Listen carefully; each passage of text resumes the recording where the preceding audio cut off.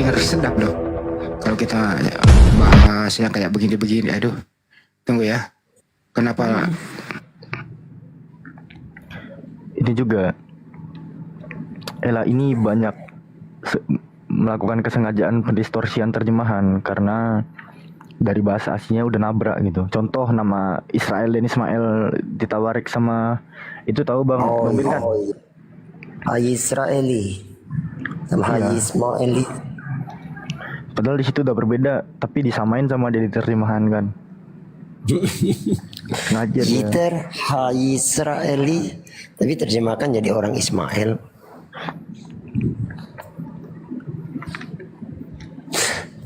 Jangankan gitu, Vi. KPR 530, Jesus mati digantung di atas pohon, ditulisnya disalib. Kacau lah. Sulon ya? Iya, Kremasantes Sulo apa Sulo? Sulo apa Sulon? Sulo. Silo. Dari kata Silo, dari kata Silon.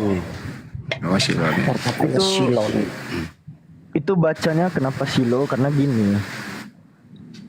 Huruf Upsilon itu kalau dijepit sama Epsilon udah. Ini ada Macia nih Pak, paham bahasa Yunani. Woi Macia. Assalamualaikum Iya. Macia. Mau jumpa Macia? Boleh nih. Alfi, Bang Andi. Oh nama Macia. Masya Allah.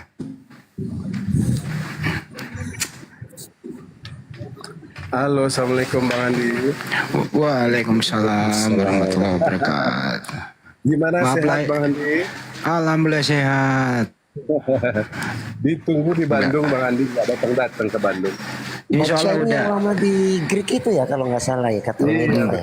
Ya. Wah ini perlu belajar ke Macia ini ya. Oh iya. Apalagi kalau masakan Padang. Waduh. Iya, belajarnya masakan Padang aja ya. Oh kan ini mau belajar grammarnya ini. Saya sih nggak mau belajar grammar. Saya mau belajar bikin rendang. Oh mantap, boleh lah. Ini Alfi udah bisa bikin rendang ini Alfi. Mantap, masya Allah. Kemarin saya sempat makan bersama tim itu Macia Kelapa Gading. Oh, Kelapa Gading ya? Iya. Oh, tapi saya lagi nggak di sana sekarang tuh udah 3 bulan ini fokus di Bandung. Tapi Macia seluruh Jakarta masih satu ini kan?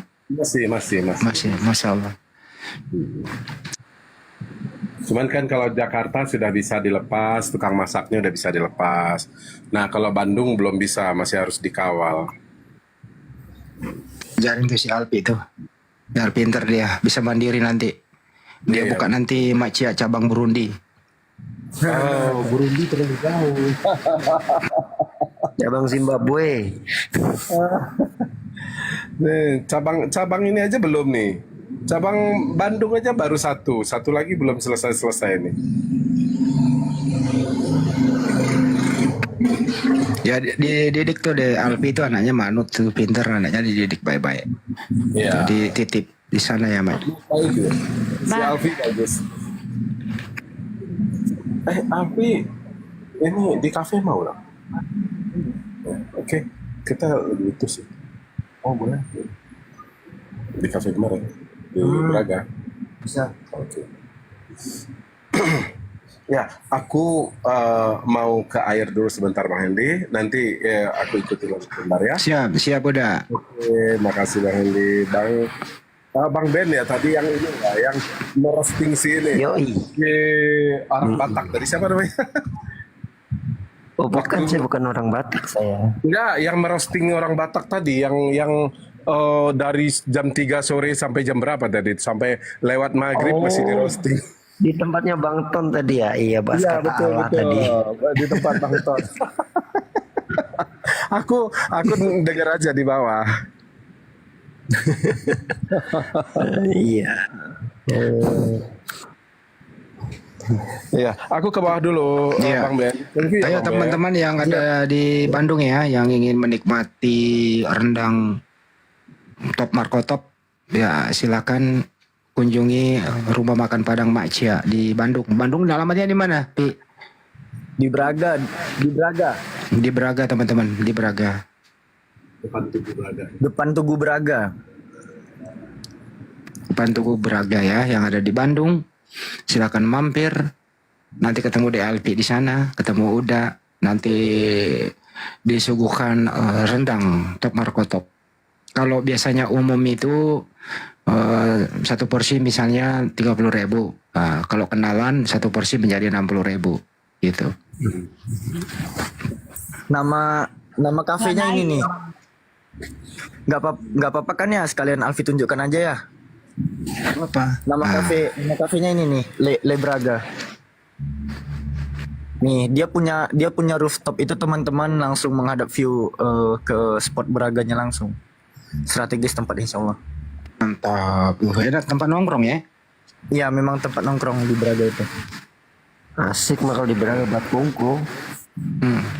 Braga gitu loh. Mahal-mahal tempatnya di situ disewa. Gua pernah bikin usaha di sana, buset nggak sanggup gua.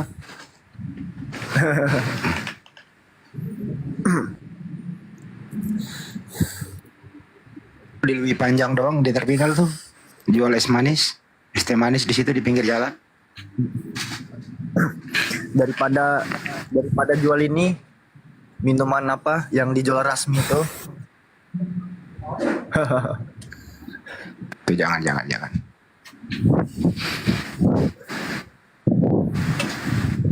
Wah ini ada lembu laduni nih, waduh. Bahaya nih. Bahaya ini. Bisa tasawuf kita nih. Siapa nih lembu laduni? Assalamualaikum warahmatullahi wabarakatuh. Waalaikumsalam. Ya bang, ada yang mau disampaikan ya bang? Udah cuma mau dengar-dengar saja. Di mana ini abang? Sulawesi, Kendari. Oh Kendari, masya Allah. Berarti Bugis juga nih. Tolaki, suku Oh Tolaki. Tolaki. Tolaki itu bahasanya Mengkoka ya? Bukan ya? Lupa gua. Bukan, Di Kolakannya bang, bukan? Di Pomala. tidak di kota. Oh enggak. Aku dulu di Pomalanya bang. Oh, Pemala. Ya, Tanahnya warna merah. Iya. Pemala Oke, ada Bang. Tampang. Iya. Dulu aku gawe di situ bang. Antam. Makan dulu ya bang, sehat selalu di sana teman-teman ya. Amin. Sambut lagi nih yang baru naik, Rizal, silakan. Bunda Rama kerja, sambut. Zal Muslim pasti namanya. Muslim ya bang. Rizal, apa yang disampaikan bang?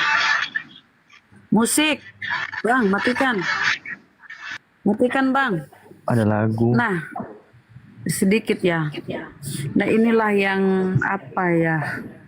Kadang saya nggak habis pikir ya, atau habis pikir lah. Mereka ini orang-orang Kristen ya, saudara-saudara sebangsa kita itu nggak punya jati diri ya. Kenapa sih mereka itu nggak pede dengan ciri mereka sendiri, identitas mereka sendiri? Misalnya, Kristen ini kan identik dengan salib. Ya itulah yang kalian puja-puja gitu loh. Jangan ke Islam-Islaman. Misionaris tuh kemana-mana tuh ya Assalamualaikum. Pokoknya dia membawa simbol-simbol Islam. Pakai baju koko. Walaupun baju koko itu bukan ini ya. Tapi kita kan identik dengan koko. Baju koko itu. Pakai peci. Coba mereka ke gerejanya. Apa dia berani pakai seperti itu? Tampilan seperti itu. Mereka tampil di TikTok. Ya para debater Kristen ini. Taruhlah si Lina Kuclu. Si Mikanong, si Hana, ya para mereka ini kan berhijab.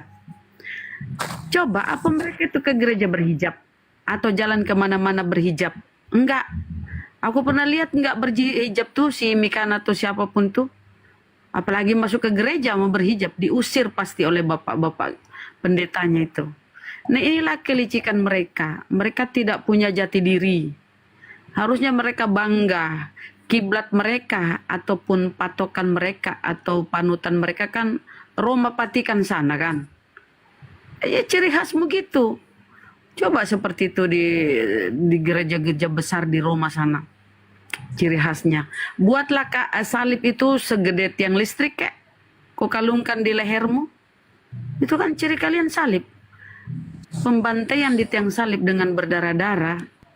Itulah ciri Kristen. Kematian yang Tuhannya katanya disalib. Harusnya itu. Pakai kalung salib sebesar apa kek, biar kita tahu, oh itu sana Kristen. Wah hebat mereka ya. Bunda Rama nggak tahu aja sih Bunda. Kalau dia pakai kayak gitu Mikana nggak laku. Kalau dia pakai kayak gitu si RK nggak laku. Kalau dia pakai kayak gitu siapa yang suka pakai sorban itu? Siapa namanya? Yosef. Yosef nggak laku. Gitu kan Ya, itulah. berpakaian kayak gitu supaya dikira umat Islam supaya pada naik tuh yang nggak ngerti gitu. Itulah bang, makanya aku bilang mereka ini ibaratnya benalu, nggak bisa hidup sendiri, nggak bisa menancapkan kaki akarnya sendiri ke tanah gitu loh. Harus numpang ke pohon yang lain, harus numpang istilah-istilah Islam, harus mengambil kitab Yahudi. Nggak bisa berdiri sendiri mereka. Nggak kayak kita kan, bangga dengan Al-Quran kita. Tanpa harus diembel-embeli dengan istilah-istilah Yunani sana toh. Kita bangga dengan keislaman kita. Mereka enggak. Mereka numpang kayak benalu, kayak parasit. Parasit apa parasut ya? Parasit. Parasut kan itu terbang payung kan. Mereka seperti parasit gitu loh. Numpang hidup. Benalu, yang tahu kan benalu tuh tumbuhan yang tumbuh numpang tumbuh di pohon yang lain. Mereka gitu, nggak punya jati diri, Numpang tumbuh tapi mematikan. merugikan pohon tersebut karena dia hidup dari pohon itu. Sama mereka kan, mengambil istilah-istilah Islam. Mereka memanfaatkan itu dengan berupaya mengkristenkan saudara-saudara muslim kita. Yang dia mau kristenkan saudara-saudara kita dengan mengambil istilah-istilah Islam. Coba kalau dia mau jujur, pakai teos atau pakai dewa. Atau pakai Tuhan. Nggak ada yang mau murtad bro. Itulah kalian ya, nggak ada malu, nggak ada jati diri. Terus numpang kepada apa yang namanya, ke agama Islam, ke Ya, bro. Yahudi sana. Bro. Itu aja, saya kadang emosi juga sih menghadapi Waalaikumsalam. Salam. Ini Jul. Ya tetap ada yang mau murtad lah kan. Ini Murtad itu Julius nih. hidup enak. Bantu Gambar. follow ya. Bantu follow. Nggak ada tanpa kau Jul. Kemana kau Jul? Ya aku Jadi selama puasa teman-teman, memang kalau ada yang murtad, Julius seneng teman-teman ada konten weh. Tapi orang-orang yang blow on aja yang murtadnya. Nah di sana orang-orang cerdas pada mualaf, bener nggak Bang Jul? nggak ada yang mau juga. Di Kita nggak follow, pungkiri lah ya. Di follow. Murtad dan mualaf ini kan dua sisi koin ya. Tetap akan ada sampai akhir zaman karena kan yang namanya setan juga pasti akan membujuk rayu orang untuk mengikuti dia gitu. Nggak mungkin juga setan gagal total kan, nggak mungkin gitu, pasti akan ada yang terpengaruh. Jadi ya nikmati aja proses. Jangan lupa di follow ya, masih kurang 400 nih. Ya, di follow terus teman-teman. Tapi Udah aku gini loh follow. Jul. Istilah murtad dan mualaf itu kan istilah Islam. Mereka sebenarnya nggak berhak pakai istilah murtad gitu loh. Nggak ada gitu loh. Ya makanya Masalahnya juga kan Bang Handi, bukannya Kristen itu bukan agama, kan mereka selalu bilang Kristen bukan agama. Jadi yang keluar dari Kristen ya juga nggak perlu pakai istilah keluar dari agama kan? ya maksud gue gini loh. Maksud gue gini loh. Apa istilahnya orang yang keluar dari Kristen? Dari mereka ini. Kan nggak ada istilahnya. Ya keluar kemana dulu nih? Kalau ke Islam ya menemukan kebenaran. Tapi bagi mereka tuh mereka pakai istilah murtad juga sih. Ya buat apa pakai istilah murtad? Emang ada murtad? Istilah murtad dalam Bible? Kan nggak ada. Pinjam istilah Islam. Di Indonesia. Dia menyebutnya si Yudas. Oh ini orang murtad itu disebut Yudas. Khianat. berkhianat kepada yang Yesus. saya Yudas paham. Yudas nggak pernah nggak jelas posisinya. Yudas itu Ya. di internal Kristen. Salah. Internal itu salah. Yang saya paham Jul, waktu Ruben sama Dokter Richard itu keluar terus mualaf, itu jangan jual Yesus. Itu yang saya sering dengar. Jangan Loh, jual Yesus. Yang jual Yesus itu kan orang yang di dalam Kristen, terus jualin Yesus untuk kepentingan dia. Contoh nih, lagi viral tuh, yang ketua sinode Gemim, pendeta Hen Arina, yang sudah ditetapkan jadi tersangka korupsi oleh Polda Sulawesi Utara. Itu baru namanya Yudas, dapat uang dia. Dengan menjual Yesus dapat uang. Kalau Dokter Richard sama yang lain, mana dapat uang gitu. Yang dapat uang lah yang disebut Yudas. Itu banyak tuh. Kayak Pak Bom Bom, Wak Donat. Ya kan jual Yesus tuh. Jadikan Yesus sebagai tameng.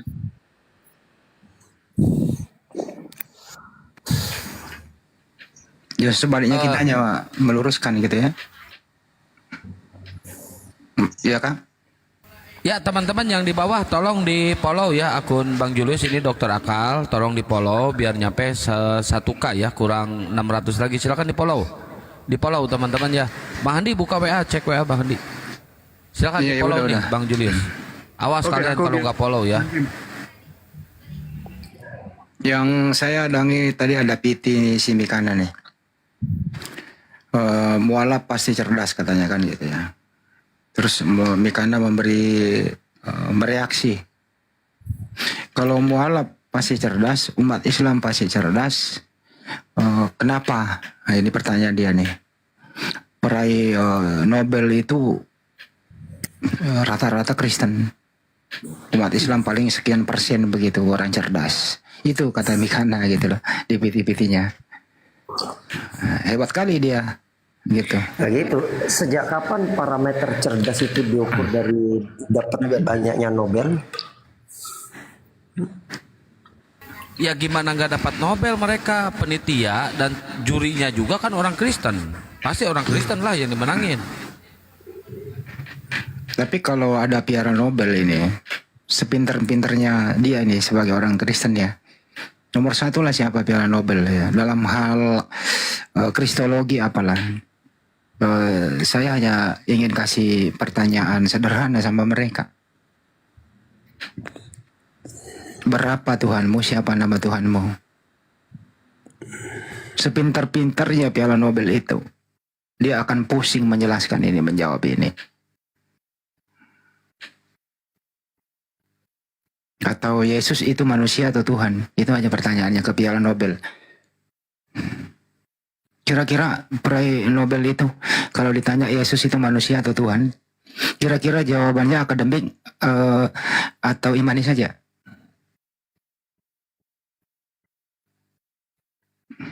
Keilmuannya hilang dalam hal itu.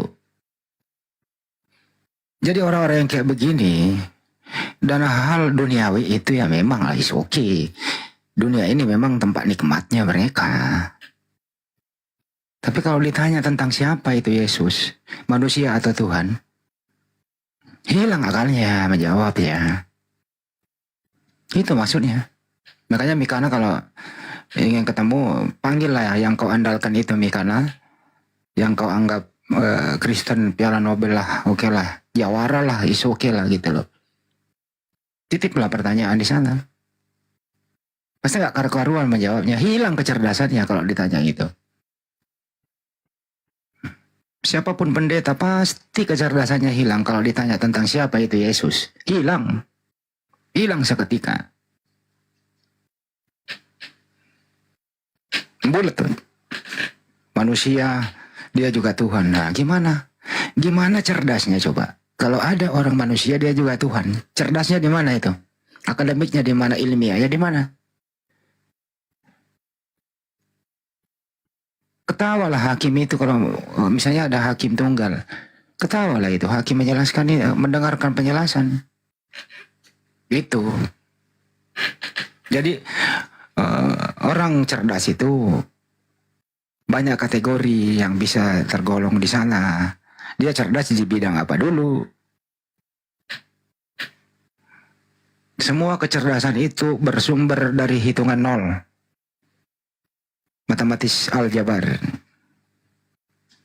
Tanpa ada aljabar, Anda nggak bisa cerdas.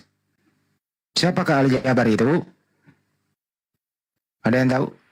Ibnu Sina. Masya Allah Bunda Rama.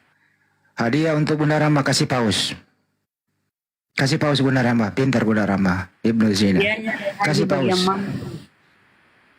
Hadiahnya Ya, naik haji bagi silakan yang mampu. Bunda Rahma kasih paus Bunda Rahma, silakan Bunda Rahma.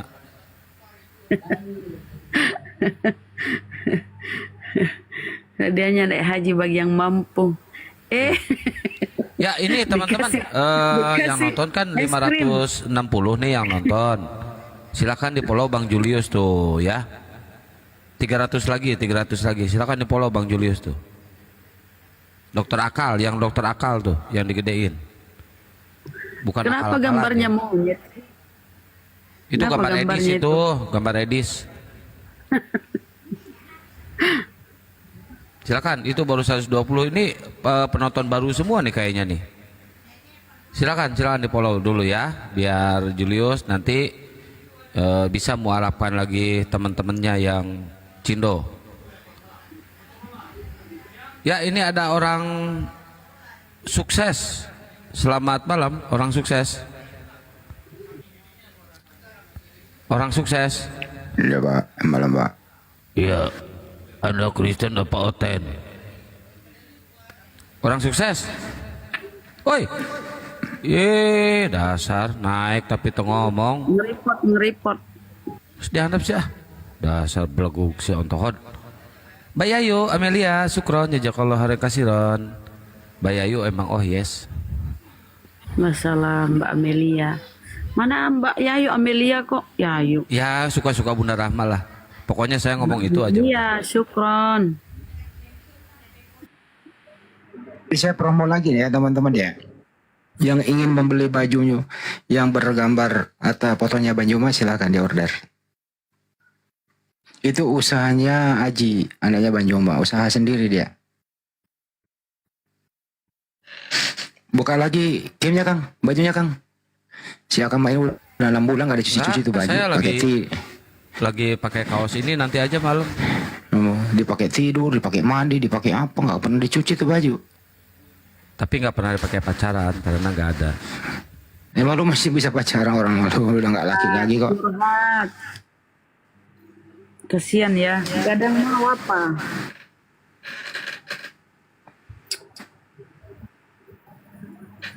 Netizen silakan mendaftar ya. Bunda ada si Lingga. Lingga, selamat malam. Assalamualaikum. Alah kepencet tadi. Oh, kepencet ya bang. Kepecet rupanya Pak. Aduh, Nggak di bawah apa-apa. aja Pak kalau Nggak begitu. apa-apa, biarlah siapa tahu ada yang mau disampaikan. Nah, kepecet. Kemarin kepecet. ada yang naik ke pencet terus diturunin. Bang Andi kenapa saya diturunin di WA? Kenapa? Justru saya kemarin habis jual sawah. Gitu. Ngarang lagi. Ini kayaknya banyak penonton baru soalnya yang baru ngikutin saya juga 360 ini. Gini dengerin dulu. Saya kemarin habis jual sawah. Saya itu ingin membeli koin. Bagaimana caranya supaya saya bisa kasih gift di TikTok? Saya juga nggak ngerti. Gitu. Saya bilang harga sawahnya berapa?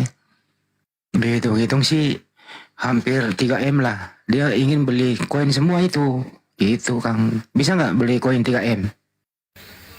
Bisa tapi dalam mimpi. Gitu.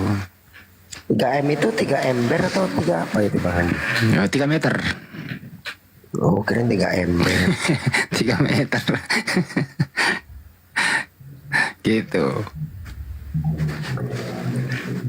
Terus saya tanya lagi, abang ini suka mana? Dosa waris atau harta waris? Masa dia jawab harta waris? Berarti kamu berakal dong. Kata iya. Ya udah kalau begitu. Teman-teman di bawah ini yang monitor dimanapun, Anda sukanya harta waris atau dosa waris? Harta Diketik waris dong. Pasti. Suka Ini ada mana yang nih?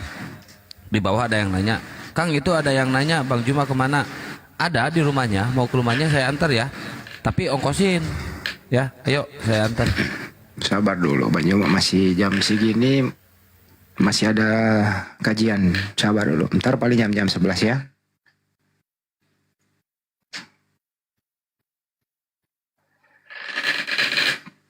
Dulu Edis itu waktu di Indonesia dia tuh nggak berani terlalu vulgar kayak gitu bicaranya, masih ditakar-takar lah. Tapi dulu Edis waktu di Indonesia itu Tuhannya bukan Yesus, banyak kok itu. Datanya banyak, masih banyak kita simpan. Nah setelah dia di luar negeri dia berganti Tuhan, Yesus menjadi Tuhan sekarang. Bahkan sekarang dia udah bisa bertrinitas, dulu dia nggak bisa. Demi apa? Demi biaya hidup di luar negeri dia ganti Tuhan.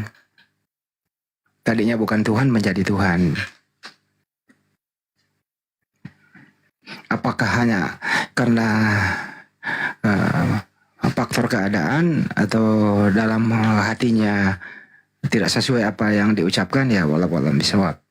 Itu urusan si Edis. Yang jelas demi untuk supaya hidup bertahan di sana, ya dia ganti Tuhan tuh si Edis. Ya, gitu teman-teman. Waktu di Zoom si Edis nggak menuhankan Yesus. Tapi saya penasaran sama si Jul nih, Jul. Si Jul kan berteman lama sama si Edis, jauh dari perangkat lagi si Panjul. Woi, Ngobrol sama Goldian di depan ya. iya, dia emang kayak gitu. Parkum dulu dia nggak apa-apa. Yang paling tahu Edis tuh Jul. Tapi dulu kita kan memang di 3 tahun 4 tahun yang lalu ya di Zoom ya.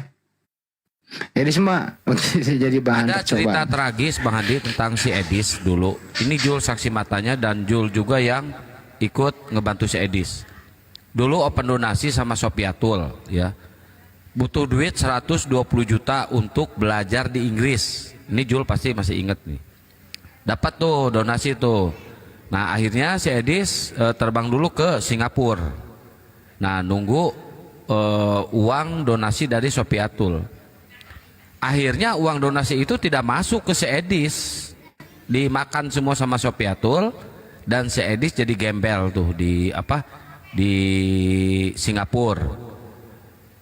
Sampai nangis-nangis minta tolong ke Julius, dia nyebrang ke Malaysia, minta tolong ke si Julius, nangis-nangis di StreamYard.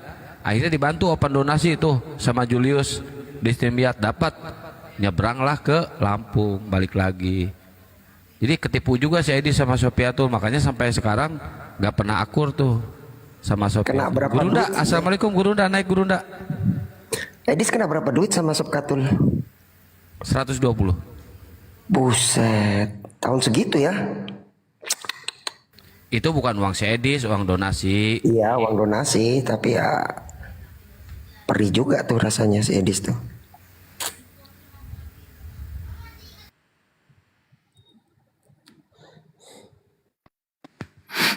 Mereka soal donasi ya mereka gontok-gontokan sih. Manu Bulu, Wak Labu, waktu kasus KC kan tuh banyak sekali yang ingin kepala donasi.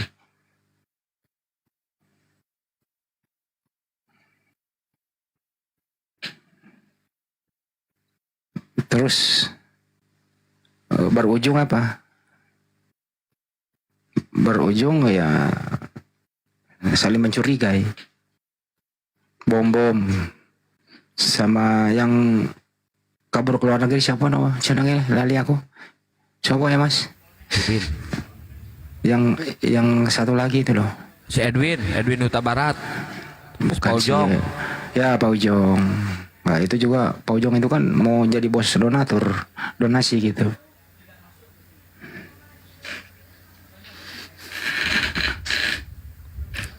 Kalau orang-orang lama insya Allah kenal. Tapi kebanyakan sekarang di TikTok ini orang-orang baru semua yang baru nongol, so-soan, cuma denger doang, koar-koar. Nggak salah dibongkar sama si sedekah itu ya, ketua sedekah ya. Iya Kang. Bukan sama Sarah Ayu, iya Sarah, Pastor Sarah. Oh si Sarah yang bongkar. Yang bongkar Pak Sosara. Justru Fatimah Sadiah juga itu raja donasi itu, minta-minta terus tiap hari.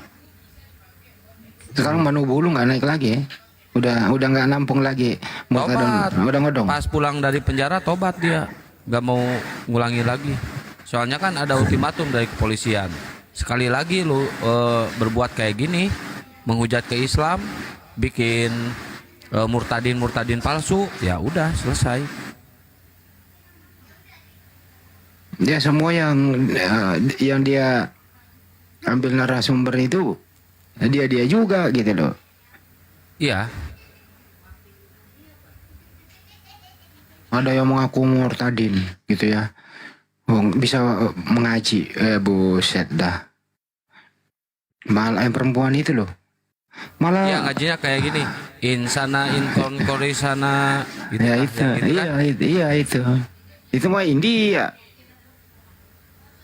Ada juga ya bapak-bapak itu. Oh, sok-sok gitu loh. Yang aku lulusan mana Kairo ya. Iya. Baca Al-Baqarah bisa nyasar gitu ke surat lain. Mm-mm. Ada pernah lihat ketawa ngakak itu. Lah, cuman ini baca Al-Baqarah di tengah-tengah nyasar ke surat lain. Gurunda itu akun yang itu kena pelanggaran Gurunda. Nggak bisa dijambak. Akun yang itu masih kena pelanggaran itu. Iya, ganti akun Dina. Terus endingnya terakhirnya dia bilang salah. Terakhir dia apa? Doa makan dia baca. Itu pun salah. Ingat nggak? Ingat nggak doa makan terakhir dia baca? Salah pula Mana lagi. pakai peci, pakai baju koko. Aduh, udah kusuk kali. Ini tengah-tengah baca Al-Baqarah nyasar ke surat lain.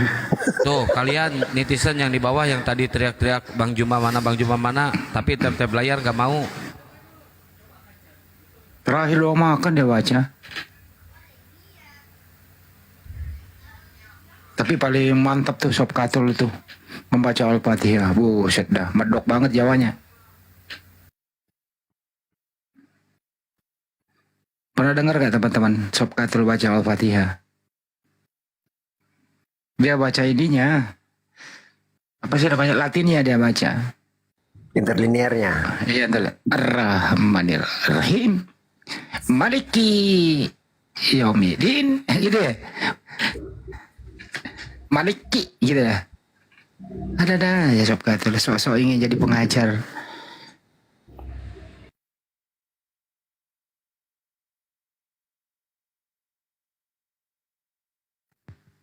Ayo teman Kristen silakan naik. Ntar saya share dulu ke pendeta yang itu. Emang ada pendeta mau datang kan? Ada nih saya janjian juga nih dari Katolik. Saya telepon dulu ya.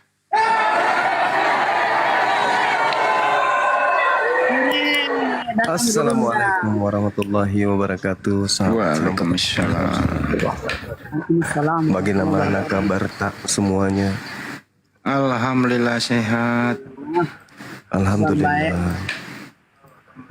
Harapan kita mudah-mudahan semua teman-teman, sahabat-sahabat muslim dimanapun berada, dalam keadaan sehat walafiat, dalam keadaan berbahagia, dan dicukupkan kemudian oleh Allah ya kesehatan mereka, rezeki mereka, amin ya rabbal alamin. Amin ya rabbal alamin. Bang Yoma, Siap. topik kita tadi mengenai dakwah Islam dengan pengajaran Kristen ke seluruh dunia begitu. Bisa umat Islam itu diajarkan boleh nggak sih kita berbohong-bohong, ngikuti lu gaya-gaya agama setempat? Bisa nggak sih didakwakan Islam dengan cara berbohong begitu, nipu-nipu gitu? Nggak boleh, nggak bisa. A'udzubillahi minasyaitonirrajim. Kaidah di dalam Islam, di dalam menyeru manusia kepada kebaikan, kebenaran, itu hukumnya wajib hikmat. Ya, ilmu hikmah yang harus dijadikan sebagai acuan di dalam menyampaikan Islam itu kepada yang lain. Karena kenapa Islam itu tidak bisa menggunakan cara tipu muslihat untuk mengislamkan yang lain? Karena Islam itu syarat dengan aturan, syarat dengan perintah, dan ketat terhadap larangan. Jadi yang bisa masuk Islam itu adalah orang yang menggunakan akal saja. Jadi tidak bisa diakal-akali orang lain di luar Islam untuk masuk ke Islam, itu nggak bisa. Mau kayak mana? Begitu kita mengajarkan bahwa di Islam itu seperti ini, begitu masuk Islam ternyata kenyataannya tidak seperti itu. Mereka harus siang malam ibadah. Sedangkan di Islam itu yang harus dikedepankan itu adalah berserah diri, menyerahkan ruh, menyerahkan jasad, semata-mata hanya mengabdi kepada Allah. Maka kaidah di dalam Islam kita hanya diberi tugas untuk memberi peringatan, hanya menyeru. Mereka yang mau kebenaran insya Allah akan mendapatkan hidayah. Kita menyeru, yang mereka dapatkan surga. Surga itu sesuatu yang sangat luar biasa yang tidak bisa diurai dengan kata-kata. Kita menyeru mereka. Yang merasakan kenikmatan, ya mereka. Berbanding terbalik ketika mereka menyeru kepada kita, maka yang kita dapatkan adalah neraka jahanam. Untuk itulah Islam itu tidak boleh dipaksakan dengan cara nipu orang, berpura-pura menjadi seperti mereka, menampilkan penampilan selayaknya Kristiani untuk mencari perhatian, untuk mencari simpatik, untuk mencari teman. Habis itu kita jerat mereka dengan tipu daya. Nggak bisa. Di Islam kaidahnya nggak begitu. Makanya Al-Quran menjelaskan, A'udzubillahi minasyaitonirrajim, Uda'u ila sabili rabbika bil hikmah wal mau'idatil hasana wajadilhum billati hiya ahsan. Inna rabbaka huwa a'lamu biman dalla an sabili wa huwa a'lamu bil muhtadin. Serulah, ajaklah manusia seluruhnya kepada jalan Tuhanmu, tapi dengan jalan hikmah. Di samping hikmah, pengajaran yang baik. Bahkan berdebat pun diajarkan, diperintahkan untuk dengan cara yang baik. Nah, jadi kaidah di Islam itu jelas. Apa hikmah itu? Hikmah itu kecerdasan. Hikmah itu kebijaksanaan. Hikmah itu pemahaman yang mendalam.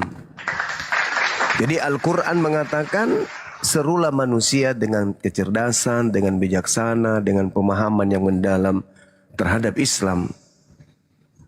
Untuk mereka memahamkan Islam, maka kode etik yang pertama kita ajak mereka berdebat, berdiskusi, berbicara, memperbincangkan sesuatu yang mungkin lazim untuk diperbincangkan antar dua agama.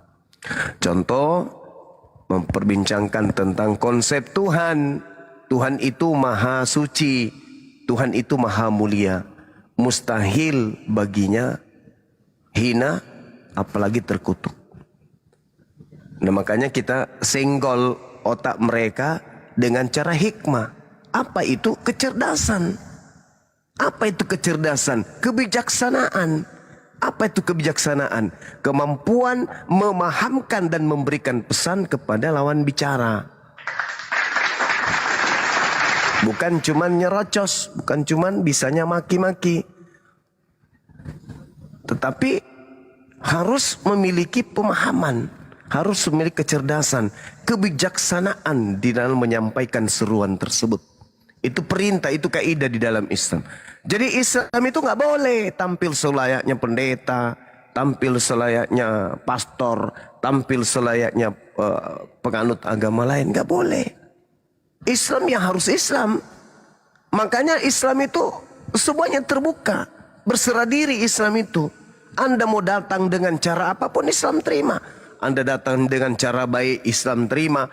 Anda datang dengan cara kasar, Islam terima. Tergantung Anda diperlakukan sebagaimana kaidah dalam Islam. Contoh misalnya, kalau kita berpikir secara natural, sisi kemanusiaan kita itu akan mengajak kita untuk memahami dan memahamkan orang lain. Tengok rumah ibadah. Lihat rumah ibadah mana yang kemudian terbuka kepada siapapun. Hanya Islam. Tidak ada yang eksklusif dalam rumah ibadahnya umat Islam. Semahal apapun rumah ibadah itu, dibangun dengan triliunan, material dari Arab Saudi, dari Mesir, dari Kairo. Begitu dia sudah menjadi rumah ibadahnya umat Islam, siapapun boleh masuk ke sana. Tak ada ketakutan, tak ada intimidasi, tak ada pertanyaan, tak ada periksa KTP, tanya dari aliran mana, tak ada. Kenapa? Karena Islam itu rahmatan lil alamin. Ini cerminan kasih sayang yang tidak dimiliki oleh agama lain. Bandingkan dengan rumah ibadah yang lain. Kita datang ke sana, jangankan masuk, berdiri pun ya sudah melahirkan satu pertanyaan. Siapa ini? Mau ngapain? Untuk apa? Apa tujuannya? Di Islam enggak. Siapapun ente, Kristen sekalipun, kita enggak ada curiga. Masuk-masuk aja. Kita enggak tahu ini Kristen atau ini non-Muslim. Enggak. Masuk aja. Kenapa? Karena rumah ibadahnya umat Islam itu adalah rahmatan lil alamin.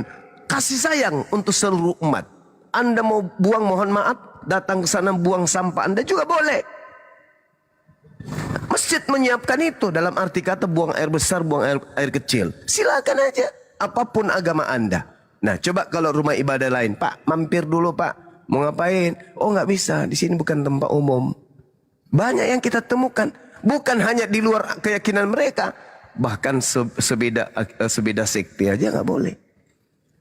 Di rumah ibadahnya dipangkar tinggi-tinggi, dikunci, digembok. Orang nggak bisa masuk kecuali hari-hari tertentu. Nah, inilah cerminan bahwa agama itu diperintahkan untuk diserukan kepada manusia yang lain dengan cara hikmah, dengan pengajaran yang baik.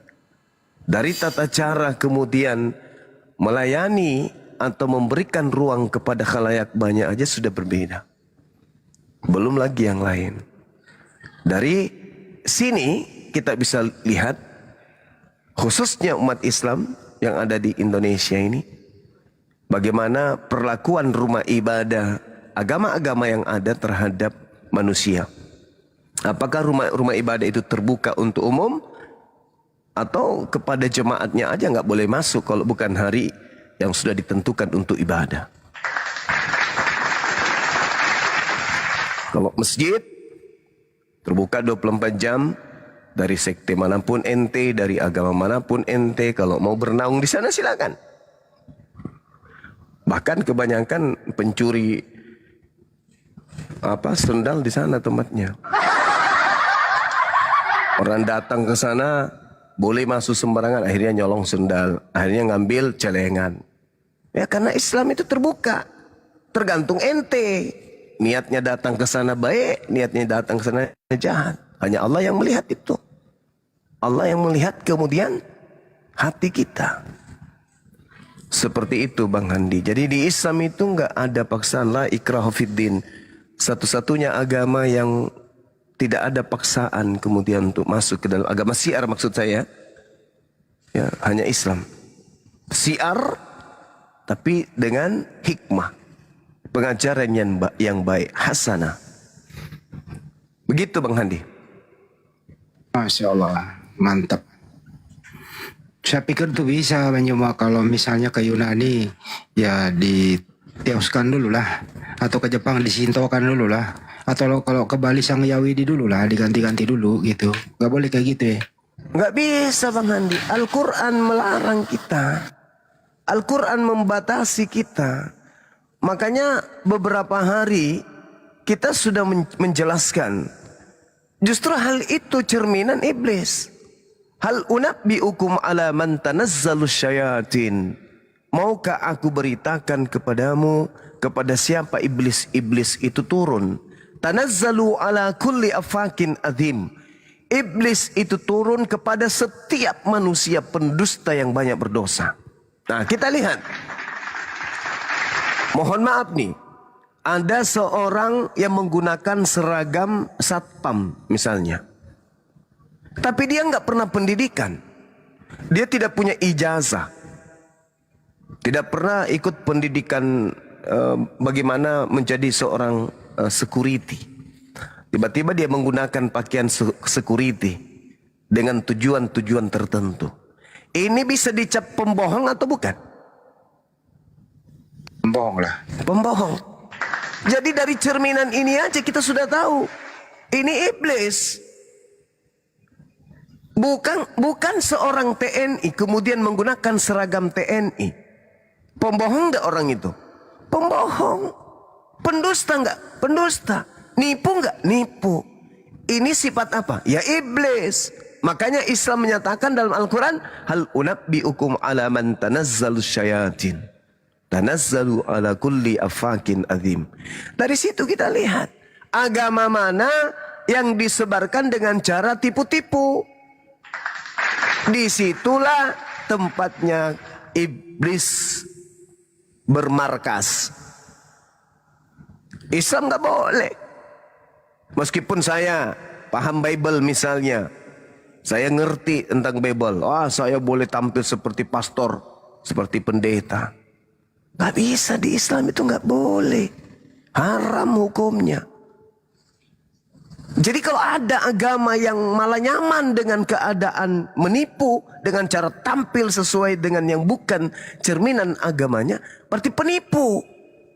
Dari situ aja kita sudah bisa baca. Dari situ aja sudah kita bisa lihat. Makanya saya marah besar kalau ada kemudian orang Islam ngaku-ngaku apologet, ngaku pendeta, ngaku pastor. Di depan namanya itu disebut apa, pendeta, PDT, titik, Blamats. Itu saya nggak suka. Dibilang itu lucu, enggak. Saya nggak suka malah. Mau sosokan mengelawak, enggak. Bagi saya itu menjijikkan. Islam apologet, tetapi kemudian menggunakan gelar-gelar Kristen. Apalagi tokoh-tokoh Kristen. Jijik kali. Sama halnya dia sudah mengatakan saya ini Kristen. Dengan kata lain ya dia mengakui dirinya sebagai penyembah Yesus. Itu namanya Blamats. Anak cuntil namanya itu. Toloh. Itu namanya dongok. Sama seperti dia mendudukkan dirinya seperti binatang. Guguk. Gak malu dia. Merasa bangga dia. Ada lagi omnya Yesus. Apa pula? Omnya Yesus. Gak ada di Islam itu, gak boleh kayak gitu. Gak boleh. Ya kalau mau jadi ustadz kayak jadi apapun itu juga gak boleh sebenarnya. Kalau Anda ingin memiliki julukan-julukan sendiri silakan, tapi yang membangun sifatnya. Omnya Yesus, ponaannya Yesus itu beleng-beleng. Dompala. Gak ada yang kayak gitu. Di Islam itu gak boleh. Tampilan sebagai Islam. Bukankah ketika kita menggunakan pakaian-pakaian syar'i, maka itu adalah sebuah amalan. Itu pahala. Ya kan? Sebutan-sebutan baik, ya itu pahala. Bukan sebutan-sebutan yang tidak baik. Pendeta, pastor, apa lu pikir bagus gelar-gelar kayak gitu? Islam kok ngaku pendeta? Itu namanya dongok, bahlul. Sampaikan kepada apologet Islam yang pakai gelar-gelar pendeta, pastor. Bang semua bilang kalian itu beleng-beleng, dompala. Siapapun dia. Saya kira begitu Bang Handi. Setuju itu. Saya juga setuju. Dan saya sering juga memberikan edukasi. Janganlah pakai nama yang provokatif. Ya menimbulkan misalnya menghujat jadinya gitu. Pakai nama sendiri aja yang membangun. Ya, pakai nama tapi cenderung menyindir-nyindir gitu ya. apalagi pakai nama Tuhan mereka. Itu nggak bagus loh itu. Saya setuju itu Bang Juma. Jadi teman-teman Muslim siapapun di luar sana gantilah namanya yang soft supaya tidak berbalas pantun. Mereka juga akan bisa mempergunakan nama Nabi kita dipelesetkan, sembahan kita disalah tuliskan. Nah, itu memulai dari kita juga. Saya setuju itu Bang Juma. Makasih. Iya, Tegurannya. sama-sama.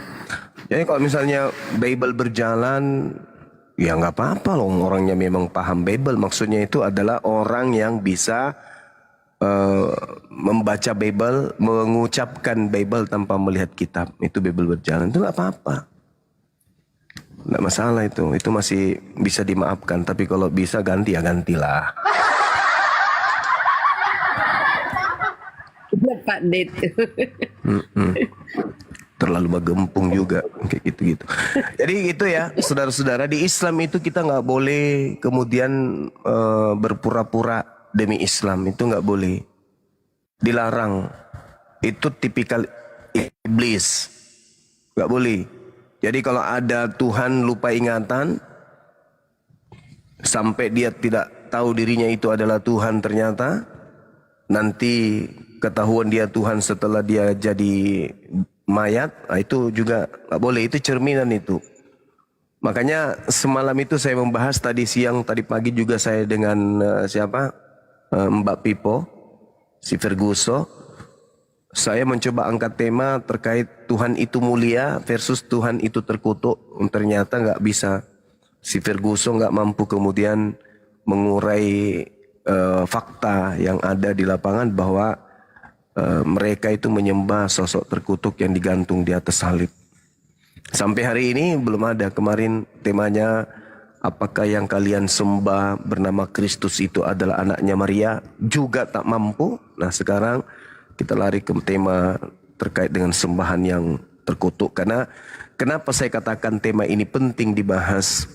Karena saudara-saudara kita Kristen mensehakikatkan Yesus dengan pencipta langit dan bumi. Artinya saudara kita mensehakikatkan makhluk terkutuk yang ada di atas salib dengan pencipta yang maha suci. Nah ini harus, mereka butuh kita untuk menjelaskan ini. Banyak awam di antara mereka yang kudu butuh penjelasan, karena dari tokoh-tokoh mereka nggak mungkin sampai sana penjelasannya. Karena kapan mereka menjelaskan itu, sama halnya dia mengusir jemaatnya. Maka kita lah ini yang harus kemudian menjelaskan kepada mereka. Inilah yang dikatakan Al-Quran tadi. Kita harus menyampaikan, menyeruh kepada mereka dengan cara hikmah. Hikmah itu kecerdasan, kebijaksanaan, dan pendalaman pemahaman terhadap sebuah materi.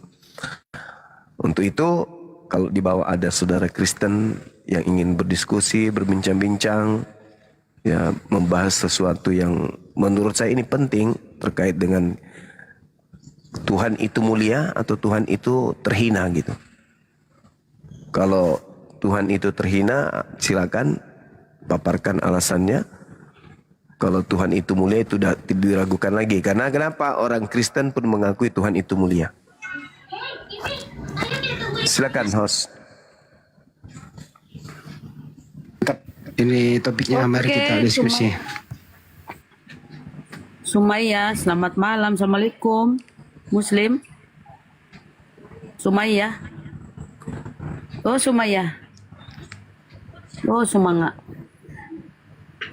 Enggak di ini, mungkin jauh dari perangkat si Sumaya. Assalamualaikum Gurunda. Waalaikumsalam warahmatullahi wabarakatuh, Bunda Mila dan teman-teman yang lain. Masya Allah, silakan. Senang banget lihat dengar terus ya dari kemarin rungkat. Dots Oh, iya, Bu. Paget. Iya. Dots Paget. Sulit kali namamu ya. Dots. Selamat malam. Maaf, kepencet, maaf. Assalamualaikum Bang Yuma. Waalaikumsalam warahmatullahi wabarakatuh. Bang Dot, silakan. Makasih, sehat selalu. Ya, buat teman-teman yang Kristen silakan naik ke atas ya, buat para pendeta, pastor atau siapapun lah itu ya, mau jemaat biasa silahkan naik, kita diskusi santai, jangan ada kebencian dan hujatan ya, kita diskusi ilmiah aja. Ini Silakan juga naik. Kang, yang udah bosan jadi Kristen boleh naik gitu. Jangan. Yang muslim Jadi- tahan dulu ya. Jadi teman-teman ya paham ya bahwa Islam itu, di ajaran Islam itu didakwakan itu harus lurus, punya niat baik. Tidak boleh ada unsur tipu-tipu, unsur mengelabui di sana. Ya katakan ya apa adanya sesuai dengan perintah dalam Al-Qur'an. Udah ila sabili rabbika bil hikmah tadi itu. Jangan sampai Anda ingin mengislamkan orang tapi mengelabui. Untuk sementara karena dia di Jepang, dia Sinto, ya lu Sinto-sintoin dulu sembahanmu. Jangan, nggak boleh itu.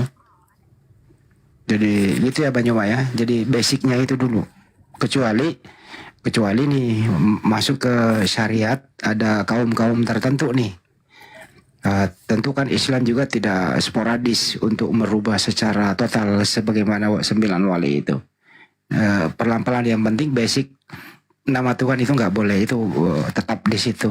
Kecuali syariat harus dirubah pelan-pelan ya. Waduh, Banyuma terlempar lagi, siapa sih yang bikin Banyuma ngeripet begitu, siapa sih Kang?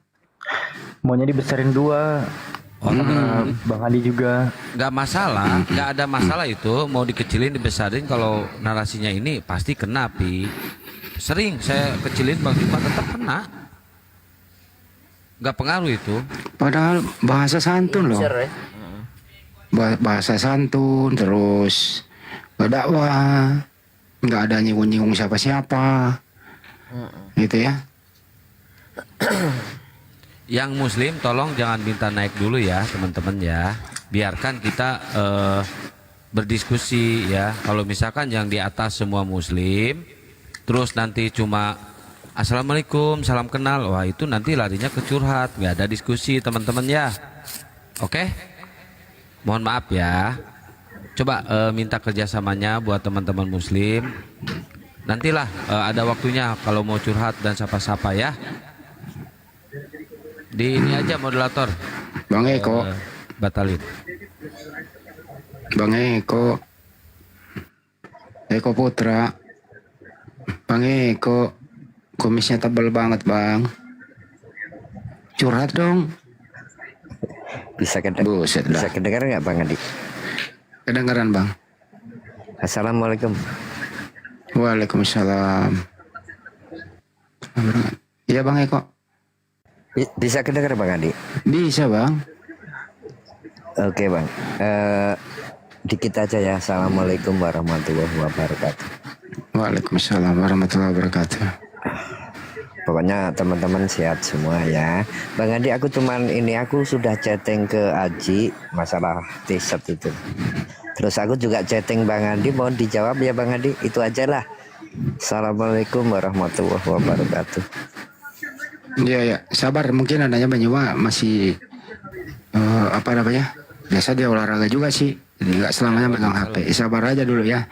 Pasti Aji balas kok itu. Pasti direspon gitu.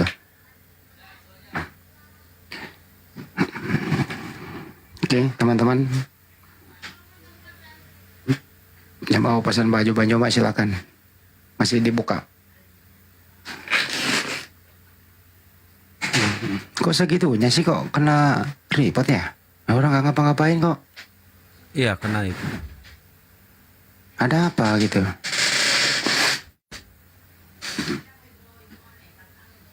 Ada apa kok? Banyuma lagi asik memberi edukasi, berbagi kok kena gitu loh. Koclok. Dunia ini punya kau rupanya, ha? Orang nggak ngapa-ngapain pun. Abang dah. Gimana Dek? Ini mulai meresahkan nih ya akun sahabat Bang Zuma official palsu Bang. Ini Alfi jumpa nih di FYP nih Bang. Ya, yang salah juga dari pihak kita, ngapain coba di follow yang kayak gitu-gitu. Ini muslim semua nih yang komen di bawah ini. Aduh. talah. Sementara akun kita yang asli aja kayak gitu aja jumlahnya terus gak pernah bertambah. Yusuf PI nih, Yusuf Harus PI diberi dipalsuin education nih. kali, harus diberi education Bang Luma. Setiap ini tuh dikasih tahu. Kalau enggak kan banyak pendatang baru kan dia nggak ngerti. Saya aja ketipu kan kemarin, ingat nggak 3 kali. Iya juga sih. Yang udah biasa dengar, apalagi yang baru nimbrung. Iya juga sih Bun. Ya, ini ada Pak Nugroho nih yang selangkah lagi bertaubat. Makasih.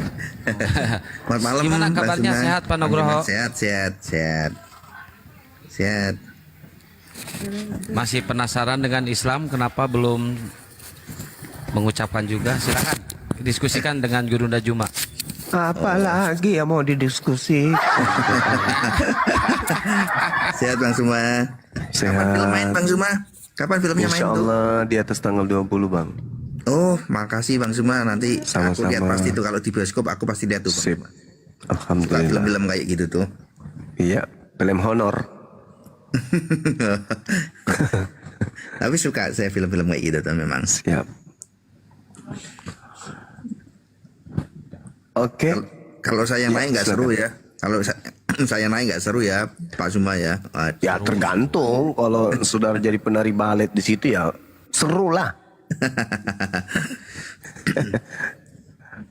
Iya kan?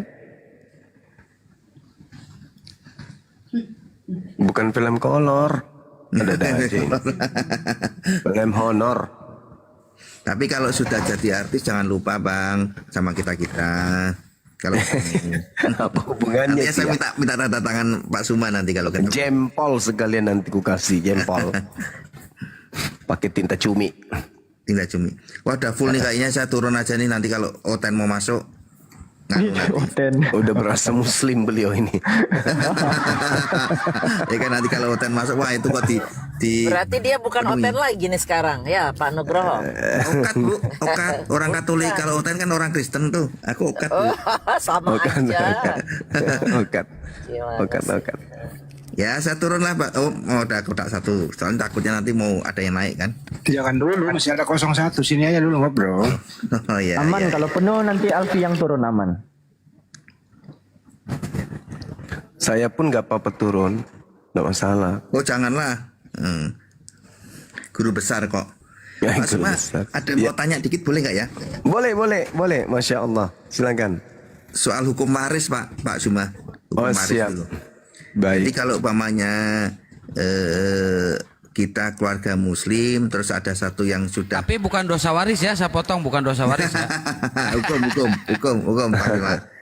Itu terus satu keluar dari akidah, tapi dia masih di situ. Apakah nanti dia tetap dapat waris dari keluarga gitu? Gimana tuh Pak Suma? Nah ini yang bisa menjelaskan ini siapa ini? Dinda Alfi. Maksudnya tidak. Enggak iya. dapat. Iya betul. Dia Beda agama dia lagi, harusnya beda akidah. Iya, dia harusnya ahli waris kan ya. Cuman dia kan murtad ya anaknya gitu ya. Putus warisan. Itu tuh ada Bang Daman di bawah tuh. Dia punya referensinya tuh. Kalau di dalam usul fikih itu putus. Assalamualaikum Bang Daman. Waalaikumsalam warahmatullahi Langsung Bang kerja. Langsung kerja Bang Daman. Mantiki pakarnya ini. Mana ada, bukan. Kalau masalah hukum waris, karena hukum syarat dalam Islam itu terhenti misalnya kayak Islam balik berakal. Nah, karena syarat itu yang tak terpenuhi, tak lengkap syarat, maka tak lengkap rukun gitu. Jadi dalam bab waris juga ada syarat dan rukun. Kalau syaratnya tak terpenuhi, rukun pun tak terpenuhi. Seperti itu, Pak. Bingung saya. Ya. Ya maksudnya syaratnya nggak terpenuhi seperti syarat Islamnya. Dia tidak bisa maka putus gitu. Cuma Berarti nggak ketemunya nanti dapat. pas kalau pas di notaris itu kan mau nggak mau kalau kita buat ahli waris kan tetap nama itu keluar kan kalau di surat keterangan waris kan. Itu gimana itu? Kalau dia nggak tanda tangan kan tetap nggak bisa kejual kan warisan itu.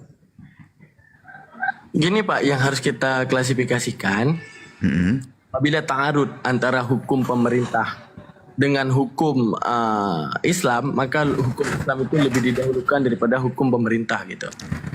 Jadi ibaratnya soal untuk relevansi kita juga harus bilang bahwa hukum Islam seperti apa. Maksudnya seperti menerangkan ya bahwa hukum Islam punya ketentuan. Tapi insya Allah nggak seperti itu deh. Karena banyak juga ya, misal kalau yang di daerah-daerah Medan yang ada beberapa yang saya tangani hukum-hukum kayak gitu, nggak apa-apa kalau dibilang syaratnya aman, dikasih juga warisnya. Enggak, maksudnya kalau hukum gitu kan pemanya hukumnya itu loh Pak Ustadz Al-Mantiki Daman. Iya, maksudnya gini. Gimana? Memberikan harta kepada misalnya kayak contoh kepada non muslim. Memberikan harta, bukan ngewarisin harta. Oh, ya. Nah, itu tidak dilarang. Ya, ketemunya. Nah, jadi tapi kalau di akad waris itu haram, bisa dipahami? Di Iya, akad paham. gimana cara bilangnya ini biar lebih mudah? Di akad jadi waris itu yang tidak boleh karena itu menyalahi hukum. Tapi kalau kita ingin memberi, contoh kita punya anak nih, daripada dia nanti jadi gembel, kita kasih harta kita. Dalam hal apa? Ya, dalam hal memberikan harta itu nggak apa-apa. Yang tidak boleh ditetapkan itu menjadi akad waris, dihibahkan nggak apa-apa gitu. Berarti untuk nominal kita nggak bisa nuntut ya, berarti ya Pak Daman. Waris itu kesepakatan yang punya hak pembagian itu dinamakan faraid. Kalau waris itu kesepakatan daripada semua ahli waris, kalau setuju selesai. Gini, langsung ke case-nya aja ya. Jadi ibu saya kan dulu Muslim pindah Katolik, ya kan, anaknya 9, ya kan, termasuk ibu saya, ya kan, di Pekalongan kan. Itu andai kata dijual rumahnya, akan ada yang ngomong kalau ibu nggak dapat waris lagi karena sudah pindah ke Katolik. Cuma kalau di notaris itu dijual, otomatis kan minta surat keterangan waris, di situ masih ada nama ibu saya kan. Kalau ibu saya nggak tanda tangan kan nggak bisa kejual, itu maksudnya Pak. Berarti itu hukum negara larinya. Nah, itu hukum negara larinya. Bukan agama lagi. Gitu. Tapi kalau ngambil relevansi, arti ngambil relevansi, ya udah kita bagi rata. Nah, itu syarat negaranya kita penuhi dengan tanda tangan. Soal kita akad ke dia bukan akad waris, akad kasih, paham nggak maksudnya? Akad memberi. Ya, pemberian.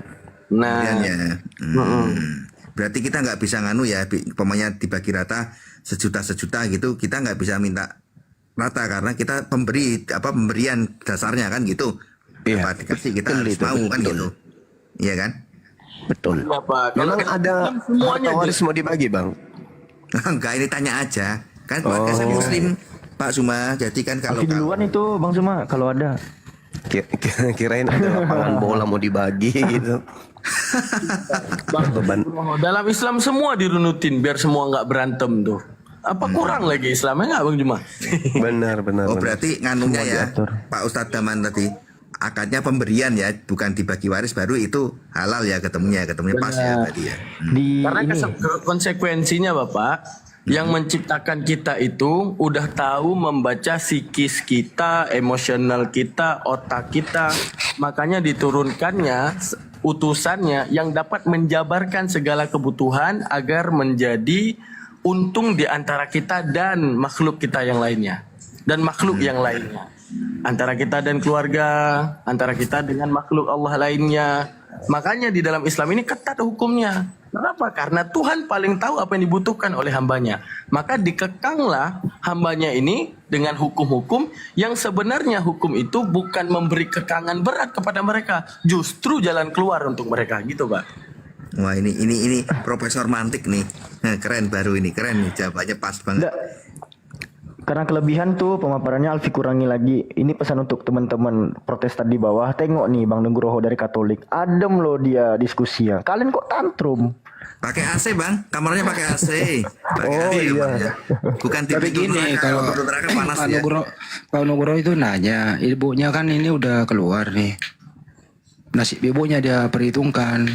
Apakah dia masih bisa dapat harta warisan? Itu loh ya, sebenarnya tujuannya ke sana loh. Nah, pemberian tadi Pak Endi tadi. Kalau yang ditanya waris nggak boleh dapat waris. Kalau yang nggak boleh. Pemberian berarti ya. Pemberian ya nggak apa-apa.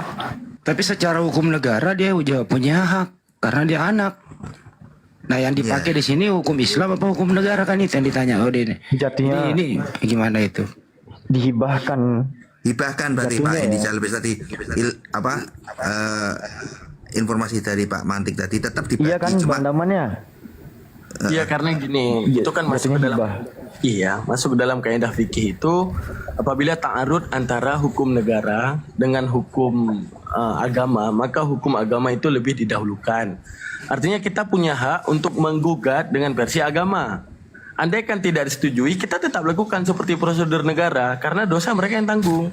Arti ulul amri minkum, artinya apa keputusan negara kita ikutin. Oh ternyata bersalahan dengan Islam. Kita jabarkan bahwa hukum Islam seperti ini. Negara tetap ngotot mau dengan hukum itu. Kita jalani dan kita terbebas dari dosa tersebut. Gitu. mantap. Bentar, yang mau pesan kaos ini tadi banyak di bawah. Silakan hubungi ke Bang Handi ya. Ini kaosnya saya gedein dulu, tapi awas hati-hati. Kalau ukuran Anda biasanya XL, belinya L. Karena ini ukuran luar. Saya ini XL kegedean. Ini kayak double XL ini. Beneran, serius. Jadi kalau ukuran Anda biasanya XL, belinya L, ya. Belinya L.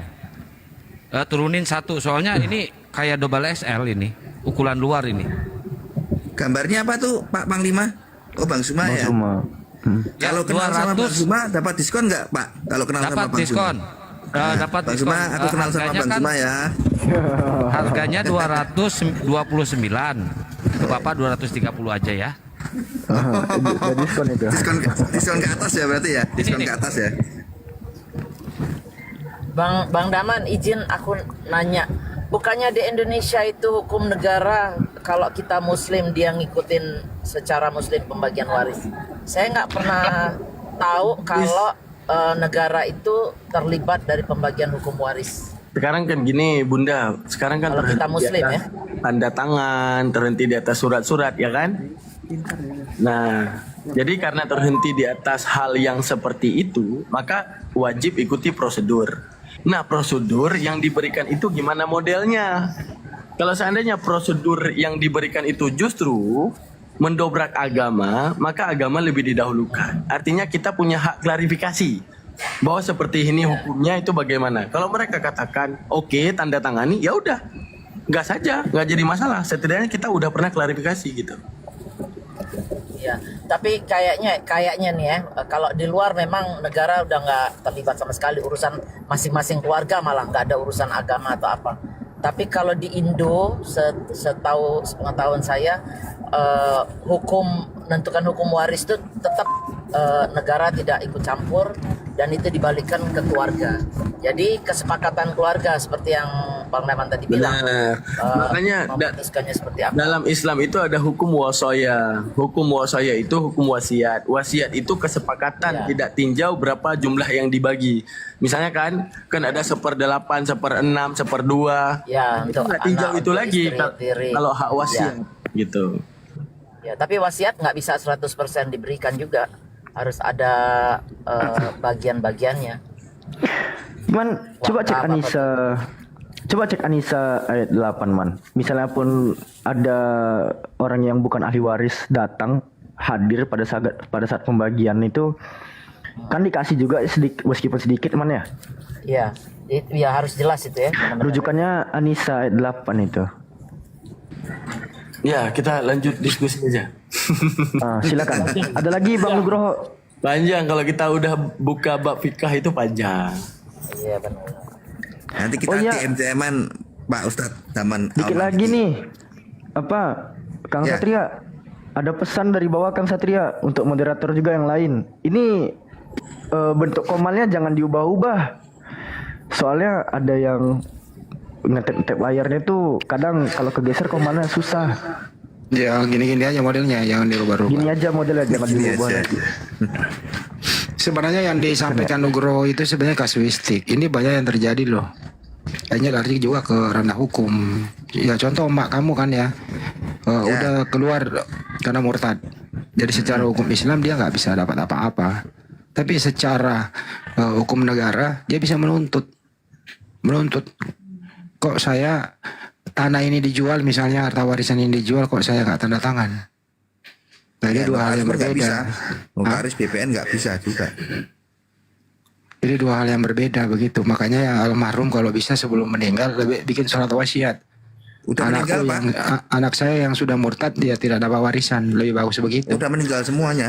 Yang punya itu meninggal, bisa meninggal, tinggal saya. Ada hartanya nggak mau dipersoalkan? Enggak ada. Ya cuma tanya aja. Kan itu case di dalam keluarga saya kan. Oke, lanjut ya kalau udah nggak ada. Besok muncul gitu kan kita bisa Ya, jawab. Pak Nugroho kan udah ada bagiannya. Kalau di Islam kan ada harta waris, di Kristen ada dosa waris. Nikmati aja itu Pak Nugroho. Iya. Kalau dosa waris nggak perlu pakai notaris tuh, Pak Panglima. Kalau ada kasus begitu tunjuk aku sebagai PH-nya ya. Insya Allah saya bisa Pak. Iya. Siap. Gimana tuh Bang Nugroho? Kalau ada yang mualaf pembagian dosa warisnya gimana tuh Bang? Kalau ada yang mualaf misalnya pembagian dosa warisnya gimana? Itu belum sampai notaris kalau itu nggak perlu sampai notaris itu. Oh.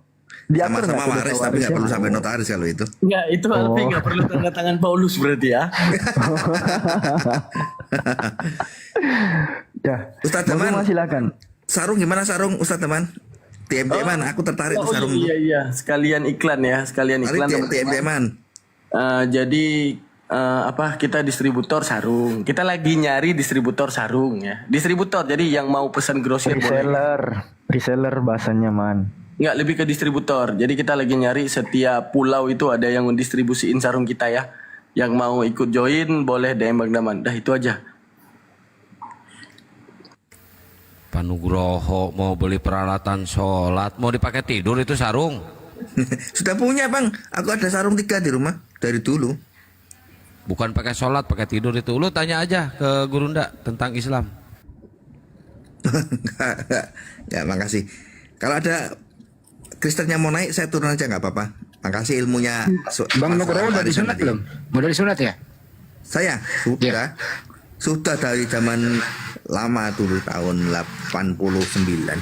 Kalau boleh tahu ada nggak sih dulu pernah nanya ke ibu kenapa keluar dari Islam? Itu yang kita lupa nanyain, Pak Endi. Oh, Tuh. Nggak berani nanya kan kita orang Jawa kan kita nggak berani nanya yang anak-anak ke orang tua kan takut kita orang Jawa kita. Galak ibu. Ibu agak galak. menurut Anda selama ini Anda sama ibu Anda yang murtad, bokap Anda memang Katolik dari awal? Siapa? Oh, bapaknya. Iya. Iya.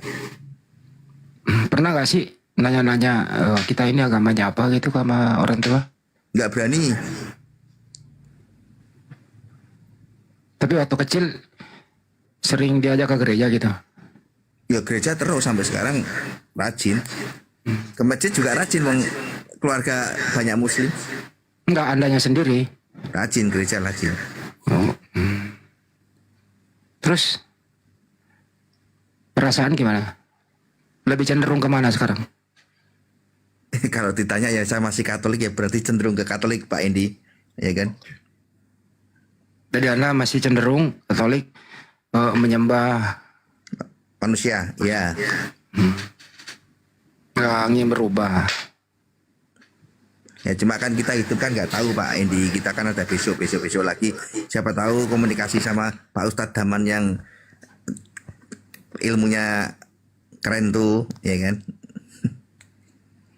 Ini nggak kalau salah Tuhan itu akibatnya fatal loh. Nggak nama abah gimana? Saya turun dulu ya Pak Endi ya, Bang Daman, nanti aku DM Bang Daman tuh. Ya. Nanti siapa tahu kita Iya, Pak Nugroho. beda dalam iman tapi sama dalam bisnis kan, nah, siapa tahu, ya kan? Oke. Nyimak aja di bawah soalnya mau ada pendeta nanti yang naik. Oh iya ya, saya turun ya. Pak Suma, makasih Pak Suma ilmunya, Bang Endi semuanya, makasih. Siap. Ini Koko Muslim apa Kristen Koko? Koko. Baju koko itu Kang, baju koko. Koko. Koko kok nggak ada suara?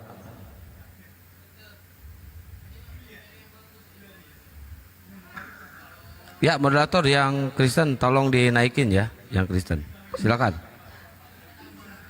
Ya, sambil menunggu oten-oten, kita promo dulu ya, saudara-saudaraku yang di bawah netizen yang baik hati. Tolong di follow-follow saudara-saudaramu yang di atas ya, follow kami yang di atas. Tolong di follow ya.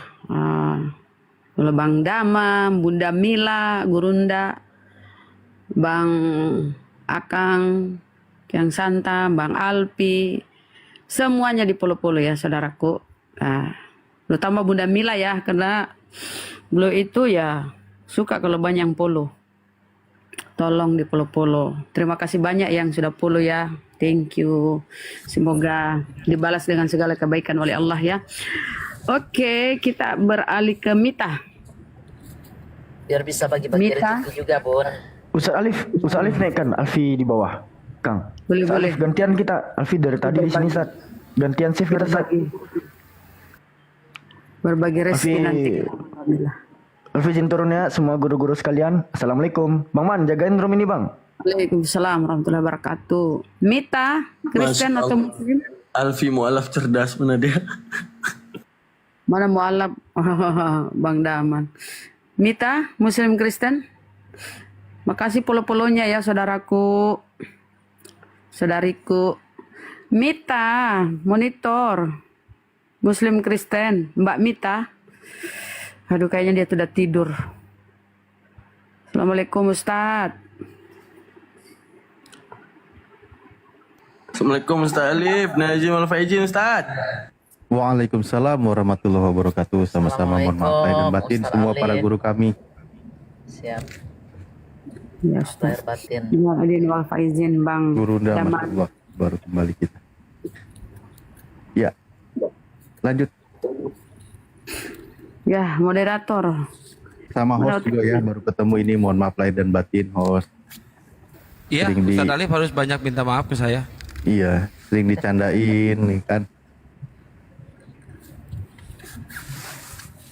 Pokoknya saya mohon maaf lah. Besok saya ulang lagi ya biar ada bahan untuk maaf-maafan tahun berikutnya. Iya, Udah kita sehat harus. Ustaz Alif? Alhamdulillah Bunda. Siap. Sehat ya, alhamdulillah. Yang Alhamdulillah. penting, kesehatan itu penting. Yang lain nomor 2. Ustaz Alif. www TikTok, www.tiktok. Assalamualaikum. Waalaikumsalam warahmatullahi Waalaikumsalam. wabarakatuh. Wabarakatuh. Islam bang, bang. Apa yang disampaikan, Bang? Bang, Terima kasih edukasinya. oh ya Bang, makasih sama-sama ya. Gitu aja Bang ya. Oke, naik teman-teman Kristen. Follow ya, saudaraku ya. Follow semua yang di atas. Ustaz Alif, Akimoto udah minta maaf ke Ustaz Alif soal tragedi dalam mobil itu yang kesedak minum obat. Sudah. Sudah dimaafkan sebelum dia minta maaf kok. Alhamdulillah. Jadi saya tuh udah banyak saldo memaafkan banyak, jadi yang minta maaf udah dimaafin duluan. Aman. Masya Allah. Berbesar hati ya Ustadz ya. Enggak nunggu permintaan maaf tapi udah dimaafkan. Masya Allah. Masya Allah yang polo-polo. Thank you yang sudah polo-polo ya. Polo lagi dong yang belum polo. Ayo teman-teman. Muslim, Kristen. Ayolah, nggak ada oten, kita bagi-bagi donat aja nanti.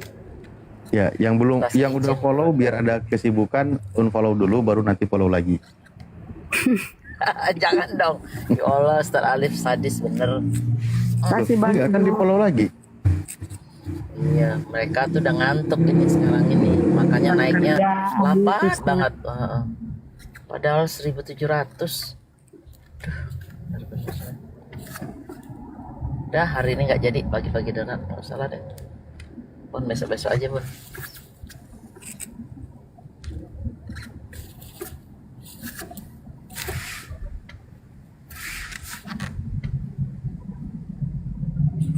Suruh follow aja maafkan Muslim naik dilarang. Loh bukannya begitu ya, ada yang komplain nih. Sekarang kalau naik Anda bisa diskusi nggak gitu aja. Jangan marah-marah gitu dong. Kalau nggak ikhlas follow ya nggak usah. Bener nggak Bun? Pak Bun, jauh dari Ada yang komplain di bawah. Nah, katanya Follow naik aja, follow naik aja nggak bisa lah. Namanya juga lintas agama, ya berarti buat Oten juga yang baik saya follow, di follow balik, nggak masalah. Assalamualaikum. Waalaikumsalam warahmatullahi wabarakatuh. Ngelaidin Waalaikumsalam warahmatullahi wabarakatuh. yang mau naik baru kita turun aja, dia diskusi, guru udah turun gitu. Iya ngomongnya gitu. Siapa Cahyo, ada yang mau disampaikan? Iya bang. Assalamualaikum. Permisi mau menuju sama Kang Jum, ada yang mau ditanya. Saya Muslim. Siap. Silakan. Iya. 1 menit ya bang ya. Tanya karena saya belum tahu kenapa nabi-nabi lain hanya gelarnya kayak alaihissalam.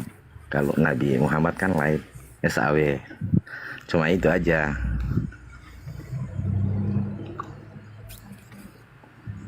Ustadz Alif aja kalau guru udah jauh. Wah. Ya, pertama itu sudah diajarkan oleh Rasulullah ketika menyebut nama Nabi Isa alaihissalam, Nabi Musa alaihissalam, ketika menyebut nama keduanya alaihimassalam, ketika menyebut ketiganya banyak lebih dari 3 alaihimussalam gitu kan. Itu kepadanya keselamatan. Nah, kalau kita kepada Rasulullah itu memang sebuah kekhususan. Pertama memang kita adalah umatnya. Kedua kita mengharapkan syafaatnya nanti di yaumil akhir. Di situ kalimatnya adalah doa pengharapan. Sebenarnya yang membutuhkan doa itu adalah kita. Dengan kita memuji beliau sesuai dengan hadisnya bahwa ketika kita bersolawat kepada Rasulullah sekali, maka ada balasannya 10 untuk kita. Maka kita mengucapkan kalimat sallallahu alaihi wasallam. Sholat semoga Allah menambahkan rahmatnya kepada Rasulullah Nabi Muhammad sallallahu alaihi wasallam. Bukan Rasulullah kekurangan rahmat Allah, bukan. Tapi itu doa untuk kita agar kita mendapatkan cipratan dari rahmat tersebut. Itu tujuannya. Oke, siap. Ya. Paham saya. Oke, dilanjut aja. Mungkin dinaikkan lagi yang lainnya, saya mau siap turun. Oke, siap. Terima kasih banyak ya Pak ya. Assalamualaikum. Waalaikumsalam warahmatullahi wabarakatuh. Oke, untuk moderator yang di bawah ya, khusus moderator saya yang di bawah, silakan di-share ke teman-teman Oten sama ke yang lainnya dan dikencengin tab-tab layarnya. Ada Cumi. Selamat malam Cumi. Dibuka mute-nya, Cumi. Jadi ingat dulu cuma miss call. Iya, cuma miss call karena miskomunikasi. Jadi ingat cuma minta. Cumi. Assalamualaikum. Cumi itu Waalaikumsalam. kan siput. Cumi itu kan siput, makanan laut. Ada yang mau disampaikan Bang Cumi? Aduh suaranya. Menyampaikan warisan apa bang? Itu buat tirai. Nah, dia Kang lagi nggak benar itu Kang. Aha. Moderator saya hati-hati loh sama moderator. Aku mau nanya Ustaz Alif sambil menunggu Kristen ya. Ustaz, sebelum Islam masuk Nusantara waktu itu, kalau nggak salah nih, yang dipegang atau yang dianut oleh masyarakat Nusantara waktu itu aliran kepercayaan, mungkin juga Hindu, gitu ya. Belum ada Kristen. Nah, pertanyaannya adalah, yang Islam ini diajarkan kepada orang yang sudah punya kepercayaan ini dengan cara apa? Tipu-tipu kah? Maksa-maksa kah? Atau seperti apa, Tad? Boleh dijelaskan? Pertanyaan yang sangat indah. Udah, karena pertanyaan sangat indah jadi nggak perlu jawaban. Oke. Luar biasa. Islam itu kan hadir, Rasulullah itu mengajarkan kepada umatnya, terutama Rasulullah sendiri kan menyampaikan innama bu'istu liutammima makarimal akhlak. Aku ini diutus oleh Allah itu untuk menyempurnakan akhlak manusia. Nah, dan ketika berinteraksi dengan hal apapun yang sifatnya sosial kan gitu, selalu tidak lepas dari etika, attitude, akhlak, perilaku yang diterima oleh masyarakat dan tidak menyalahi syariat. Nah, itulah ajaran Rasulullah SAW. Ketika datang ke Nusantara, misal dengan konsep perdagangan, ini misal aja ya contoh, maka dagangnya itu dengan diterima oleh masyarakat, mengusung konsep keadilan, berinteraksi sosial, bagaimana menerapkan tentang hak-hak sesama manusia, itu juga tidak menyalahi kaidah yang ada di masyarakat tersebut. Kan yang membedakan itu adalah bagaimana ketika hadirnya Islam, maka dibarengi dengan syariat, maka syariat itulah yang diterima oleh masyarakat ketika berbenturan atau berhubungan dengan sebuah adat atau tradisi, maka patokannya itu syariat. Nah, banyaknya syariat Islam itu tidak berbenturan dengan adat yang ada. Adat harus mengikuti syariat gitu, dan itulah hadirnya Islam. Makanya Islam bisa diterima ketika hadir di tanah Jawa, di tanah Sumatera, semuanya itu bisa hadir di tengah-tengah masyarakat tanpa ada yang merasa tersakiti atau terjolimi. Ternyata Islam itu memberikan sebuah solusi. Itulah yang dinamakan ajaran Islam sebagai rahmat untuk seluruh umat manusia. Begitu sih Bang Handi. Kirain tipu-tipu artinya ya, roba dulu lah Allah, pakai sayawidi dulu.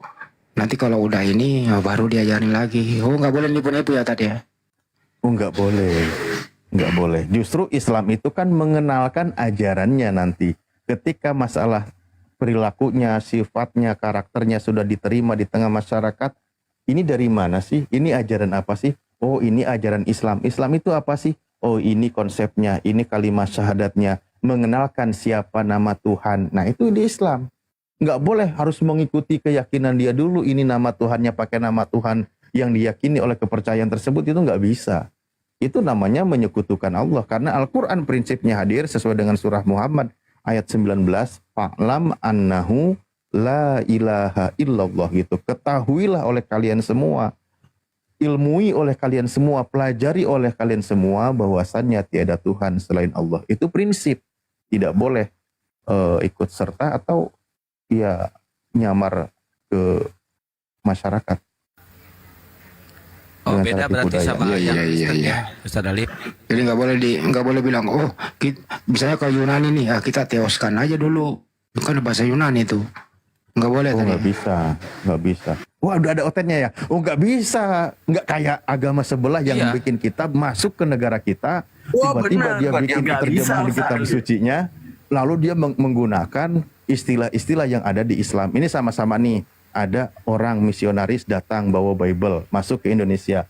Ada Islam hadir datang masuk ke Indonesia. Islam hadir mengenalkan kitab sucinya. Walaupun orang Islam di situ, penduduk negara Indonesia, dia belum mengenal Islam sebelumnya, tapi dikenalkan oleh Islam siapa nama Tuhannya sesuai dengan kitab sucinya, percaya diri, diajarkan. Jadi si masyarakatnya yang diajarkan mengenal Islam gitu loh, seperti itu. Nah itu Ya, kalau di sehingga- Islam kan tiada Tuhan selain Allah ya Ustaz Alif. Kalau di Betul. Kristen ada Tuhan lain selain Yesus itu ya. Nah, itu kan kayak gitu jadinya. Nah, makanya di Islam itu mereka mengenal Islam, jadi masyarakat Indonesia mengenal siapa nama Tuhannya Allah. Tiba-tiba datang kitab versi terjemahan agama lain, contoh Bible. Dia datang masuk ke Indonesia menggunakan terjemahan, mengikuti penyebutan nama Tuhannya yang dikenalkan oleh umat Islam. Nah, ini nggak punya pendirian ini. Nggak punya pendirian, menggunakan nama Tuhan umat Islam. Udah gitu, nama yang digunakan itu diselewengkan maknanya, disalahartikan. Yang sebelumnya nama Sang Pencipta sebagai nama diri Tuhan itu sendiri, tiba-tiba bikin kamu sendiri, nama itu dirubah menjadi nama yang umum gitu. Allahmu itu siapa? Lah, pertanyaan yang aneh seperti itu. Tapi itu kan dulu Belanda siapa yang mau lawan, tak terserah Belanda dong sama misionarisnya, siapa yang mau bisa lawan gitu Tad. Ya Belanda kan yang kita lawan, Muslim sendiri yang melawan Belanda. Kalau Iya, online nggak tahu ya berlawan apa berteman, aku nggak tahu. Tapi dia terjemahin sesuka hati dia pakai istilah-istilah Islam. Nah, Ya, kalau si Petra mah engkongnya nggak ikut, berjuang lah. Dia pasti satu gereja lah engkongnya sama Belanda. Kan sama-sama agamanya si Petra sama Belanda, kan gitu. Ya izin, ini Cahaya Bintang ini Muslim apa Kristen? Cahaya Bintang, dibuka mute-nya. Cahaya Bintang. Cahaya Bintang. Moderator, bermain. Coba tanya si Petra dulu. Engkong lu dulu itu kenapa bisa beragama Kristen? Nah, kenapa sama agamanya penjajah? Nah, gimana itu? Oke. Saya Kristen karena Tuhan saya adalah jalan kebenaran. Nah, selain daripada Yesus Kristus bukan jalan kebenaran seperti Allah. Nah, kalau Allah ini kan Tuhan ini Allah ini benar nggak Tuhan ya? Tapi ada Allah di terjemahmu siapa itu? Nah, sekarang kutanya. Enggak, itu dulu. Lu jawab dulu. Ya, sama Tuhan dulu Petra. Sebentar, saya mau waktunya nih 1 detik. Coba jawab. Itu ada ALLH di terjemahmu dari mana ngambilnya itu? Kan langsung kan kalian kok takut sih sama Itu saya? loh, dengerin saya dulu. Itu ada. Saya akan buka topik. Dengerin dulu. Ada ALLH. Dengerin dulu, Petra. Ada ALLH di terjemahmu dari mana ngambilnya, itu doang. Lanjut. Kalau itu kan terjemahan ke bahasa Indonesia. Ngambilnya dari mana? Akan katanya. Aku tanya. Tuhan Saya ulang lagi bahasa Indonesianya nih, bahasa Indonesia nih. ALLH itu dengerin dulu. ALLH itu original text di Bible apa namanya? Kalau Apa sebutannya? kan ini pasti takut. Pasti takut. Bukan takut. Kamu nggak dengerin pertanyaan saya. Sekali lagi saya ulang ya. ALLH itu ya akar katanya di Yunani apa? Oh, kalau Allah itu tidak ada ya, karena Allah itu tidak dikenal. Ya kalau tidak ada, kenapa ada di terjemahan? Kok dari mana ngambilnya? Ini gimana sih kalian ini gimana? Kan lu bilang Allah itu tidak, lu bilang Allah itu tidak ada, kenapa ada di terjemahan? Dari mana ngambilnya? Kalian ini pasti takut sama saya. Ya, gak bisa diskusi nih. Gimana kalian ini? Gak bisa diskusi. Udah lu turun, gak bisa diskusi lu. Masih banyak Kristen yang baik kok, yang bisa bahasa Indonesia. Allah itu tidak ada, tapi di terjemahan ada. Ini kan monyet namanya. Kamu itu binatang kalau begitu bicaramu. Binatang itu berbicara dia nggak tahu apa yang diucapkan. Allah itu tidak ada, tapi di terjemahan ada. Itu kan monyet yang ngomong kayak gitu. Bisa disambung yang lain, silakan. Moderator, tolong kalau naikin dilihat nama sama profilnya ya. Dilihat dulu nama sama profilnya. Kalau misalkan Kristen naikin. My cancer. Apa sih? Ya pencet. Apa sih? Salah pencet. Ya, buat para moderator diklik dulu namanya sama profilnya ya. Udah nggak bisa, Daman kamu kan bisa bahasa Indonesia nih, Man. Allah itu tidak ada menurut si Petra, nah, tapi di terjemahan ada. Nah, ini bahasa apa ini maksudnya kalau begini nih? Kita dari bahasa Indonesia, dia kan ada bahasa baku, ada bahasa serapan. Nah, kira-kira kalau dia naik, tanya aja itu bahasa baku apa bahasa serapan. Sekarang kalau Allah ini ataupun Allah ini dipakaikan kepada gelar daripada sesembahan, sekarang kita tanya kepada orang Hindu. Karena yang namanya bahasa itu wajib disepakati gitu. Karena bahasa itu wajib disepakati, coba kita pergi ke orang Hindu tanya, apakah Tuhanmu Allah? Nggak ada yang percaya. Kita pergi ke orang Buddha, apakah nama Tuhanmu Allah? Nggak ada yang percaya. Menunjukkan bahwa ini istilah yang diambil yang kemudian diselewengkan maknanya. Karena yang namanya bahasa itu wajib disepakati oleh seluruh makhluk yang percaya terhadap bahasa tersebut adalah bahasa mereka. Misalnya contoh kata mobil. Wahai orang Hindu, kamu percaya nggak mobil itu yang ban 4 dan itu namanya Innova? Semua percaya, mau Hindu, mau Buddha. Berarti menunjukkan apa? Ini istilah ataupun ini kata-kata yang memang disetujui, bukan kata-kata yang disepakati oleh sebelah pihak dalam hal menyesatkan. Kalau memang kata Allah itu adalah gelar daripada sesembahan, kenapa cuma agama Kristen yang menggunakan itu sebagai nama sebagai istilah sesembahan? Bagaimana dengan agama lain? Kenapa mereka tidak setuju? Gitu, gimana Petra? Nah, kamu harus tahu tentang lembaga Alkitab Indonesia, karena LAI itu kerjasama dengan para ulama-ulama Muslim ketika menyusun Alkitab. Nah, jadi kata Allah itu, diambil. Maaf Petra, sebelum dilanjut, tolong kan Anda udah bawa premis, sebentar. Bahwa LAI udah kerjasama dengan para ulama. Tolong tunjukkan buktinya. Kalau LAI udah kerjasama dengan para ulama. Sebentar. Ya, tunjukkan aja buktinya, tunjukkan. Kalau ceritanya seperti itu. Oh, hanya cerita, ada angan-angan dan cita-cita ya. Oke, lanjut. Nah, Muhammad tukang cerita loh. Paham nggak? Ini naikin. LAI terakhir menerjemah itu tahun 2023 kemarin, bulan Mei gitu ya. Nggak ada tuh umat Islam yang bantu dia, mandiri dia.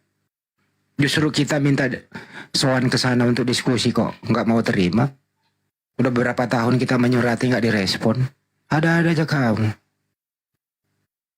Ulama Muslim yang bantu dia. Kalau kau maksud itu siapa Abdul Qadir Munsi, ya kamu harus paham sejarahnya dulu. Lebih duluan mana Belanda menerjemahkannya. Bagaimana intervensi Belanda waktu itu. Belanda itu penjajah. Politiknya apa? Politik licik. Kalau diskusi pakai data. LAI tidak ada yang pernah intervensi sejak Indonesia merdeka menerjemah. Sudah berapa kali direvisi. Mulai tahun 1954. Kemarin 72 atau 74. Terakhir 2023. Kagak ada umat Islam intervensi. Sebebas udelnya dia menerjemah. Sesuai dengan keinginannya. Agar bisa licik menipu umat Islam. Masih mau kau datang besok? Begitu dong kalau diskusi. Lanjut.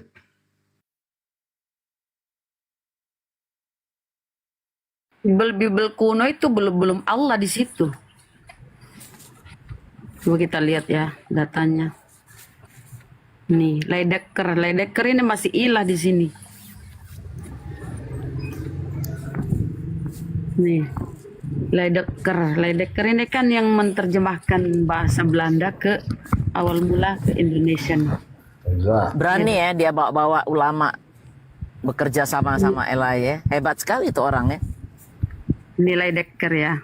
Bentar. Petra, kami takut sama orang gila kayak kau. Nggak ngerti bahasa Indonesia. Ya. Bicaramu nggak ada bukti. Besarin dulu nih. Kayaknya bakal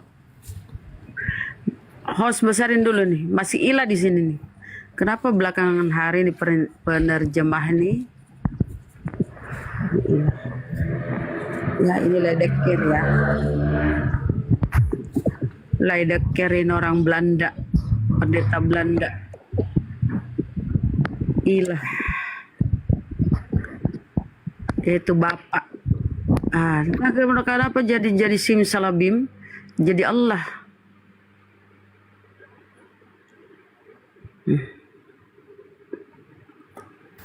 Oke, ini ada Bang Julpiandi. Bang Julpiandi, selamat malam. Julpiandi Batubara, dibuka mute-nya Pak. Selamat malam. Julpiandi Batubara. Oi. La haula wala quwata illa billah.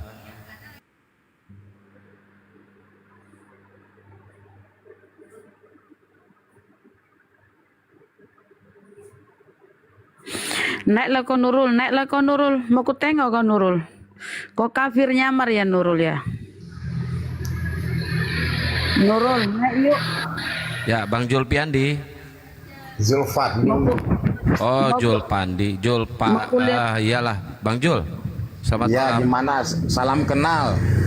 Ya, salam kenal. Dari Kristen, Pak? Saya umat Islam. Umat Islam. Assalamualaikum warahmatullahi wabarakatuh. Waalaikumsalam warahmatullahi wabarakatuh. Ada yang mau disampaikan, Bang? Iya. Aku Nabi Isa, pemimpin umat akhir zaman. Kepala Nabi Muhammad ada di kepala aku. Nomor HP aku udah aku kasih tahu sama kamu. Udah aku chat. Kamu harus telepon aku. Itu aja. Kenapa saya harus telepon, Pak? Yang penting aku udah katakan kamu harus telepon aku. Ya. Oh iya, saya kan Yesus, Pak. Tak payah Yesus, yang penting kamu harus telepon aku. Pelan-pelan ini belum tahu arahnya kemana ini bicaranya nih. Ya Oten nyamar, Bang, udah saya cek. Oh, Anda Kristen nyamar Pak. Pak Jul Pandi. Oh, kok bisa? Kok kabur? Nggak ada yang ngekick ya? Ini kabur sendiri dia.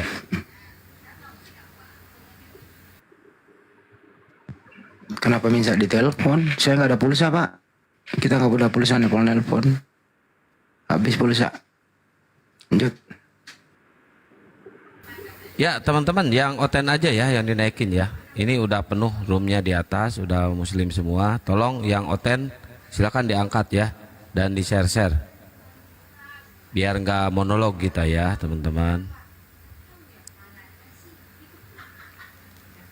Dia tadi chat ke saya cek ternyata Oten. Gitu Bang Andi. Saya disuruh nelpon Tuhan. Kocak. Dia ngaku Tuhan. Saya disuruh nelpon Tuhan. Banyak yang sakit ya. Lama-lama kita ikut godok juga nih. Aduh, ampun Masa deh. saya disuruh nelpon Tuhan? Pulsanya yang gimana pulsa? Ini Kang, biasa Kang, udah jam berapa nih Oten nih udah pada mabok Kang? Gimana menurut Ustadz Alip nih? Saya disuruh nelpon Tuhan Ustadz Alip. Itu nanti kasih nomor telepon bapak yang tempo hari pernah ada juga itu, habis nelpon Tuhan lebaran tuh nanti tanggal sekian katanya. Terus dia teleponan aja tuh. Iya, sesama pemilik nomor telepon ya biar mereka aja yang teleponan, kita mah diskusi aja Izin lah. Ustaz. Riri naik kok Riri. Kenapa kok Riri? Kok kafir Udah, ya? Bunda udah. Riri ini kafir nyamar-nyamar ini Jangan pemakan babi. dikafir-kafirin, takutnya muslim Bunda, nggak boleh. Kenapa dia gitu sifatnya kalau muslim? Dia tuh Ya, tandanya biarin kafir. aja. Cuekin Ya aja. kafir ya. Gak mungkin kalau muslim dia begitu. Benar. Sama muslim. Salam kembali dari Dia Banjarmasin. kafir itu. Kenapa dia Bun? Nyamar. Entah. Makanya yang Juli banyak salam orang- kembali. Udah si Juli ini temenan ya, oke. Salam kembali dari LA. LA.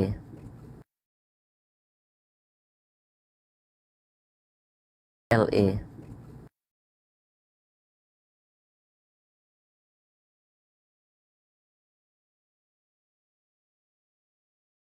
LA.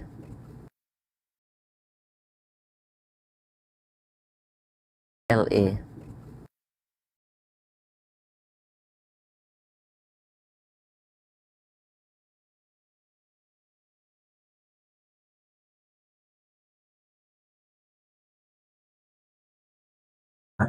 yang telanjang pakai cahaya perempuan-perempuan di pantai Bali itu agama apa itu semua? Nggak ada kalau Islam begitu itu nggak ada kok. Ini loh Bang, yang dia maksud Bapak Kardus itu siapa ya? Gimana? Kan Kristen bilang Bapak Kardus, itu siapa? Nggak tahu kalau ada. Oh, Bapak Kardus atau Bapak Kadus? Dia bilang. Apa itu? Roh Kudus kali. Bapak Kudus, apa namanya? Roh Kudus lagi. Roh Kudus. Bukan Roh Kardus, Bang. Apa? Marah pula itu teman Kristen di bawah itu. Udah banyak kok yang tercerahkan, tapi untuk yang muda-muda ya, yang Kristen ya, tapi dia tidak naik komal dia. ada tempo hari yang naik, bagaimana ini? Saya goncang katanya, siapa Yesus itu katanya. Banyak yang tidak naik langsung bersyahadat. Iya, makanya kita kan perlu edukasi di apa, walaupun kita debat-debat sama ini, biarin sudah. Mereka ini. Iya, ada beberapa itu yang karena malu masuk Islam, karena sebelumnya dia penghujat Islam, akhirnya milih ateis, milih agnostik. Karena udah malu, karena sudah sering menghujat Islam, akhirnya dia tinggalkan Kristen, dia jadi agnostik, jadi ateis. Nah, ini ateis ini tujuannya apa ya? Gak punya Tuhan bang, Tuhannya uang kadang-kadang ya kan. Berarti ngarang-ngarang ya? Ya ngarang sendiri akalnya dia. Banyak sudah yang ini kok, yang agnostis, yang tidak punya Tuhan. Ya gara-gara debat-debat beginilah dia dengar-dengar di bawah dia. Tapi dia ngarang Islam juga di segi ini, dari segi luar dia tidak masuk Kristen. Kristen diserang, Islam juga diserang sama dia. Tuhannya mana? Kamu kok tidak kelihatan. Nah, kalau ke Kristen, Tuhannya kamu manusia kok katanya. Sama saja dengan saya katanya. Itu dia. Yes.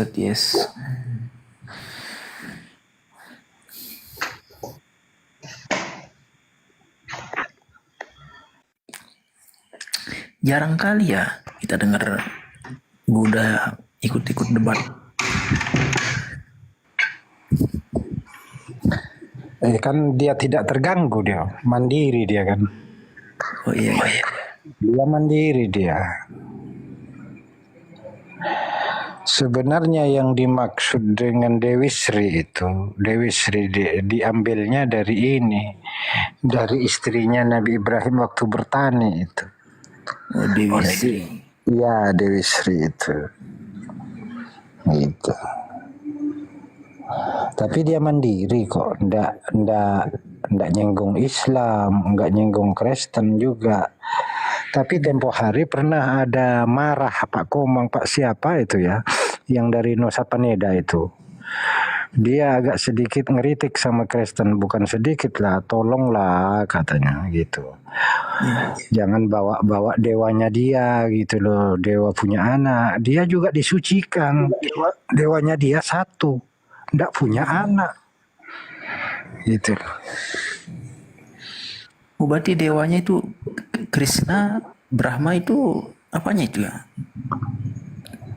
Oh, itu kan dewanya kan lain-lain. Ada dewa ini, dewa laut, ada dewanya itu dewa bulan. Ada. Oh, semua ada dia.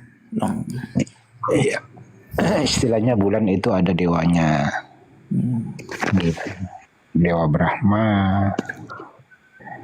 Nggak tahu yang dewa-dewa yang dibawa sekarang waktu masuk di Bebelnya itu dewa siapa Bang Goto? Apa itu? Yang mana Bang? Kristen yang masuk ke Bali itu pakai dewa siapa itu? Oh, nama Tuhan, Sang Yang Widi. Ya, Sang Yang Widi. Sang Yang Widi. Kalau Sang Yang Widi ini dia juga tidak beranak, tidak diperanakkan juga dia, tapi diambilnya sama ini. Dia pakai Sang Yang Widi. Kalau dipikir-pikir secara mendalam ya kan, berarti Tuhannya orang Kristen ini bunglon ya kan. Pindah-pindah. Iya. Ya parah. Bukan pindah-pindah ya, bunglon itu sudah Bang. Jadi orang Bali. Diprotes sama orang Hindu. Diprotes itu Bang sama orang Hindu di Bali di sana.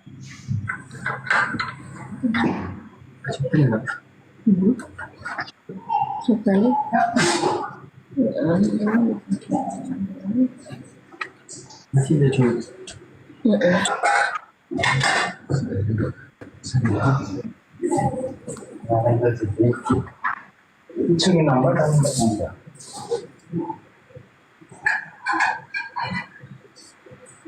Nah, enak sambelnya. Sambelnya yang enak.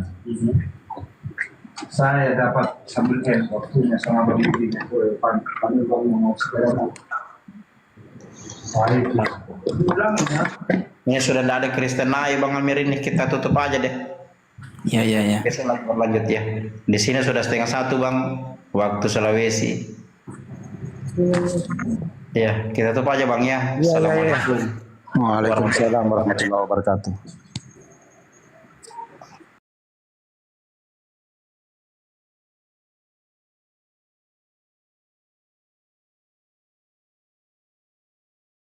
Tentang semuanya ini dan yang telah menuliskannya, dan kita tahu bahwa kesaksiannya itu benar. Oke, ini Yohanes menulis siapa dia di sini. Yohanes.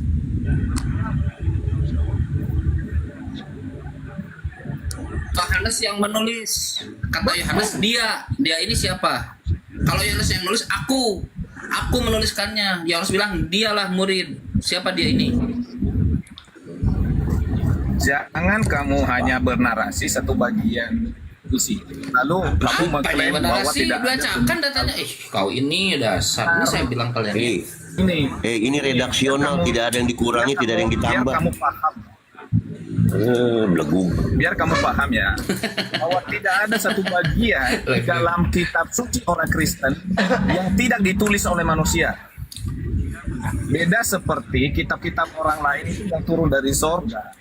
Dia ini siapa? Jujur, Bang, abang lagi ditanya ini. Dia yang disebutkan Yohanes ini siapa? Makanya saya bilang, kalau kamu mengklaim Anda ditanya tuh, saudaraku John, dia murid yang dituliskan oleh Yohanes ini siapa? Yohanes sedang menyebutkan siapa?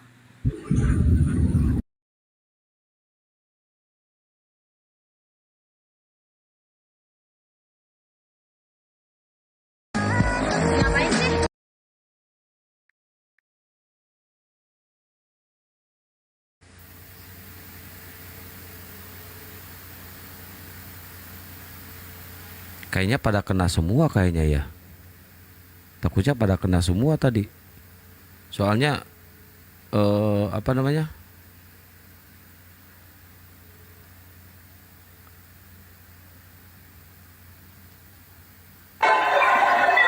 Assalamualaikum warahmatullahi wabarakatuh. Waalaikumsalam warahmatullahi wabarakatuh.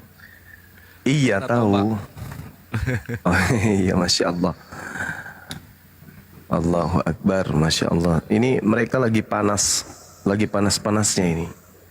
Tak ada yang mau naik karena pasti ketika mereka naik kita akan sajikan tema yang berat, tema yang kemarin, dan tidak ada senjata mereka untuk melawan materi itu. Tuhan yang mulia versus Tuhan yang terkutuk. Ini mereka sangat takut kurasa. Nih ya teman-teman. Makanya nggak ada yang mau naik untuk membahas materi ini. Karena ini materi yang sangat menghantam jantung pertahanan mereka. Kayak gitu. Tapi tetap aja saya mengharapkan Komal kita ini bisa mendatangkan Polikardos yang sudah mumet. Sulitnya membendung kebenaran yang mencuat bagaikan api yang membakar jantung orang-orang kafir. Mantap sekali. God is dead. Masya Allah. Ya mungkin ada yang dinaikkan aja, Kang. Kalau ada oten dari bawah silakan. Sebenarnya tadi udah janjian sama dua pendeta dan Bang Handi juga udah janjian tadi sama pendeta Katolik. Cuma belum hadir juga. Gimana Bun? Katanya jangan naikkan itu ibu-ibu yang dua. Udah Bunda Rama udah nggak usah di ini. si Hadu Oten kayak. Selamat malam Pe. Si Riko juga. Mana Riko? Oh iya Riko. Pe, selamat malam Pe. Oh ke rumah Oten aja. Pe, selamat malam Pe. Naik sendiri ya? Iya. Sip. Bang V, selamat subuh.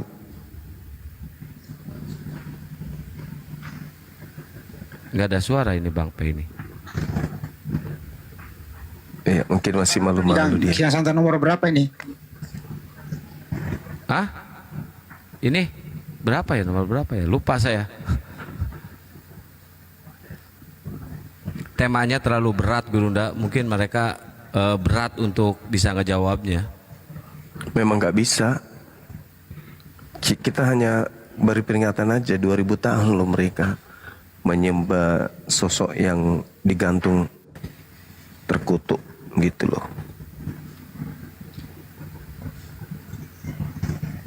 Ya kan? Iya. Kasih Mbak Nevi, Bunda Nevi, Mbak Nevi. Iya benar-benar Gurunda. Bun, nyeletuk Bun. Ada Bunda Mila di bawah tuh. Host. Nggak ada. Kepental barusan nggak tahu. Multi lagi Bun. Bun. Oh, P itu Muslim. Kantor bilangin dia yang tutup saya. Udah.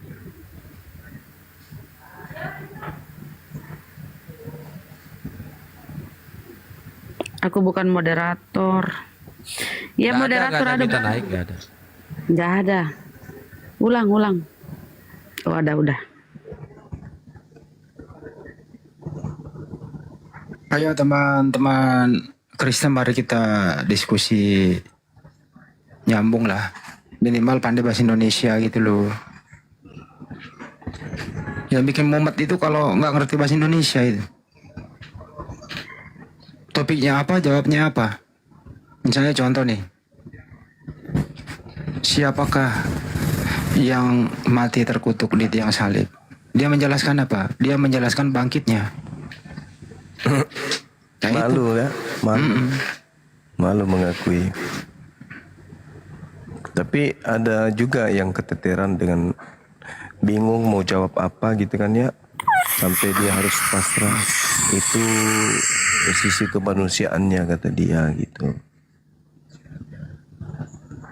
Yang Bang Juma yang dikutuk itu manusia soleh, manusia beramal soleh atau iblis? Iblis, Bang Iblis. Yang dikutuk itu iblis. Berarti tidak ada satu kriteria pun dalam diri anaknya Maria ini mati dikutuk begitu? Oh, nggak mungkin Bang Andi. Jadi yang mati terkutuk itu hanya iblis. Tidak mungkin tidak mungkin anaknya Maria. Itu mustahil. Kalau disambung ke Al-Quran, Nabi Isa alaihissalam wajarlah, dan Allah Subhanahu wa taala menyelamatkan, mengangkat. Jadi yang menggantikannya itu yang terkutuk gitu. Iya, pasti itu. Yang terkutuk itu yang ini. Bahkan. Apa hikmahnya di sana Bang Juma? Kenapa kan sering ditanya tuh, apa hikmahnya kok Tuhanmu itu menggantikan yang diserupakan begitu? Apa hikmahnya di sana? Kenapa Bang Andi? Apa hikmahnya? Kenapa harus Nabi Isa diserupakan? Apa hikmahnya bagi kita yang berakal? Ya, Allah membalas makar mereka. Kan mereka membuat makar. Tipu muslihat, kesaksian palsu, iri dengki. Bukan muncul begitu saja, enggak. Memang dari tabiat mereka, dari sejak Nabi Musa selalu memperlihatkan pembangkangan demi pembangkangan kepada para nabi. Sehingga Allah kemudian mengutuk mereka, dikutuk oleh Allah. Seperti itu Bang Handi.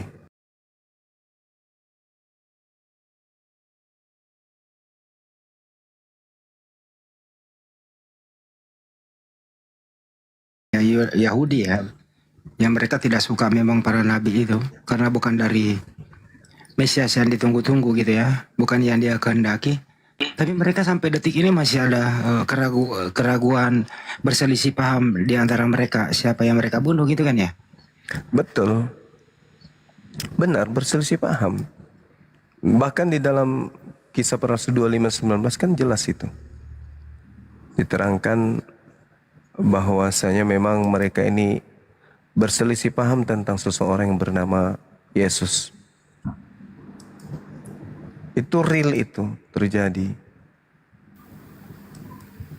Ya, Bang Andi izin, Guru ndak. Mariel, selamat malam Mariel. Malam, assalamualaikum. Waalaikumsalam. Muslim Bang? Muslim. Oh, ada yang mau ditanyakan Bang? Ini aku tanya Bang Suma, boleh? Ya, silakan. Ini Bang Suma, maaf Siap. ya aku. Apa jadi itu surat mualafnya Bang? Kan Bang Suma itu waktu hari pimpin saya mualaf di kota Palopo. Udah 2 bulan tapi belum dikirim. Di Palopo? Iya, saya ikut itu di Bang Suma live-nya. Waktu 2 bulan lebih ini sudah. Oh, itu mungkin bawaan Pak Palopo itu Gurunda yang di rumahnya ya? Ya betul. Aku tunggu tapi belum jadi. Katanya minta di Bang Suma dulu baru kita bikin KTP. Jadi bukan Bang Suma yang jawab. Pertama adalah KTP-nya itu dikirim ke siapa? Aku kirim di J25, kayaknya nggak salah itu. Kemana? J25. Dia akun TikToknya. Pantasan nggak nyampe ke kita. Iya. Iya, aku dari Kota Palopo. Waktu Bang Suma itu pimpin saya di temannya. Nama saya Marcel, tapi ini di saya namanya Mariel. Pertanyaan saya Bang, Anda ini kirim KTP-nya kemana? Di R25. Waduh, nggak kenal. R25 itu kami nggak kenal, siapa itu? Iya, saya kurang tahu karena tadi yang dari dulu nanti minta di Bang Suma kan waktu hari kita sama-sama live. Ini Ya udah kalau gitu dikirim aja lagi Bang. KTP-nya ke Bang Handi. Ya, nanti aku DM sama Bang Suma. Kemana? Nanti saya DM Bang Suma. Jangan. Saya Pak Prabowo DM saya aja nggak ku baca Bang. Sulit supaya saya DM karena akun saya banyak, maksudnya gitu loh. Oh iya. Iya, jadi baiknya saudara saya ini ke Bang Handi. Yang Handi yang sebelah sini ya. Enggak, gini. Tolong tulis nomor saya di bawah dong pakai HP. Jangan DM pakai nomor telepon. Kamu punya telepon nggak? Ada. Nomor berapa? 085 342. Pelan-pelan. 085 342 574 520. Oke. Kalau begitu bisa Anda on cam sekarang, kita mau lihat wajah Anda begitu? Kalau bisa. Boleh, tapi saya lupa pakai baju ya. Pakai baju lah. Ini telanjang. Janganlah. Sampai saya ketik dulu ya. Baru kau kirim KTP-nya di sini. Sahadat ulang aja.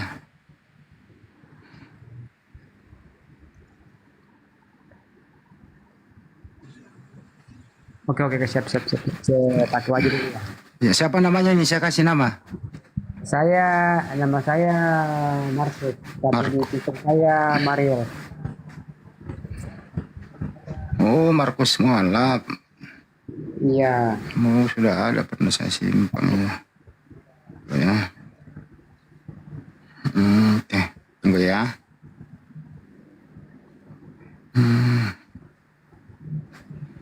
Oke. Sekarang aku WA ya, kirim KTP ke sini. Oke. Tuh, aku udah WA kepada kamu nih. Oh, punten bisa.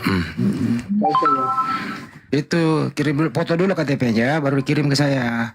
Oke, siap. Ini ya, kirim dulu ya. Ya, kirim dulu itu. Oke, siap.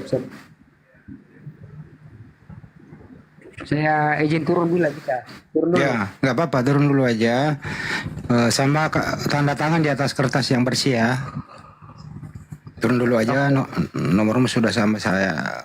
Saya habis itu naik. Gak usah turun Bang Andi. Gak ngerti dia. Iya, boleh. Coba ajarin Kang, bisa nggak turun?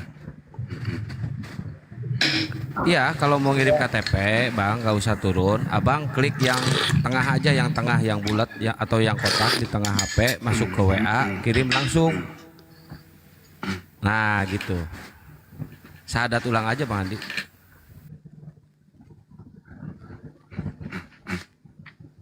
Ya biar dulu, tungguin dulu. Besarin aja dia. Nanti kalau dia naik. Akun ini nggak bisa dibesarkan. Oh, nggak bisa ya, nggak apa-apa. Kalau begitu ada Kepas, biar diskusi lancar dulu ya. Pas. Ini ada Little Angel dulu. Oh, iya. Bapak Kristen, Little Angel. Little Angel. Little Angel. Udahlah turunin lah, kelamaan. Kepas. Itu tadi dia masuk Kristen atau masuk Islam itu yang baru turun tadi? Masuk angin. Masuk angin.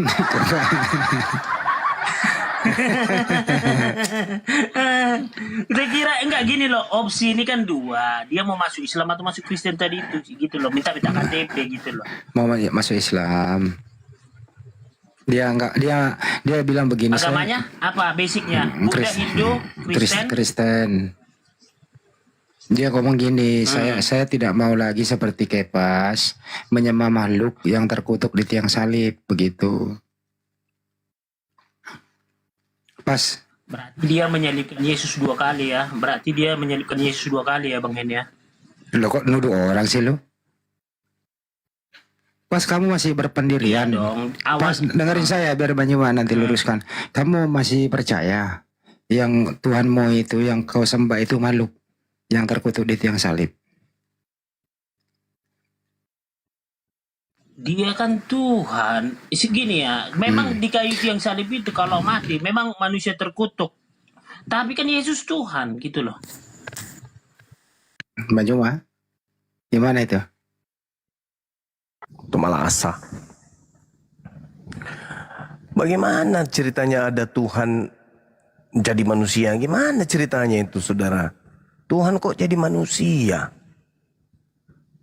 Yang jadi manusia itu embrio, sperma, sayur, umbi-umbian, daging-dagingan, saripati itu yang berasal dari tanah itu yang jadi manusia. Oh, Tuhan jadi manusia, piye?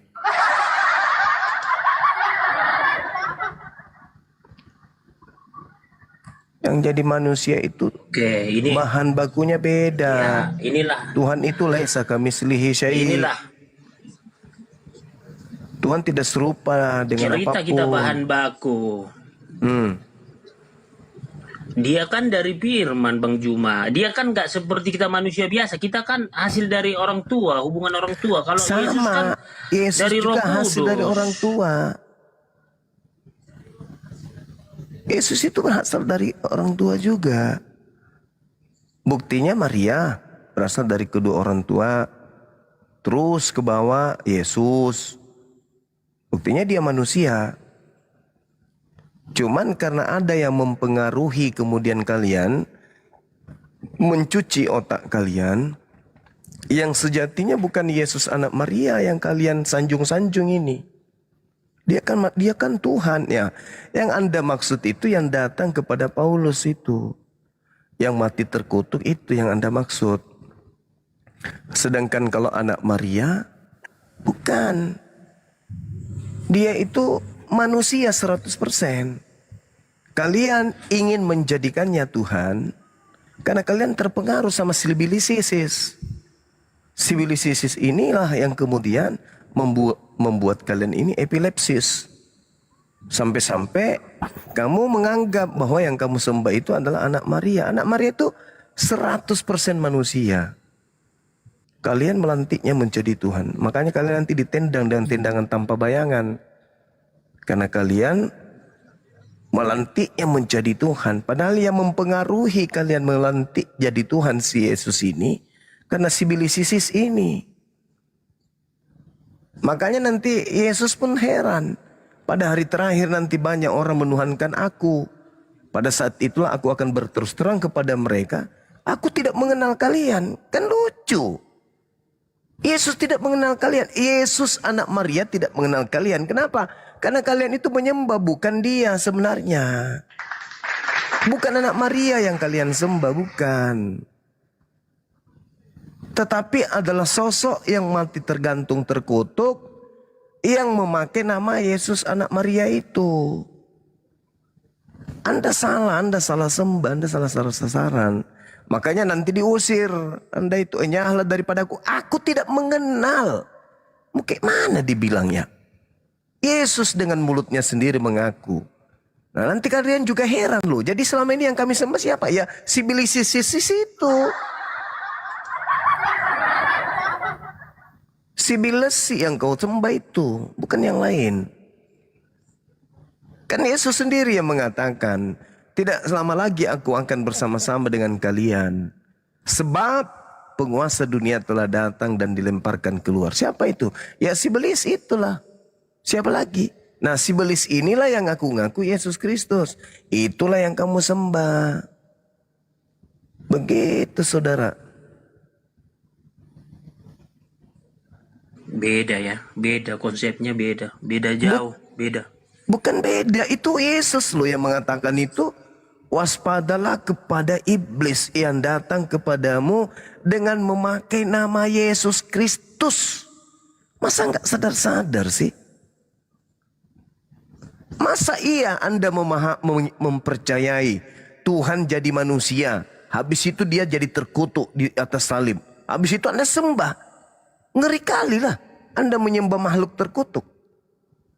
Apa iya Tuhan itu terkutuk? Bukan, yang terkutuk itu setan, fa innaka rajim. Yang terkutuk itu iblis.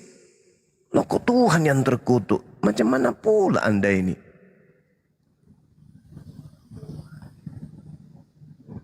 Tidak ada itu Tuhan. Berarti kalau Anda mengatakan Yesus itu Tuhan, mati terkutuk, di mana akal Anda, di mana? Bukankah Tuhan itu maha suci? Bukankah Tuhan itu karim, maha mulia? Kok jadi rajim, terkutuk? Ada-ada aja kan iman seperti ini. Cuma karena kalian itu tersesat, ya kalian tidak sampai ke sana. Pengetahuan yang ada dalam benak kalian itu pokoknya Yesus menyelamatkan kami. Itu mimpi lo, itu keinginan lo, itu harapan. Tapi faktanya nggak kayak begitu. Yang kamu puji itu iblis itu. Yang mengaku Yesus itu iblis. Ya, jadi gini loh Bang Juma. Karena saya udah bertemu dengan Tuhan. Dia Nah, mengatakan aku Tuhan. Tunggu dulu.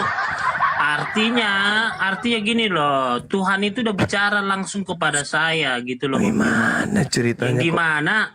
Yang dimana Tuhan itu mau datang kepada kita karena kita memanggil dan merindukan Tuhan Yesus. Sehingga dia datang. Astagfirullahaladzim, ya Allah ya karim. Gitu loh. Tuhan Jadi, itu. karena gini ya, kalau saya sebenarnya Bang Juma sudah dimatrai. Jadi saya udah dimatrai masuk surga gitu loh. Jadi wajar memang ada Kristen karena dia nggak tahu matrai. Matrainya di kantor pos. Ya. Jadi repot memang, makanya dia mau menyalibkan Yesus kedua kali gitu loh. Sekalinya sebenarnya Yesus disalibkan, jangan kedua kali gitu loh. Apalah ini konsepnya udah kayak begini. Udah hancur lah ini. Kurasa dalam kepala saudara ini tinggal deda aja, yang ada lagi otak. Bagaimana ceritanya Tuhan datang berbicara kepada Anda? Tuhan seperti dibuat kayak mainan gitu. Tuhan datang berbicara kepada saudara. Sementara Yesus sendiri mengatakan, Musa pun mengatakan, tak ada orang yang langsung bicara dengan Tuhan. Mati ente kalau bicara langsung dengan Tuhan, mati. Nabi-nabi aja tuh, nabi-nabi itu tidak bicara langsung dengan Tuhan. Melalui perantaraan malaikat kah, pewahyuan kah, atau tabir. Ente manusia biasa hanya modal kepala botak ketemu Tuhan. Gimana ceritanya? Tuhan itu bukan makhluk. Sehingga dia bisa ditemui seperti kita bertemu dengan makhluk. Tidak. Setiap saat Tuhan itu ditemui. Dan setiap saat kita ini bertemu dengan Tuhan. Ketika Anda ngaca di cermin itu Anda sedang melihat Tuhan. Ketika Anda melihat alam semesta ini, Anda sedang melihat Tuhan. Bernapas pun Anda sedang melihat Tuhan. Tapi Anda seperti orang mabuk. Tidak sadar kalau apa yang ada pada segala penjuru dan apa yang ada pada diri Anda itu enggak Anda sampai kepada Tuhan. Yang Anda anggap Tuhan itu ketika ada yang datang. Kepas, akulah Tuhanmu, bangunlah. Itu kan yang kau anggap Tuhan. Itu setan itu, iblis, itu bukan Tuhan. Tuhan kok dicerminkan kayak genderuwo, kayak hantu datang. Tidak ada Tuhan begitu, nggak ada. Tuhan itu datang ke atas muka bumi melalui firman, kitab suci, melalui diri kita, kehidupan kita, alam semesta kita ini. Itu Tuhan gitu, menyatakan keberadaannya dengan menciptakan. Adanya ciptaan ini bukti Tuhan ada. Maka Tuhan mengadakan alam semesta agar alam semesta sadar kalau dia adalah ciptaan Tuhan. Tuhan mau datang kayak setan.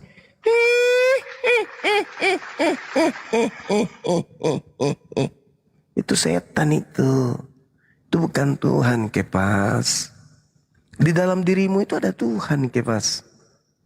Kamu tidak punya hak untuk merasakan rasa manis, rasa pahit, manis. Bahkan untuk bernapas pun kamu tidak punya hak. Tapi karena ada Tuhan di dalam dirimu, itu semua terjadi.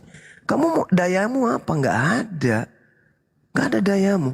Semua yang bisa kau lakukan itu adalah berkat adanya Tuhan. Jadi kalau kamu sadar siapa diri lo, kamu tahu siapa Tuhan itu. Nah, Tuhan kok turun kayak teh celup. Gak begitu. Agama samawi itu gak begitu. Ya, kecuali agama ardi, agama buatan manusia, ya bisa-bisa saja kamu mengatakan hal seperti itu tentang Tuhan. Nah, jangan-jangan yang muncul videonya ini Tuhanmu, bukan? Bukan Tuhan versi Indonesia ini. Ya, Bang Ajen, Muslim apa Kristen? Bang Ajen sama Limited. Dibuka mute-nya. Muslim apa Kristen? Kristen. Advent. Oh, Advent. Kalau Limited? Limited Muslim apa Kristen?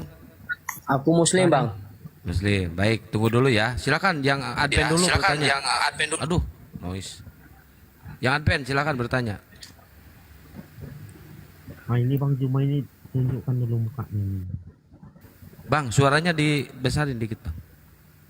Abang Juma ini kasih tunjuk dulu mukanya ini. Lihat saja foto saya, Bang. Banyak foto saya beredar kok. Tinggal kamu ketik di Instagram Raffi Ahmad. Nah, kau udah lihat itu.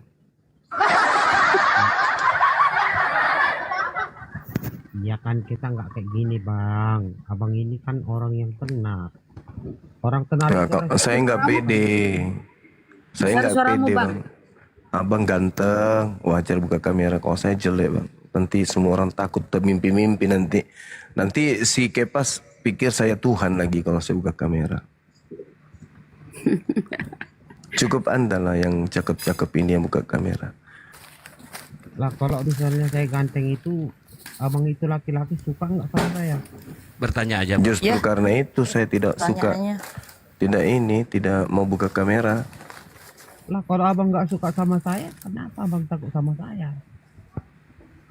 Mama Udahlah terlalu banyak omong nih, udahlah.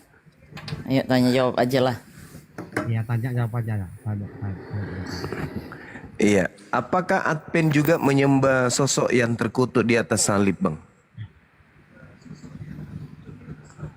Bukan. Hah? Enggak juga. Jadi yang disembah Kristen apa? Advent.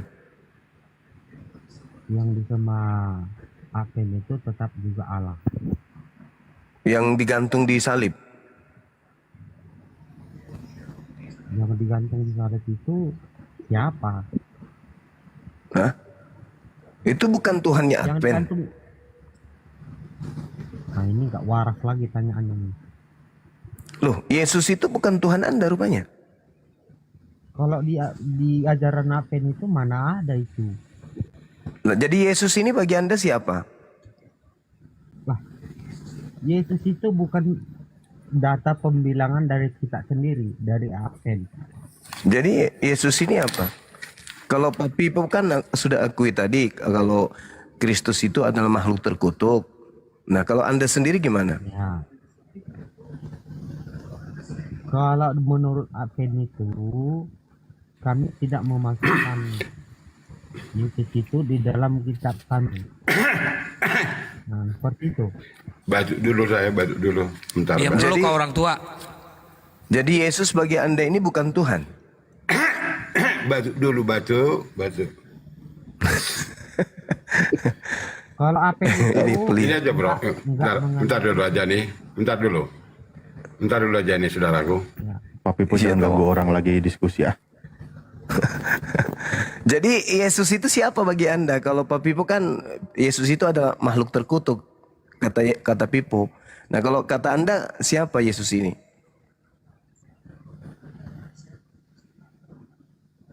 kalau di bidang Apen itu enggak tertulis ada.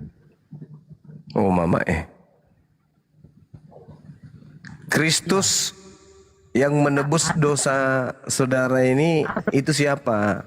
Menurut saudara, Kristus yang menebus dosa saudara di atas salib dengan jalan terkutuk itu siapa? Nah ini pertanyaan Anda ini nggak masuk di akal sama Nah, memang babak belur Kristen kalau pertanyaannya itu tidak seperti Pak Pipo langsung jujur mengakui, iya memang sembahanku memang makhluk terkutuk. Memang kenapa? Enggak. Uraianmu, kata-katamu menarik kau ke lumpur. Semakin lama semakin bicaramu mengambil saya. Ya, jadi yang mati terkutuk di atas salib siapa Pak Pipo? Gimana? Mati apa yang menurut Anda? Mati terkutuk. Apa makna kutuk? Apa makna kutuk menurut kamu? Enggak, apa kutuk itu? Celaka. Enggak, apa kutuk itu? Bocor. Apa kutuk itu? Celaka, durhaka, mampus. Jangan panas.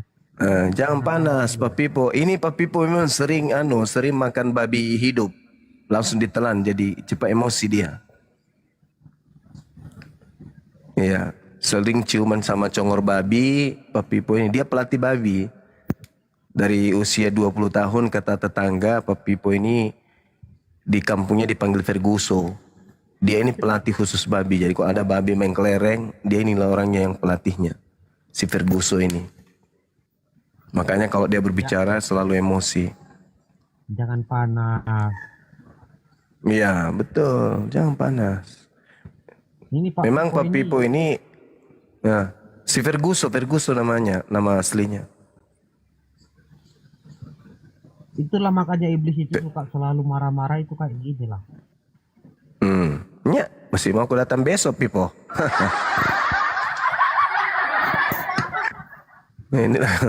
Inilah Pak Pipo kalau ini suka ngamuk dia blender, suka blender orang. Gurunda, ini yang kemarin Gurunda mau kenalin nama saya nih si Pak Pipo ini. Aduh sadis bener nih. Takut lah saya Bu, ini yang Gurunda. Tapi cakep Bun, cakep. Aduh, Dia udah tua masih cakep nggak kalau udah tua nanti? Justru karena dia tua cakep, giginya sudah nggak ada lagi, muka kotak, hidung kayak pelepah kelapa, bibir kayak pisang molen. Mak sebenarnya kamu masih TK kamu tuh TK. Nah, itu dia. TK kamu aja. Parah kau Pak. Jangan di-mute. Bagaimana Ferguson, kita lanjut tema kita tadi siang boleh? Dibuka mute-nya Pak Pipo. Ferguson. Jadi kalau orang binaragawan itu kan lengannya yang berotot. Semakin banyak kau bicara, semakin banyak kau berbohong, orang tua. Jadi Pak Pipo ini makanya kalau nggak kata-kata saya ini kau uraikan kau nggak bisa hidup kau kalau nggak uraikan. Kalau kita laki-laki yang berotot itu lengan, ya dada, Saudara dia Jen, saudara bibirnya yang Jen, berotot dia. saudara Jen, maaf ya.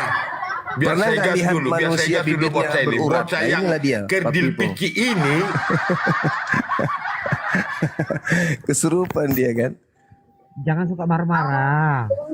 Awas kau kena panci lagi sama istrimu, Pipo. Pernah dia diskusi di Ini Pak Pipo ini suka marah-marah ini.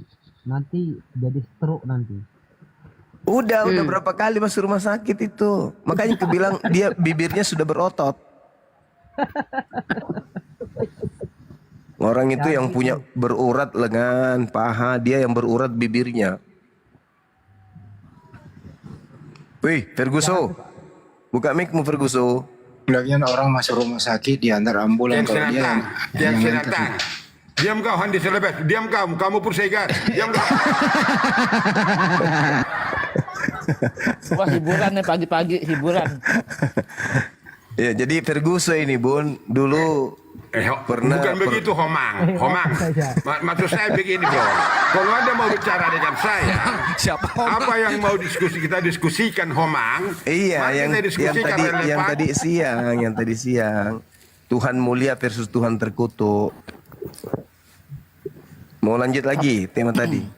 Nadanya rendahin dulu dong, baru Ya, bisa lanjut tema tadi kayaknya menarik. Kian Sinantang, Diam dulu kau orang tua, tema tadi ya. Semakin banyak kau bicara, semakin banyak kau berbohong. Bocil. Cilok kau. Jangan diikuti kan. Nanti kena rungkal lagi kak, jangan diikuti. Iya, biarkan dia. Diam kau, Handi. Mau nangis bombay lagi kau. Memang beda kita, karena yang berotot kita punya lengan, dia bibirnya yang berotot. Kenapa bibirnya berotot? Karena setiap hari dilatih di depan cermin marah-marah kayak gini. Capek kencingin. Sebenarnya saya udah capek kencingin mulut orang tua. Jangan di-mute. Saya udah berdosa kalau saya jadi ingat di dunia Gunawan. Jangan di-mute. Jangan. Berotot. Biar saya gas dulu nih si Homang ini biar saya gas. Jadi Pak Pipo tadi pagi sudah mengakui kalau dia menyembah makhluk terkutuk. Katanya itu adalah sebuah keistimewaan. Kristus rela mati terkutuk demi. Gimana pertanyaan saya tadi? Bagaimana itu? Yang dikatakan demi kemudian membebaskan bibir Ferguso dari dosa-dosa gitu. Tapi Ferguso malah lain yang dibahasnya. Ya, silakan. Coba jelaskan. Bang Juma. Siap. Bang Juma. Kalau namanya si Omang itu si monyet. Makanya dia bilang. Oh ya dialah itu. Dia karena itu panggilannya dari kecil dari orang tuanya. Dia muka Homang. Tuh. Selalu kebiasaan di rumah dia dipanggil Homang dari kecil. Kalau saudara lihat fotonya saudara Ferguso ini pasti Anda tertawa. Gini aja bro. Lucu mukanya, lucu, serius, kayak gorila. Mute yang jangan kau mute, kau pun saya karungi kau nanti. Saya kalau pasang Bang Handi yang nge-mute, Bang Handi itu. Saya sambil makan lihat fotonya Bang Pipo, langsung saya muntah. Andi diam. Biar dia ngomong.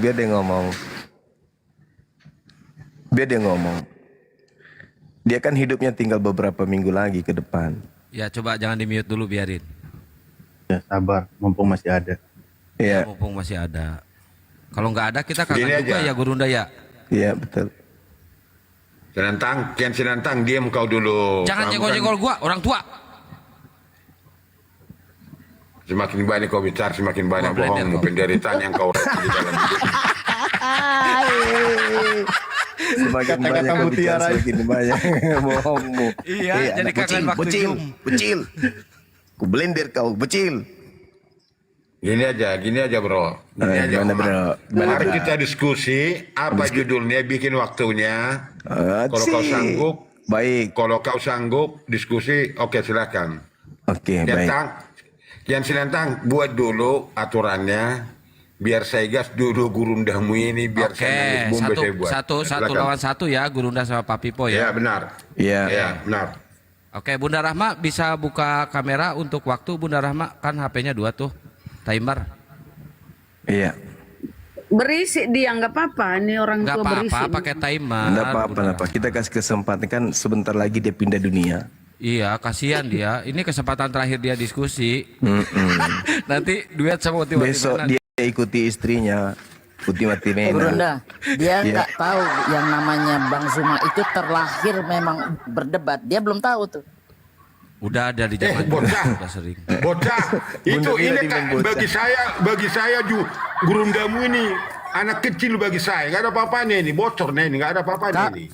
Tapi kau nggak tahu, Gurunda sama Bang Zuma itu beda. Yang namanya Bang Zuma itu memang terlahir untuk berdebat. Asal kau tahu aja itu. Mau si Juma, mau si Homang, mau siapa nggak peduli saya itu. Udah, Kalau Bunda diskusi, Rahma, diskusi, silakan Pak. Bunda Rahma, udah bisa belum? Coba buat waktunya. Pakai timer. Tapi pakai satu Maklum syarat ya, ya Pak Bun, Pipo. beliau ini Pipo ini Ferguson ini produk gagal. 3 menit aja Bunda Ibunya bilang si Pipo ini waktu dilahirkan Diam bukan kau, diam depan kamu. dia. Lihat belakang. Nah, makanya satu terlalu syarat banyak. ya Pak Pipo, Begini. Pak Pipo, dengerin Begini, dulu bentar, Pak bentar, Pipo. Dengerin dulu lanjut. pakai satu syarat. Mau nggak syaratnya?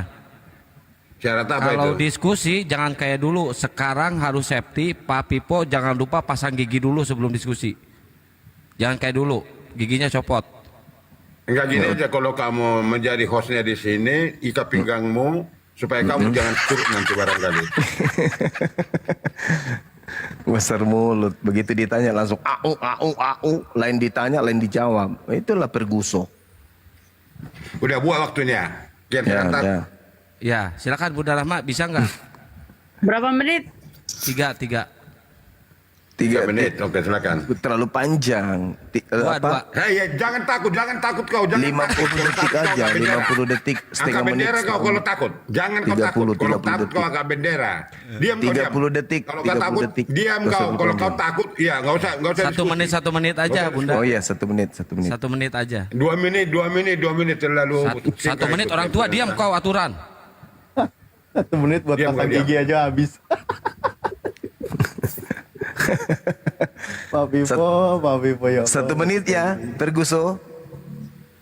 Alif, diam kau Alif. Kamu pun mau nangis Bombay. Nah, nangis Bombay. Lip.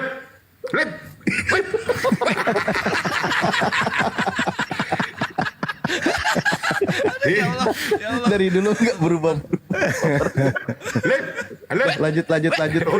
Nafsu kau bicara. Salam sama Ini Pak Lamsen dulu, ya. ini dulu. Salam sama Ini Pak dulu, Lamsen. ini dulu. Ini Ustaz, dulu si Ustaz Bombay, Alif, bos kalau ini Pak dulu, Pipo bos ada ini. gini, ada Diam kalau kau, diam Gurunda, kau, woi. Alif. Sama itu. Si Nah, silakan Ferguson. moderatorin Ustaz Alif. Ya, silakan Ferguson duluan 1 menit. Enggak, apa judulnya Homang? Tuhan mulia versus Tuhan terkutuk.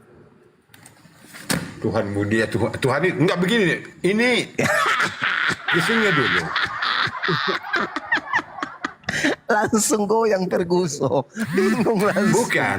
Kamu bicara nggak lebih dari manusia. Anak SD. Kamu manusia atau enggak? Enggak, kamu manusia atau enggak? Apa hubungannya tema dengan manusia dan bukan manusia?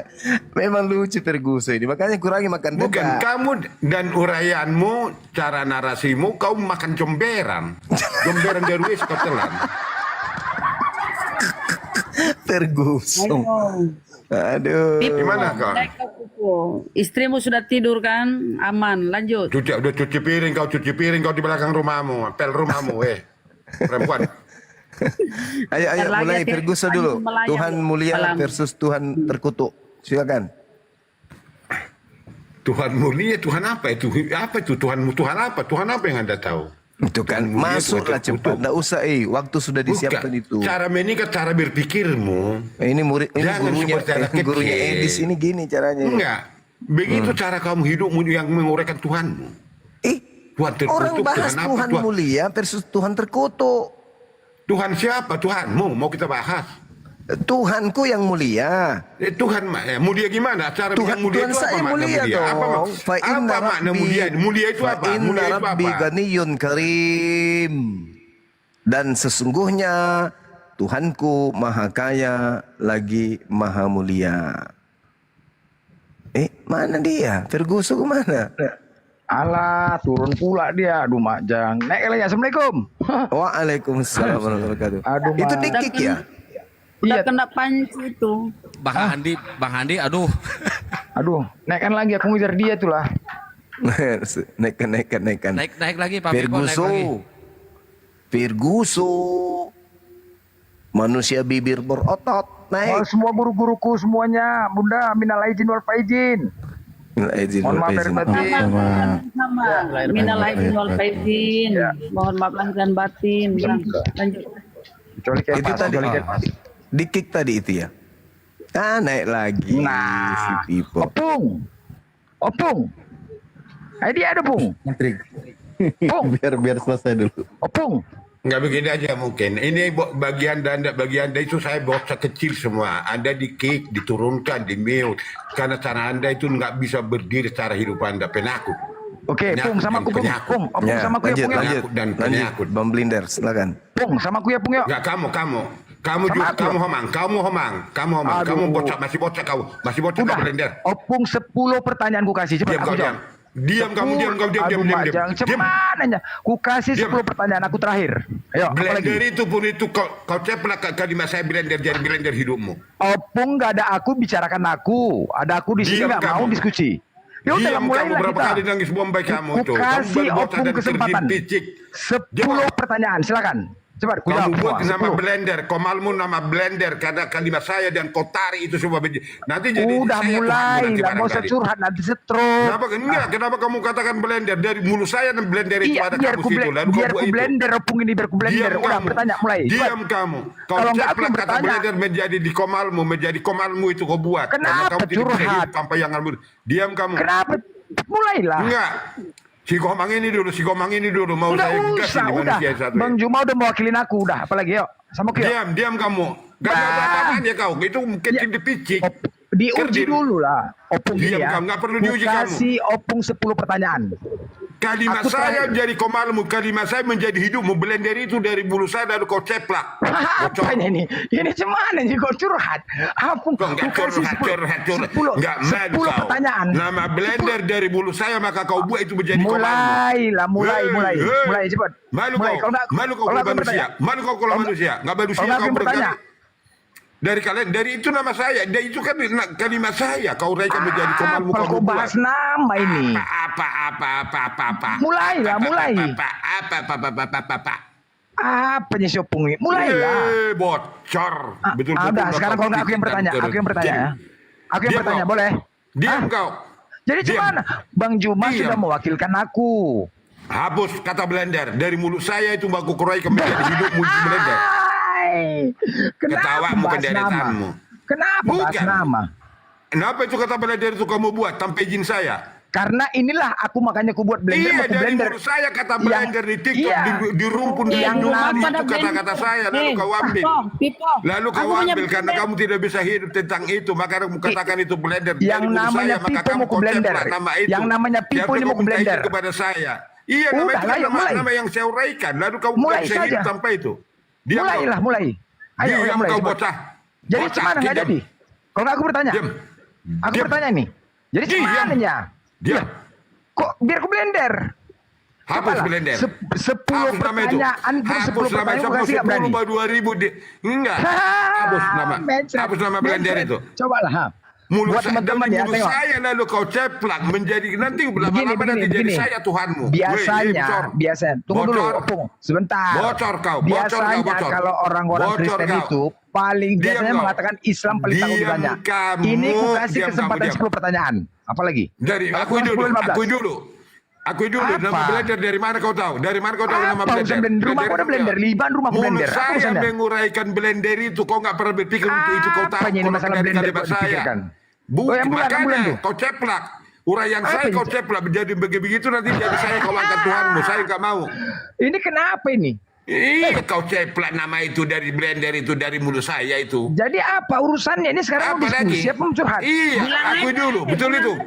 Aku dulu. Bilang aja aku takut. Aku dulu. Bilang aja aku takut. Takut bilang. Aku dulu. Akui dulu. Takut bilang. Itu nama blender dari mana kau tahu? Dari mana kau tahu nama bukan blender? bertanya. Udah mau sampai curhat. Kerdil, Rumah kau udah blender. Takut. Kerdil. Takut. Pici kerdil. Dari nama blender itu dari mana kau tahu? Ya, takut. Takut. Dari mana kau tahu nama blender? Mulai lah, yuk mulai. Dari mana kau tahu nama blender? Hapus. Kenapa dibahas nama ini?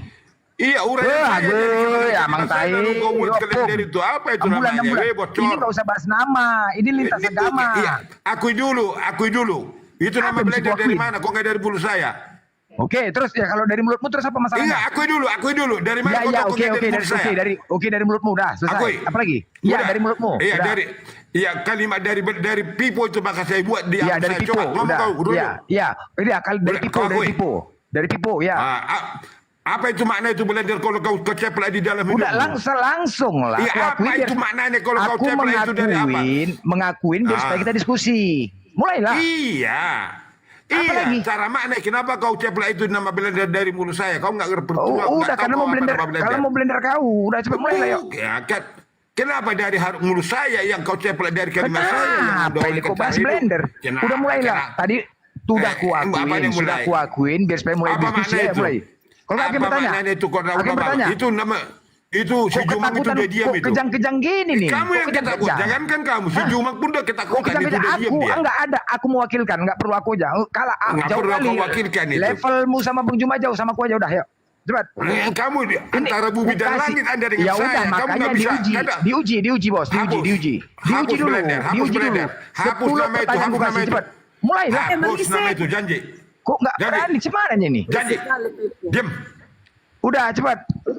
Iya, itu namanya itu blender kan dari mulut saya lalu kau cepat menjadi di kau malu kan nggak bisa hidup kamu dalam hidupmu. Masalah blender ini kenapa ribut masalah blender? Kalian mau buat bumbu dapur. Apanya Pipo nih? Masalah blender kok ribut? Bukan. Mau buat bumbu dapur. Aku dulu itu kan dari kalimat saya nggak pernah kamu dengar, nggak pernah kau tahu kata-kata blender dari saya menciptakan dia lalu kau ambil menjadi nama blender.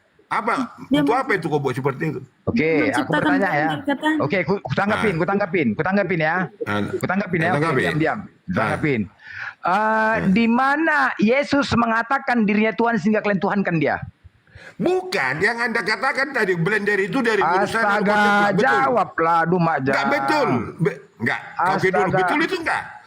Enggak pernah kau dengar, enggak pernah kau tahu nama blender, lalu kau ceplak menjadi komando. Di mana ada Yesus mengatakan Tuhan sehingga dituhankan dia? Pipo nama blender lalu kau warahkan di dalam hidupmu. Ya, tengok teman-teman di bawah ya. Tidak bisa berdiri. Ya. Udah yang di bawah udah tahu ya, tengok dia kan. Dari tadi enggak berani diskusi. Sebelum di TikTok, waktu di Zoom kamu itu udah nangis bom beberapa kali. Curhat pula lagi ya Allah Rabbi. Udah mulailah diskusi. Hapus nama blender. Terus? Hapus. Ya nanti ku hapus, tapi kita diskusi dulu yuk. Kalahkan aku diskusi dulu. Kau kalahkan dulu aku diskusi baru ku hapus. Cepat. Udah, itu hapus nanti ya. Kamu janji kalau nggak hapus nanti menjadi ya oke. Jadi akui dulu nama blender dari mulut saya nggak pernah kamu dengar, nggak pernah kamu tahu. Lalu kamu rekam baik. Ferguson. Oke, baik. Diam kamu Homang. Kau udah. Bertanya. Lanjut. Bertanya lah. Apa? Aku yang bertanya. Baik. Saya tanya anda dulu. Oke, baik. Kita kalau diskusi relevan ilegal, elegan dan bagus dan uraian itu biarkan itu mengalir. Jangan pernah keluar dari mulut saya kata binatang dari kebun binatang jangan anda uraikan dan apapun itu. Oke, ada setuju dengan itu? Udah lanjut lah, macam ada setuju dengan itu. Udah lanjut lah. Iya, Homang. Janji dulu. Ada setuju tidak? Jangan pernah keluar kata-kata kebun binatang. Oke, baik. Oke, baik. Saya bertanya atau ada yang bertanya? Aku yang bertanya duluan. Boleh, silakan. Oke, baik. Pertanyaannya, oke. Yohanes 1 ayat 1. Pada mulanya firman bersama-sama dengan Allah, firman itulah adalah Allah. Benar? Bukan benar. Oke, dikomparasi bukan benar. Enggak, jangan kau kemana-mana dulu. Yang mana anda bahas, mari kita gali. Iya, tunggu. Yang kukatakan ayat ini kan benar kan? Gak ada kurangi, gak ada tambahi kan? Enggak, benar mau gak? Benar mau apa enggak urusanmu. Oke, kulanjut. Bertanya, kamu bertanya.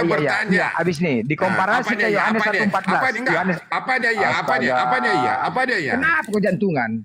Yohanes 1:14. Bukan apa ada ya? Iya apa ya? Firman telah menjadi manusia. Benar ya? Terus. Bukan Oke, benar, jangan kau rekan benar. Bocor. Oke, baik. Jangan kau rekan Baik. benar, dia bilang. Pertanyaannya, Apa dia oke, Apa dia baik? Apa dia baik? Firman telah menjadi dia baik? manusia.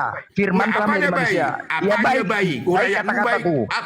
Baik uraianmu kan? Oke?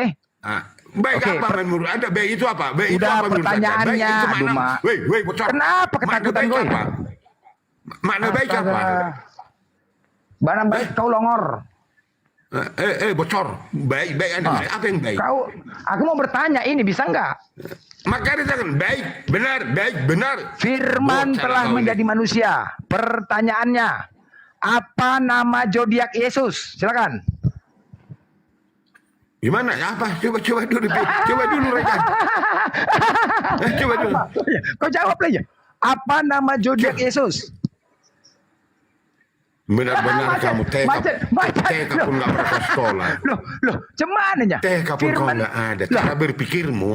Sekarang begini, dasarnya ada. Hidupmu Firman adalah telah berantakan. Panas. Firman telah hidupmu. Aku bertanya tentang kemanusiaan. Cara penyampaiannya. Memang hidupmu TK pun nggak pernah tamat kau. TK pun nggak pernah kau tamat. Loh, aku dasarnya ada firman telah menjadi manusia. Pertanyaanku tentang kemanusiaannya, salahkah? Anda kau tanya, zodiak tanya. Ya iya, kau Mana tahu cara apa zodiaknya? berpikirmu? Dia lahir bulan berapa? Ya, cara berpikirmu gimana? TK pun pernah TK enggak? Sekolah Inilah resiko menuhankan manusia, bos. Resiko apa? Hidupmu yang beresiko, cara pemikiranmu yang enggak mengerti, enggak tahu lalu kamu Makanya aku raikan. bertanya tentang kemanusiaannya, salah. Hampa kemanusiaan. Jawablah, jawab. Apa nama zodiaknya? Hampa kemanusiaanmu. Jawablah. Benar-benar kamu tidak pernah sekolah. Loh, aku kan punya dasar bertanya. Firman telah menjadi manusia. Manusia, pertanyaan tentang kemanusiaannya. Anda tanya zodiak. Ya iya. Dia lahir bulan berapa? Makanya jangan terlalu banyak kau minum dari WC itu. Dari WC kau telan semua. Dia jawab saja lah. Dia siap tanggal 25 itu merayakan apa? Kalian merayakan apa tanggal 25? Anda katakan zodiak. Jadi, aku bertanya, tahu nggak? Tapi kau kenal dengan Tuhanmu, jawab aja lah. Apa zodiaknya? Bagaimana uraianmu, cara berpikirmu mengenal Tuhan yang Anda hidupkan? Pertanyaanmu itu. Mana ngomongnya? Itu adalah membuktikan cara berpikirmu mengenal Tuhan pun tidak akan pernah kamu tahu siapa Tuhan.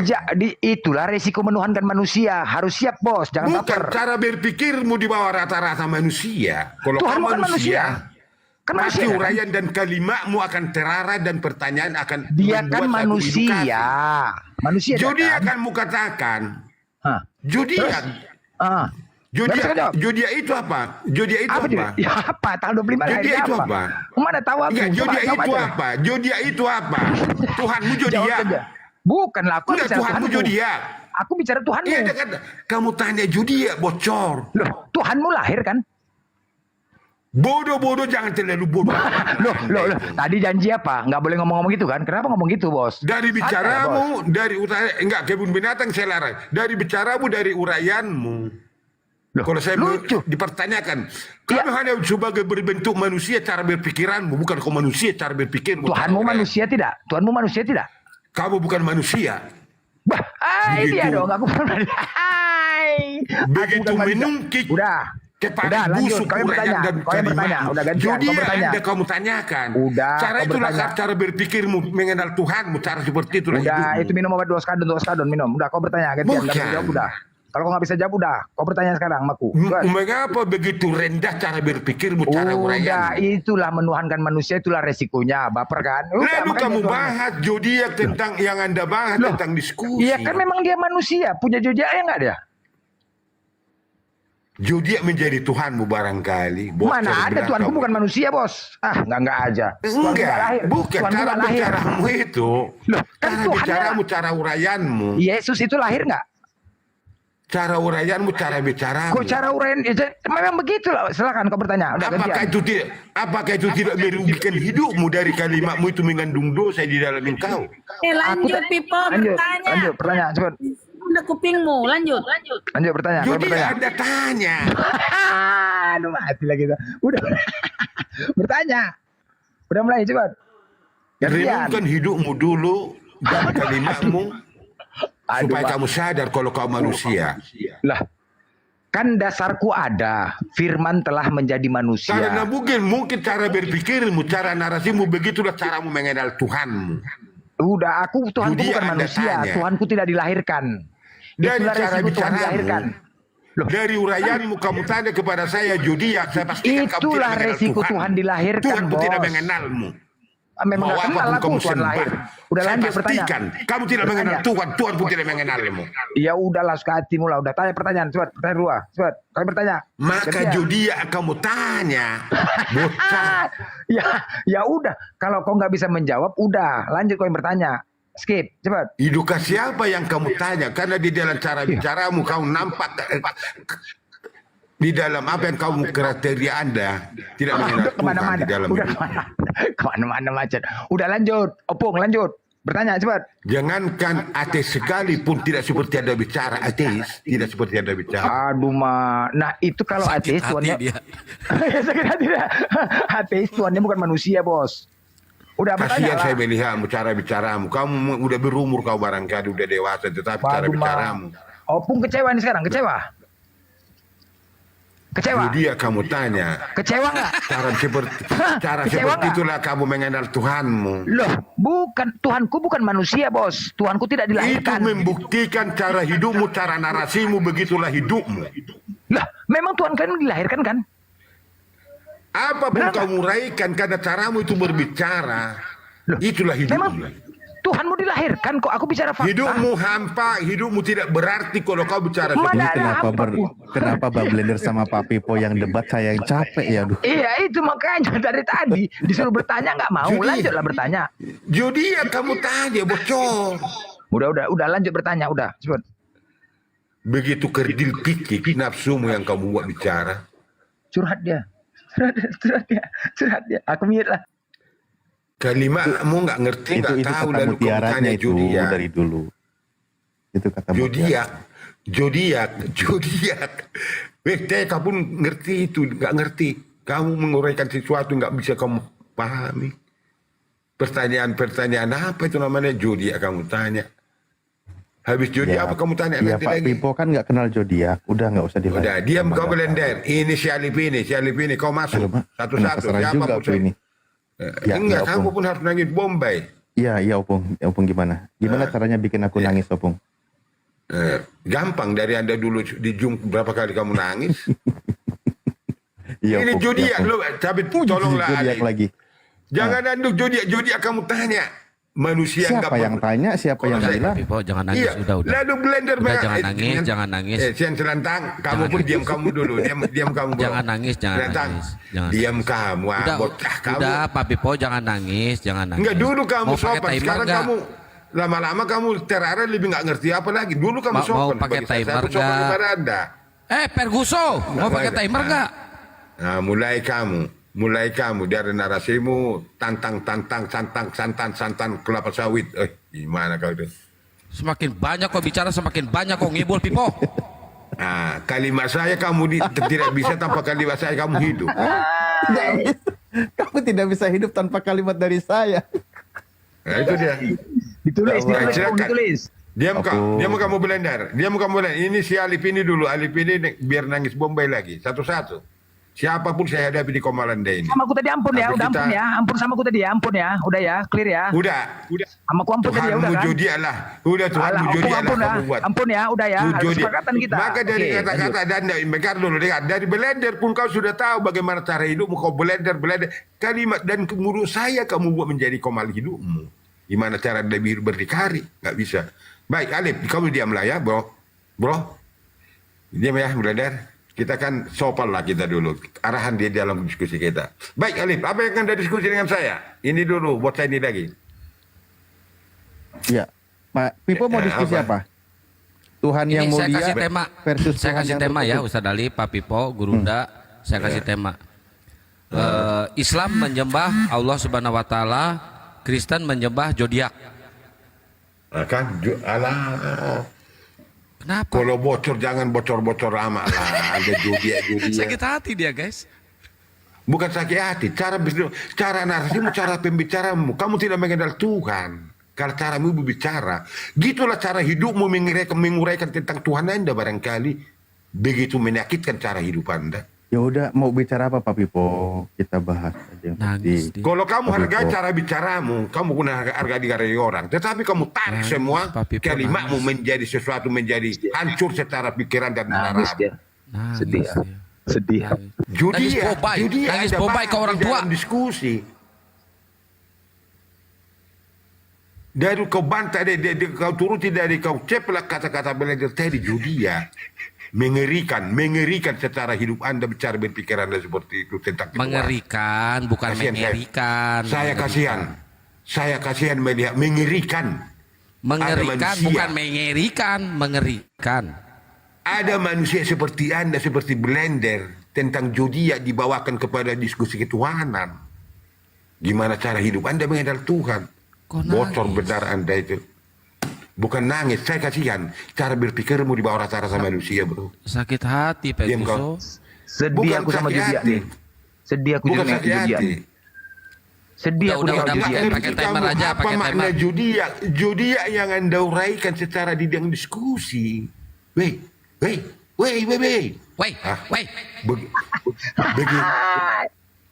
Begitu rendah cara berpikirmu. Ini Syalib dulu. Baik, Alif. Apa yang Anda sebut? Ini Syalib dulu. Diam kamu dulu. Kalau si Jumang udah diam itu, nggak boleh narasi lagi dia. Nanti baru Andi celebes ya, Andi. Tenang Anda, Andi. Pikirkan rata-rata di dalam. Pak Pipo mau ngantri ini. Pak Pipo mau ngantri. Satu-satu. Aduh, ya Allah. Bukan bintang. Saya tidak pernah saya katakan saya bintang, Alif. Ada menguraikan judi lagi bagi saya. Ya udah, cepat mau bilang apa Pak Pipo? Pak Pipo mau bilang apa? Bukan. Anda udah diarahkan lagi judi ya, udah begini Tapi aja. kalau saya dengar dari suaranya, Ustaz Alif, Diam. saya dengar dari suaranya Diam, kayaknya Pak Pipo ini lupa pasang gigi kayaknya. Diam kau dulu. Dulu nggak kayak gini kau Siantang. Siantang nggak kayak gini kau Mama. Rantang. Pak Pipo cepatan mau diskusi apa Pak Pipo? Tadi itu tema itu udah bagus dibangun Bang Zuma itu. Bukan. Enggak, saya ada bertanya kepada Anda. Tolong dulu jawab supaya saya dapat hidayah. Hidayah itu nanti mana tahu saya menjadi satu berubah nanti menjadi sesuatu di dalam kebenaran. Berat dapat hidayah, berat. Diam kamu Blender. Kamu dari Blender dari kalimat saya maka hidup kamu itu kau ceplak menjadi hidupmu. Udah nggak usah banyak curhat orang tua. Kalau mau diskusi. Santai, Kian Sinanta, Anda itu sopan dari dulu. Sekarang kamu itu menjadi jin korin jadi muncul. Gimana cara Anda? Kita kan saudara dari dulu di Zoom. Kamu sekarang jadi begini. Baik. Begini, Alif. Kita saudara, walaupun berbeda iman, tetapi kita tetap bersatu. Kalau komunikasi, kalau ada dengan saya jumpa nanti tatap muka, kita akan pelukan. Seperti nggak mau saya. Begini, ya. Emang gua cowok apaan harus pelukan? Wah, sama si Blender lu kalau mau pelukan. Sama gua lu. Bau. Kian Sinanta. Nah, baik, Syalib dulu. Ini nangis Bombay berapa kali nangis Bombay dan saya tidak akan nangis Bombay, saya buat Anda. Ini cara narasi Anda, duduk agak sopan Anda walaupun nggak sopan-sopan amat. Baik, kalau Anda saya bertanya kepada Anda. Dengar dulu. Cepetan kau ngaji dulu kau biar saya dengar ngaji kalau enggak. A'udzubillahi minasyaitonirrajim. Aku berlindung kepada Allah dari godaan setan yang terkutuk. Cepetan. Bilang setan ke Pak Pipo, setan yang terkutuk. Nampak agak dipertegas. Blender, diam kamu. Hargai bicara. Kau baik diam kau. Tadi sok-soknya kau. Kayak bot Ya udah, sebelum dimulai diskusinya, izinkan saya baca doa ya. Ya Allah ya Tuhanku, izinkan saya dijauhkan dari setan yang mati terkutuk ya Allah. Ya, silakan lanjut. Semoga setan-setan itu tidak mengganggu kita di sini. Ya. Setan. Anda begini, Sinantang, Blender, Alif ketakutan kayaknya ini Mbak dia. Ketakutan ada semua. Baik. Pakai komen klereng aja yuk. Pusing aku. Kan udah mulai arahmu kemana? Takut Anda. Udah cepetan lah ditungguin Pak Pipo. Kalau saya tanya Anda takut. Nah, baik, dengarkan baik-baik bro. Satu-satu ya, kita elegan dan bagus kita cara diskusi kita. Dengarkan dari dulu dan sebelum Elegan bukan ilegal Waktu orang dijawab, tua. Kapan saya katakan ilegal? Bocor kamu Barusan yang dengan ilegal kupingmu. katanya Bukan, elegan. makanya kupingmu kau korek pakai linggis, biar kau dengar, bukan congormu. parah nih. Bukan kau yang parah, baik. Dengar dulu, saya bicara dengan Ya bukan Syarif gua ini. emang yang parah tapi kau. Kan kamu yang parah dari udah nanti zodiak udah zodiak lah hidupmu nanti lah itu. Baik, begini Alif, saya uraikan dan kepada Anda dan pertanyaan. Saya tidak pernah menimpulkan apapun jawaban Anda itulah dia. Karena saya ingin dapat hidayah dari uraian Anda, dari penjelasan Anda yang mana yang di dalam hidup Anda dipatri. Cara berpikir secara memorimu itu maka saya tenaga. Orang kayak gini kenapa dibiarkan hidup ya? Karena Allah sedang menguji kesabaran orang-orang yang beriman. Ini ujian bang, ujian cobaan kita bang, ujian. Tahu dia di mute tuh, nggak tahu di mute dia tuh. Biasanya kan tempatnya di hutan, kenapa masuk kota? Nggak tahu di mute dia. Ini pasti abang ditantang terus, ditantangin terus abang nih, nggak jadi sama Ustaz Alit ya lah.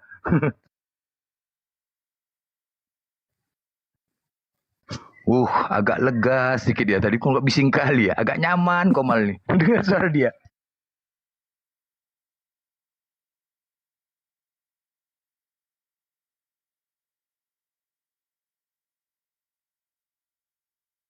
Nggak ada yang kick dia ya, pergi sendiri loh. Alhamdulillahirobbilalamin. Aduh. Alhamdulillah. Karena doa kita tadi tuh ya, setan-setan dia, makanya lari dia. Pak Pipo itu orang bayi. Maksudnya baiknya dia itu tidak ada di sini gitu loh. Aduh ya Allah. Dari dulu kayak gitu terus Pak Pipo. Kau tidak bisa hidup dari kata-kataku. Curhat.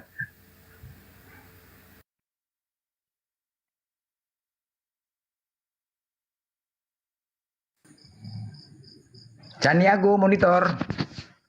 Mr. Ten Caniago. Mr. Ten Caniago. Mr. Ten. Monitor. Hello. Hello. Ya silakan. Yang Kristen, saudara-saudara Kristen. Nggak bosan-bosannya. Kita bahas kitab kalian. Mudah-mudahan mendapatkan pencerahan. Kang Blender Trot. Apa ini namanya nih? Hei. Kang. Kok namanya? Kang. Monitor. Kang. Ada aja namanya. Ya, yang Kristen ditunggu. Silakan tetap kita bahas mencari kebenaran tentang satu Tuhan. Tokwan ikan monitor. Tokwan. Tokwan. Tokwan. Tokwan. Tokwan. Hello. Hello. Yang Kristen, yang teman-teman Kristen. Artinya begini ya buat teman-teman Kristen. Naiklah, kan banyak yang mendengar, banyak yang melihat, bisa jadi anak-anak kalian, kami bernarasi, membahas tentang agama kalian, paling tidak ada kalian bantah, tanggapin, jangan nanti mualaf anak kalian, keluarga kalian marahi kami, kalian salahkan kami, bela iman kalian dong. Gulo, apa namanya ini, Gulo, siapa nih namamu, Gulo,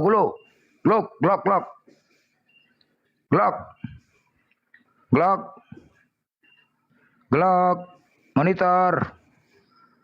Hei, Glock. Oten sudah mulai punah, saudara-saudaraku. Yang Islam tahan dulu permintaannya. Ini tukang tombak nih Selongor nih. Hei, kau ya, woi. Tengok fitinya.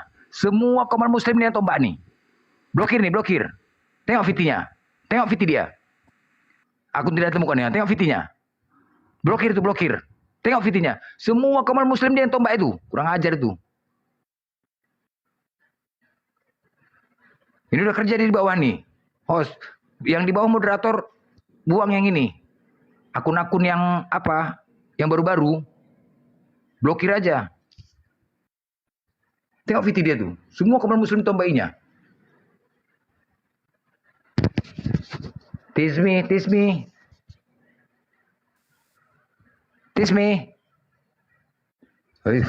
Berlarian semua, jantungan semua.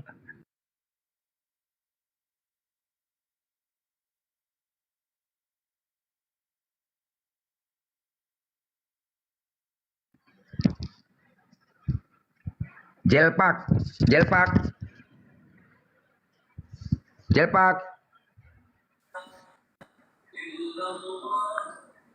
Pajel.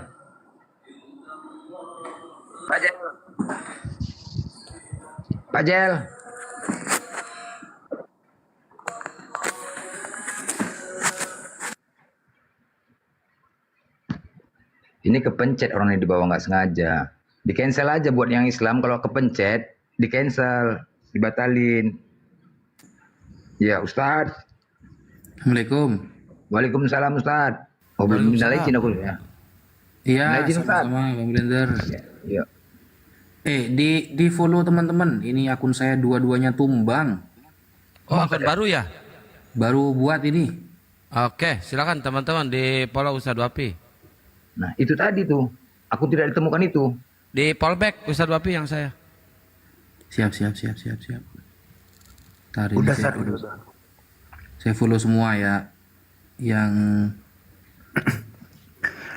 Yuk teman-teman, di follow Ustadz Wafi ya teman-teman. yuk. Tumbang weh. Tumbang iya Pusing Ustadz. sampai 2K tuh. Padahal Main tumbang. Padahal saya Tombak-tombak. udah ngomong apa-apa lo. Iya. Ujaran kebencian lo.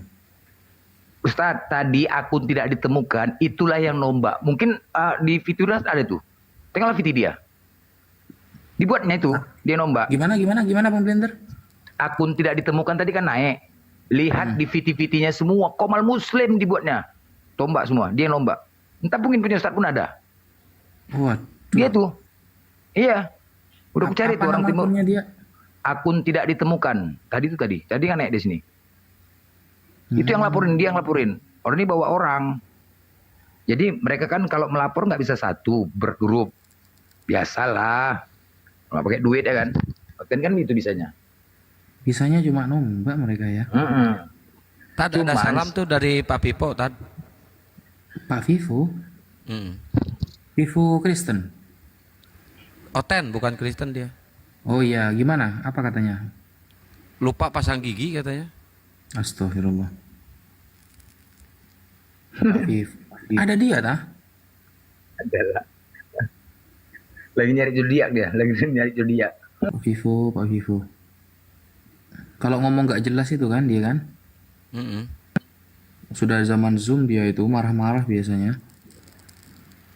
Ini musuh bebuyutan Ustadz Alif. Iya. Aduh, gimana Ustadz Alif? Sehat Ustadz? Alhamdulillah sehat. Sehat juga Gus semuanya. Alhamdulillah. 2 akun saya tumbang. Baru 2, satu lagi Gus. Gak ngomong Ini apa-apa. baru 700 teman-teman. Silakan tembusin sampai 1,5 aja. Ini yang nonton 2,1 kan. Silakan di follow Ustadz Wapi nih. Gak ngomong apa-apa loh padahal. Ngobrol biasa sama Bunda Mila. Iya. Gitu. Langsung kena tombak. Memang gitulah. Jadi saya juga sering juga gaungkan sama teman-teman Muslim juga dari pihak kita. Mereka menombak-nombak Komal orang itu. Jadi udah aku bilang, Oten-Oten ini nggak mau kalah. Ketika kita tombak mereka, mereka balas. Itulah Oten. Jadi udah sekarang perang akun, udah perang akun. 1 jam tombak, tumbang. Sampai 1 jam tumbang. Saya hari ini 2 akun, Tad. Iya. Tuh. Udah perang akun jadinya. Jadi tampilan VT, wah tombak ini. Udah nggak enak lah. Iya. Ini saya kalau live berarti gak bisa naikin orang ya kan harus ada anunya itu. Iya. ada apa namanya itu? Ada aturannya ya. Pelaturannya harus 30 menit 3 hari berturut-turut. Misi 3 hari, Ustaz. 30 menit per harinya. Iya. Enggak. Di hari kedua kalau nggak salah 2 jam itu. Enggak ada. Sekarang hari kedua bisa 5 menit. Nah, nanti hari ketiga 5 menit lagi. Hari keempat, hari ketiga itu bisa naikin. Oh, nah. Saya ada akun 2 baru sama.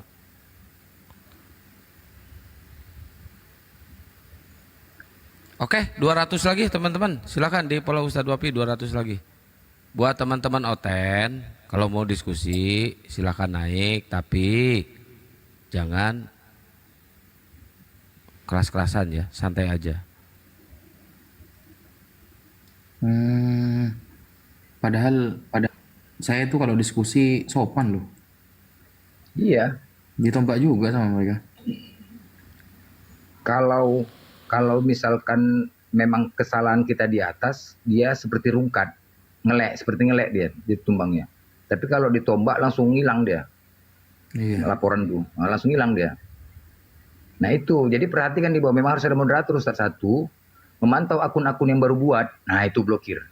Kalau sama-sama sopan aja kena tombak. Oh, kita main keras aja berarti. Kita main keras aja selanjutnya ini ya. Tunggu ya. Jangan main keras tada. Enggak, dikira saya nggak bisa gitu keras gitu mungkin. Oke, tunggu ya. Tapi memang semua udah perang akun. Orang Mikana pun juga kena tombak, ngeluh juga dia. Ngeluh juga Mikana. Yang lain. Ngeluh juga. Makanya gue bilang udah main perang akun. Oke, enggak apa-apa. Kita bisa Berarti 1000 akun enggak apa-apa. Berarti Elvi harus kumpulin netizen yang di bawah nih biar digerakkan semua.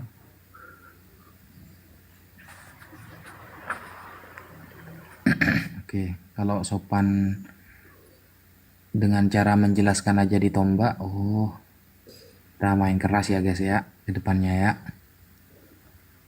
Awas kalian. Api izin bentar ya Pi ya, naikin Oten bentar ya Pi. Boleh Elvi di bawah aja. Pamit semua, assalamualaikum. Salam. Jangan kemana-mana tapi. Sama Oten ini pas serba salah Ustaz, keras salah, lembek juga kita salah ya kan? Oh enggak wes, kalau saya santun aja kena tombak sama mereka berarti mainnya keras aja sudah. Ini lagi kepas nih. Aduh.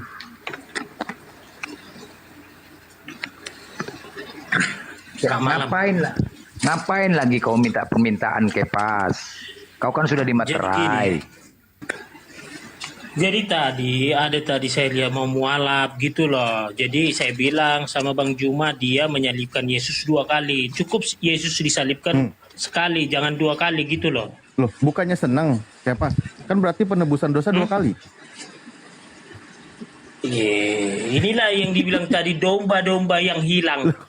Yesus disalibkan untuk penebusan dosa. Orang 2 kali ya? 2 kali lah ditebus dosanya. Sekali lah.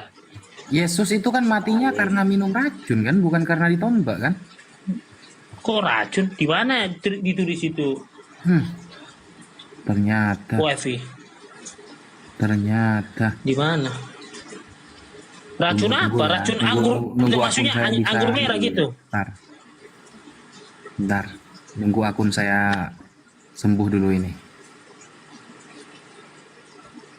Ku bantai kalian nanti ya, beneran. Assalamualaikum Ustaz. Salam Bunda. Akun baru ya? Akun baru Bun, Ya, baru aja Bun. Diajari temen. Ya perbanyak aja buat akun Ustaz. Ya di follow ya teman-teman ya. Perbanyak aja buat akun. Kita coba pakai gigi 4 dan 5 sekarang ya. 5 terus Ustaz, 5 gas terus. Gak lagi mundur. Saya pakai gigi 1 2 ditombak juga sama mereka. Ya udahlah. Oke lah. Aku izin dulu di bawah aja ya. Host ya, izin host ya, Ustaz. Nah, termasuk Oten nggak mau naik di bawah, nggak mau naik Oten nanti nih payah. Kayak pas pula tengok lah, nggak ada jatnya. Oke, Ustaz ya. Assalamualaikum. Waalaikumsalam. Waalaikumsalam warahmatullah. Kepas. Bang Kepas. Fotonya Kepas ini kan senyum itu. Senyum aja dosa dia itu sebenarnya. Aku pikir Ustadz foto Jarwo Ali, kuat loh. ya. Aduh, alhamdulillah. Bang Kepas. Ya siap, Ustadz Ali. Bang Kepas ini seneng nggak sih sebenarnya Yesus itu mati di kayu salib? Ini yang pertanyaan dilema aslinya kok dijawab. Asli. Oh ya dilema ya. Dibilang senang, kita tidak mau kematiannya, dibilang menangis. Gak jadi ditebus. Ternyata iya. Jadi gini ya, pertanyaan itu memang sulit untuk dijawab. Itu loh. Oh jadi jawabannya sulit. Itulah yang disebut dengan domba tersesat kayak gitu. Nah, inilah karena kenapa pertanyaan itu muncul, karena ketika Yesus sudah mati, itu loh, di kayu tiang salib. Kalau Yesus tadi tidak mati di kayu tiang salib, pertanyaan itu tidak akan muncul. Ya, pertanyaanku yang dijawab bukan menanggapi statement yang di luar pertanyaan. Iya. Jadi makanya saya bilang, Ustaz Talib, senang kan? Jadi dengan darah Yesus mati di kayu tiang salib, saya diselamatkan dari api neraka yang kekal. Oh, berarti senang kalau gitu. Ya gini ya, pasti senang lah ada penebusan. Iya, berarti dong. senang. Berarti Anda senang Yesus mati di kayu salib dengan cara terkutuk. Tapi kalau mengingat hari kematiannya, kita berkabung sedih loh. Atau gini Loh, aja, gimana Pas, andaikan pakai pas hidup di zaman Yesus, Anda ingin menyelamatkan Yesus atau membiarkan dia terbunuh? Ya secara manusia kita tidak akan membiarkan Yesus dibunuh tentara Romawi. Secara manusiawi ya. Terus? Iyalah. Yesus kan gak ada dosanya. Kenapa dia disalib kan gitu. Ya andaikan nih pakai pas ini hidup di zaman Yesus, Anda ingin orang membantu menggagalkan penyaliban atau dibiarkanlah terjadi atau rela. Secara logika saya berusaha menggagalkan penyaliban itu. Secara logika saya akan berusaha menggagalkan penyaliban itu. Ternyata murid-muridnya Yesus pun kabur. Lebih pintar mana? Kabur. Murid Yesus. Takut. Mereka takut, apalagi si Petrus menyangkal 3 kali. Pertanyaannya, lebih pintar mana? Kepas atau murid Yesus? Jadi gini Mas Wifi, artinya di sini bukan lebih pintar mana. Di sini beda waktu, beda zaman posisi kita Mas Wifi. Bukan apa. Di sini kalau saya bilang nanti saya lebih pintar dari murid Yesus, salah lagi kan? Sudah salah lagi. Jadi di sini bukan masalah pintar, tapi di sini cara kita menyikapi penyaliban Tuhan Yesus gitu loh. Lebih benar mana cara menyikapi dengan menyelamatkan Yesus atau membiarkan dia tersalib? Makanya ketika sudah kehendak Bapa, ya kita membiarkanlah, apalagi. Berarti yang benar seharusnya dia memang terhina di depan Romawi. Ya kan, itu kan sudah kehendak Bapa. Makanya ketika Yesus berdoa di Gunung Getsemani, biarlah kehendakmu bukan kehendakku. Artinya Yesus juga tidak mau disalib, tapi karena sudah kehendak Bapa. Makanya ketika Yesus ditangkap tentara Romawi, murid-muridnya kan melawan, menghalangi. Yesus ketika tahu nggak Yesus mau kalau dia dibawa. tersalib itu akan menebus dosa orang? Oh tahulah. Kenapa kok dia teriak, kenapa Tuhan meninggalkanku? Nah tadi itu dari awalnya ada kan dibilang sudah selesai semua. Kan gitu. Artinya di waktu dia berdoa di Gunung Getsemani, dia sudah menyerahkan dirinya di dalam dia 2 kali ke Gunung Getsemani berdoa, dia sudah menyerahkan dirinya. Makanya dia berdoa sampai mencurahkan air mata. Kira-kira orang Romawi ini masuk surga nggak ya? Kan dia penyebab dari penebusan dosa ini terjadi. Oh, kalau itu Mas YP memang masuk api neraka kan gitu. Nah, yang terlibat pembunuhan Yesus masuk api neraka. Nah, tapi kan kalau gak ada mereka nggak terjadi itu penebusan dosa. Nah, ini kan tadi kan hasutan iblis ya. Sebenarnya tentara Romawi ini kan diperalat iblis ini sama siapa? Yudas Iskariot. Nah, seharusnya kan Anda terima kasih sama iblis. Kalau nggak gitu kan nggak terjadi. Jadi gininya, Mas Waipi, gini, samanya itu ibarat ketika pengadilan memvonis seorang pengedar dia hukuman mati yang mengeksekusi dari kejaksaan, tapi bukan terlibat itu dari kejaksaan ini, dia kan diperintah sama seperti tentara Romawi. Mereka dihasut iblis sama pertama Yudas Iskariot menjual Yesus dengan sekeping perak. Yesus tahu nggak bahwa nanti dia akan tersalib, yang menyalib adalah orang Romawi sebelum itu terjadi? Tahu nggak Yesus? Ya tahu lah. Nah, tapi dia mau melawan Bapa bagaimana? Tak bisa. Udah kendak Bapa. Oh, berarti Bapak zolim dong. Kan orang Romawi nggak tahu kalau mereka itu ternyata akan ada di pihak yang salah. Ya memang ya pada waktu itu tentara Romawi mereka makanya dibilang Bapak ampuni mereka karena mereka tidak tahu apa yang mereka perbuat. Itu kan kata Yesus ketika di kayu tiang salib. Dikabulkan nggak doa itu? Dikabulkan. Oh, berarti ya masuk surga dong orang Romawi. Kan dimaafkan berarti. Karena kan Yesus ini kan meminta ampunilah mereka karena mereka. Artinya Yesus itu sudah disalib aja masih mampu mengampuni. Udah disalib aja masih mampu dia mengampuni orang yang menyalib dia. Dosa gitu orang Romawi diampuni nggak? Dikabulkan nggak? Yang mana? Itu kan gini, ketika Yesus itu berdoa pada waktu itu apa yang disampaikan dia itu kemanusiaannya, keilahiannya kan di sorga, gitu loh. Supaya apa? Ketika Yesus mengatakan begitu supaya manusia itu ada rasa pengampunan kepada orang yang melukainya. Pertanyaannya saya, ketika Yesus mendoakan agar orang Romawi dimaafkan, itu dikabulkan enggak doa? Kalau dikabulkan, berarti dosa orang Romawi menyalib Yesus sudah diampuni berarti. Ya kan Yesus kan bermohon ampunilah. Mereka tidak tahu apa yang mereka perbuat. Masa belum ada jawabannya, pengkabulannya, gitu loh. Oh, masih loading berarti sampai sekarang. Oh, nanti hari penghakiman ketika Tuhan Yesus datang kedua kali. Oh, doanya masih macet gitu ya? Bukan doanya macet, itu istilahnya kalau di dalam pembukuan jurnal dia masih gantung. Gitu loh. Masih gantung. Misalnya yang berdoa misalnya Yesus loh, masa gak dikabulkan? Bukan. Jadi gini, biaya entertain ini digantung dulu, jangan dikeluarin dulu, jangan dikabulkan dulu gitu loh. Misalnya kita kan dalam proyek biaya entertain sekian, oh nanti dulu kalau biaya entertain ini dulu yang misalnya diampuni dosanya ini kan kembali kepada gini ini loh, mau ikut kepada tender apa mau ngampuni dosa kayak ikut tender supaya cepat nalar Kang Santang gitu loh. Nanti kadang ada Kang Santang istilahnya nggak langsung connect, kadang kalau harus kita, makanya Yesus itu memberikan perumpamaan. Makanya Yesus itu ketika datang memberikan perumpamaan, nggak semua orang connect apa yang disampaikan Yesus itu tentang perumpamaan gitu loh. Berarti orang di dalam Bible ditulis orang soleh kalau berdoa pasti doanya akan dikabulkan. Nah, Yesus orang soleh bukan? Belum soleh ya.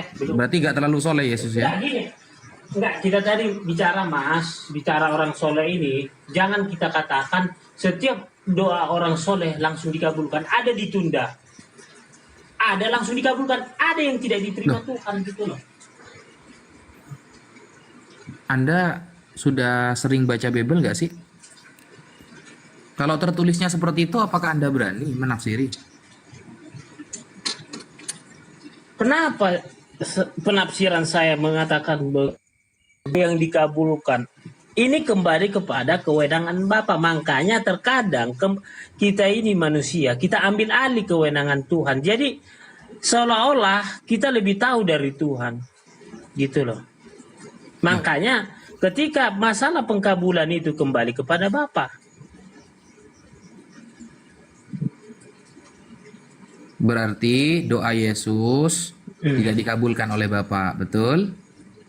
Belum tentu Mas YP. Jangan kita bernarasi mutlak hal yang disampaikan Mas YP itu bahwa itu suatu kebenaran yang tidak dikabulkan doanya. Belum tentu. Tertulisnya seperti itu loh. Ini kan gini loh Mas YP. Ini kan kehendak Bapak. Artinya gini. Itu mutlak kembali kepada Bapak. Gitu loh. Coba sampean buka Mazmur 34 nomor 15 sampai 17. Mata Tuhan tertuju kepada orang-orang yang benar dan telinganya kepada teriakan orang-orang yang minta tolong. 1. Yesus minta tolong. Ketika ada di salib, Yesus minta tolong. Eloi lima sabachthani. Ya Tuhanku, kenapa engkau meninggalkan aku? 1. Nah, kemudian Yesus berdoa agar orang yang membunuh dia, yang menyalib dia, itu diampuni. Berarti kalau sudah mata Tuhan dan telinga Tuhan dan bahkan tangan Tuhan yang bergerak, masa itu tidak dikabulkan? Ini kepada orang yang benar loh. Jelas tertulis. Oke. Jadi di Mazmur itu juga tertulis, tapi saya nggak ingat pasalnya karena udah lamaan saya tidak buka. Jadi gini, melukain orang yang nggak punya agama pun kami dilarang. Artinya apa? Ketika dia tidak punya, walaupun beda keyakinan, beda Tuhan, tapi Tuhan itu tidak membiarkan kami walaupun dia tidak bersalah gini. Dia tidak bersalah gitu, tapi kita melukain itu dilarang Tuhan. Jadi ketika pernyataan tadi yang disampaikan Mas YP itu Mazmur tadi itu kan tidak ada dikabulkan, didengar, dilihat. Masalah dikabulkan. Baca nanti. ayat setelahnya. Apabila orang-orang yang benar berseru-seru kepada Tuhan, maka Tuhan mendengar dan melepaskan mereka dari segala kesesakannya. Berarti kalau ada orang soleh, orang benar berdoa, maka Tuhan akan melepaskan dia dari segala kesesakannya. Berarti pasti dikabulkan tuh. Jadi orang Romawi ternyata diampuni dosanya dan masuk surga bersama Yesus, betul? Beda case ini, Mas YP, beda case. Beda perkara ini. Loh, kok beda perkara? Kalau ada orang benar berdoa, maka apapun yang menjadi masalahnya akan diberikan jalan keluar oleh Tuhan. Ayatnya ada. Inilah makanya ada lagu Bon Jovi Santa Fe yang dikatakan gini. Tunggu dulu, ini ada sambungannya. Kenapa saya katakan lagu Bon Jovi Santa Fe? Ada narasinya mengatakan begini. Kalau kau Tuhan mengampuni iblis, aku lebih baik di muka bumi ini selamanya. Kalau kau mengampuni iblis. Artinya, nah ketika tadi tentara Romawi itu dihasut oleh iblis untuk membunuh Yesus di kayu tiang salib, bagian dari semua ini skenario pembunuhan Yesus ini, baik itu mahkamah agama, baik itu tentara, baik itu yang lain-lainnya, kan ini kan banyak ini yang terlibat. Nah, ketika itu artinya apa? Berarti dong nanti kembali lagi narasinya. Berarti Tuhan mengampuni iblis dong. Nah, berarti jadi kembali ke situ, Mas YP. Makanya saya bilang tadi, nanti masa penghakiman ini beda case aja ini. Berarti kamu menentang kitab kamu sendiri. Enggak lah, enggak bisa Mas YP. Enggak bisa saya bilang saya apa. Biarlah Tuhan apa, karena di Markus 11 kalau nomor 24. itu Markus 11 nomor 24. Karena itu aku berkata kepadamu, apa saja yang kamu minta dan doakan, percayalah bahwa kamu telah menerimanya, maka hal itu akan diberikan kepadamu. Ini untuk orang-orang yang soleh. Nah, Yesus soleh enggak? Soleh, suci, dia kan Tuhan. Nah, berarti doa Yesus dikabulkan enggak? Ya dikabulkan lah doa Yesus. Wah, berarti ketika Yesus meminta maafkanlah orang-orang Romawi, berarti doa Yesus dikabulkan, betul? Itu beda case. Loh, kok beda YP, case? beda case. Dan apa saja yang kamu minta? Matius 21 nomor 22. Tahu, sudah saya baca itu, tahu. Ya, Matius 21 nomor 22. Dan apa saja yang kamu minta dalam doa dengan penuh kepercayaan, kamu akan menerimanya. Sekarang pertanyaannya, Yesus penuh kepercayaan nggak kalau berdoa? Iyalah kedagingannya, dia kan berdoa Nah, sama berarti Bapa. ketika Yesus meminta untuk memaafkan orang Romawi, dikabulkan nggak itu? Ya tergantung Loh, kok tergantung? siapa itu ntar. Iya kan nggak semua itu nanti apa itu kena terlibat. Ada kan Dibatasi sih. Ini kan, ayatnya loh berbunyi iya seperti dong. itu. Ada yang karena kesadaran, makanya gini, ada yang karena kesadaran, ada yang karena diperintah. Nah, Gitu berarti loh. Yesus nggak sadar waktu doa gitu. Yesus, masalah doa Yesus itu dia sadar, tapi kan Tuhan Maha tahu. Oh Nah, ini Yesus kan sadar, oh Tuhan. ini. Iya, nanti masa penghakiman. Ini kamu dulu kan kamu sadar nih, kamu udah tahu saya Tuhan, tapi tetap kamu apa tahu? Datang tentara Romawi, Tuhan, saya di bawah tekanan. Kalau saya nanti nggak ikut serta dalam pembunuhanmu, nanti saya nggak digaji. Makan apa anak istri saya? Yesus Tuhan ini bukan kan sih? Tuhan lah. Tuhan. Dia berhak nggak mengabulkan doa itu? Berhak lah. Nah, kan dia sudah minta sendiri, dikabulkan sendiri begitu. Nah, ini gini loh, Ustadz Wapi. Sekarang kan ke depannya kan nanti Yesus ini datang kedua kali masa penghakiman. Sekarang kan belum dikabulkan, gitu loh. Anda mengatakan seperti itu, datanya di mana? Bahwa sekarang masih macet doanya, di penentuannya nanti di akhir zaman. Gimana itu? Di mana datanya itu? Nah, kan dah saya bilang tadi nanti kembali nanti yang dibuka Mas Wapi itu tadi tentang tadi di Markus ini di sini dua orang saleh kembali lagi ke situ. Artinya gini, biarlah Bapak yang lebih tahu tentang penghakiman nanti kan gitu. Bapak itu kan Yesus. Anda tahu dari mana? Datanya di mana? Kalau doa Yesus itu ada yang masih macet itu di mana datanya? Kalau datanya nggak ada. Nggak ada datanya. Berarti? Nggak ada datanya. Berarti kalau nggak ada Dikabulkan datanya gitu. apa namanya itu? dikabulkan gitu. Ya, kalau nggak ada datanya apa namanya itu? Asumsi lah. Ya, tepat. Lanjut Ustadz Alif. Kalau Ustadz Alif belum sampai lah ke situ. Ya, Ustadz bentar, ini Acak sama Pink Purple Muslim apa Kristen? Saya Muslim, alhamdulillah, Bang Kian Santang. Alhamdulillah. Ini Pink Purple? Pink Purple Muslim apa Kristen? Wah, nggak ada suara. Bisa juga lu bahasa Inggris ya, baca bahasa Inggris ya, Kang Santangnya. Gua kirain lu gak bisa. Bisa juga lu. Ya Ustadz Alif mungkin mau ngelanjut? Kepas. Tadi Ya, Yesus Ustadz berdoa, ketika Yesus berdoa bahwa ampuni mereka itu dia Tuhan atau bukan? Kemanusiaannya. Ketika dia berdoa begitu, kedagingannya. Bukan Tuhan itu, yang lagi berdoa bukan Tuhan. Iya, kedagingannya. Karena kan keilahiannya kan tetap memantau dia. Oh, iya, berarti ketika dia berdoa seperti itu dia bukan Tuhan ya? Dia Tuhan. Kan dia 100% Tuhan, 100% manusia. Nah, ketika dia berdoa seperti itu Tuhan atau bukan? Ketika dia berucap, itu kedagingannya. Bukan Tuhan, bukan.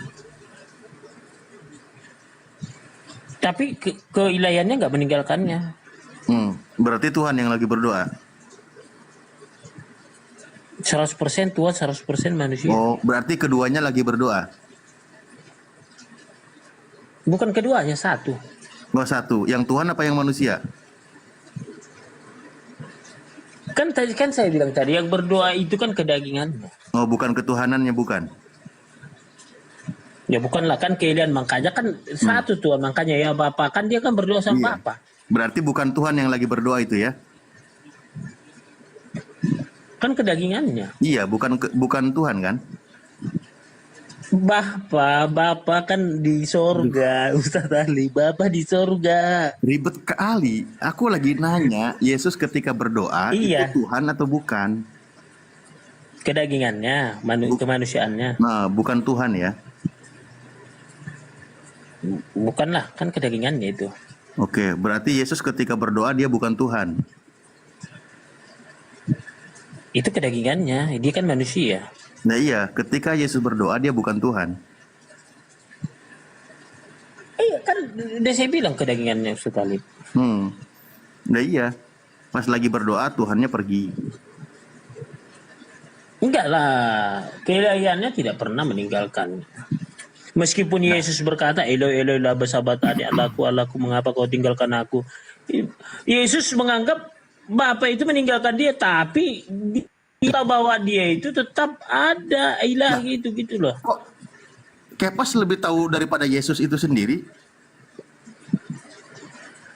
Kenapa? Karena kita lihat dari kekhawatiran hidupnya gitu loh. Ketika mau...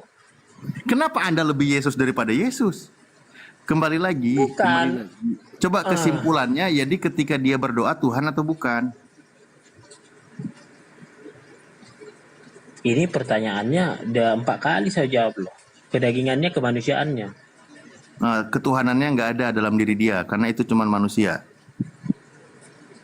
Enggak lah, beda lah. Itu kan kaliannya nggak pernah meninggalkannya. Oh, berarti ada. Beda, di dalam kemanusiaan yang lagi berdoa itu ada Tuhan juga. Jadi kan gini loh Ustaz Talib, ini kan dua natur ini. Dua natur. Kalau tentang tadi tentang ketika dia berdoa kan gitu. Dia Yesus ini kan dua natur ini. Oke, yes, yang lagi berdoa itu berarti 100% natur manusia. 100% manusia. Iya kan? Nah, berarti Yesus selama hidupnya dia 100% manusia. Iyalah, selama hidupnya di muka bumi ini 100% manusia. Bukan Tuhan kan? Keilahiannya nggak pernah meninggalkan Tuhan Yesus. Oh, berarti Tuhan juga di situ. Oh iyalah, waktu Yesus kan waktu dicobain iblis kan, waktu puasa itu kan bilang jangan kau cobain Tuhan Allahmu. Termasuk kan ketika dia berdoa Tuhan juga. Itu kemanusiaannya, kan dia mau selesai kan, tugasnya kan udah selesai. Katanya kan selama selesai dia kan hidup, dibilang kan gini dikatakan sama murid-muridnya sudah selesai tugas kan jadi kan dibilang. Nah, yang berkata sudah selesai itu Tuhan atau manusia? Kemanusiaannya. Bukan ketuhanannya ya? Bukan, keilahiannya kan di surga, tapi kan keilahian itu kan nggak pernah meninggalkan. Nah iya, keilahiannya di surga, kemanusiaannya di bumi. Bingung kan? Bingung kan? Loh, nggak bingung. Sampai kapan? Nggak bingung. Iya, iya kan ini kan pertanyaannya kan berulang, artinya kan ada kebingungan. Yang bingung itu yang jawab. Nah, Yesus kan ketika di bumi dia manusia, iya kan? Ketika dia di bumi dia manusia berdoa kepada Tuhan yang bukan manusia. Nah terus? Nah benar kan? Yesus berdoa di Gunung Getsemani ataupun dia berdoa melakukan mujizat itu karena keilahiannya di sorga gitu lah. Nah iya, Yesus makan manusia. Manusia, tapi keilahiannya tetap ada karena dia dari firman. Nah, ketika Yesus menghidupkan orang mati, dia kan sebagai manusia kan?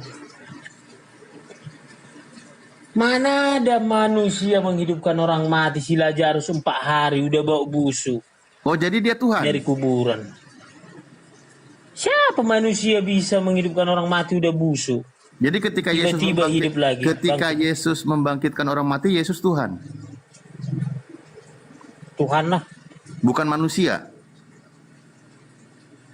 Bukanlah. Tadi selama hidupnya Yesus manusia atau bukan? Manusia. Dasar koplak. Nggak bisa karena beda. Bukan Ustaz Ali. Kau ini sadar nggak sih ngobrol ini, sadar nggak sih sebenarnya? Gini loh Ustadz Ali, beda konsep kami. Kalau saya kan udah beda, karena apa? Dia dua natur gitu loh. Oh, jadi kadang dia manusia, kadang dia Tuhan. Bukan kadang dia manusia, seolah-olah kadang manusia artinya nggak ada ilahinya berdiam diri kepada badan Yesus. Ya Tak udah. ada Ya kadang-kadang udah kalau bahas. gitu berarti Yesus itu manusia sekaligus Tuhan. Iya, kan tak tahu. Itu jawab Ya udah muter-muter. dari tadi jujur kayak gitu. Dari Yesus itu tadi kan itu aja, bener nggak? Iya, dua Jadi natur. Anak Ustaz Talib udah mengakui Yesus itu dua natur. Yesus ketika berdoa, dia itu manusia sekaligus Tuhan. Ada datang baru tamu kita Ustaz Talib, disapa dia. Enggak kali aja dia mau diskusi gitu loh. Mogi. Yesus ketika dia berdoa, dia itu manusia sekaligus Tuhan.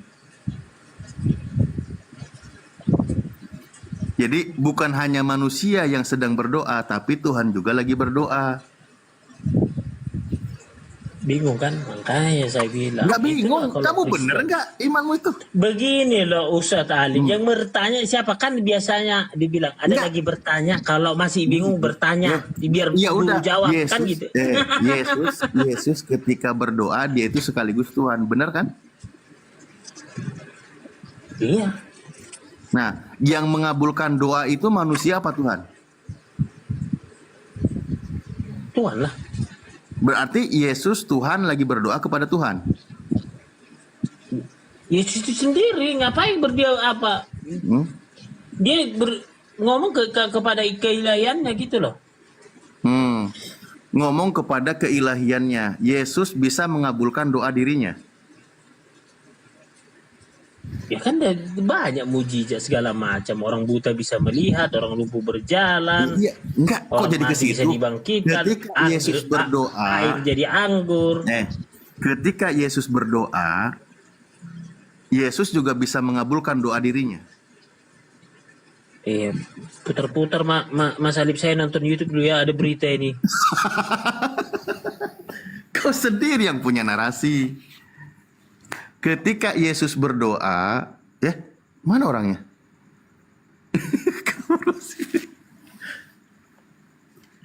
Ya gimana lah. Dia kabur sendiri dia. Kadang-kadang ngikutin yang koplak juga biar obrolannya lanjut. Iya. Ini ada Busi sama Mogi, Muslim apa Kristen? Busi sama Mogi. Dibuka mute-nya.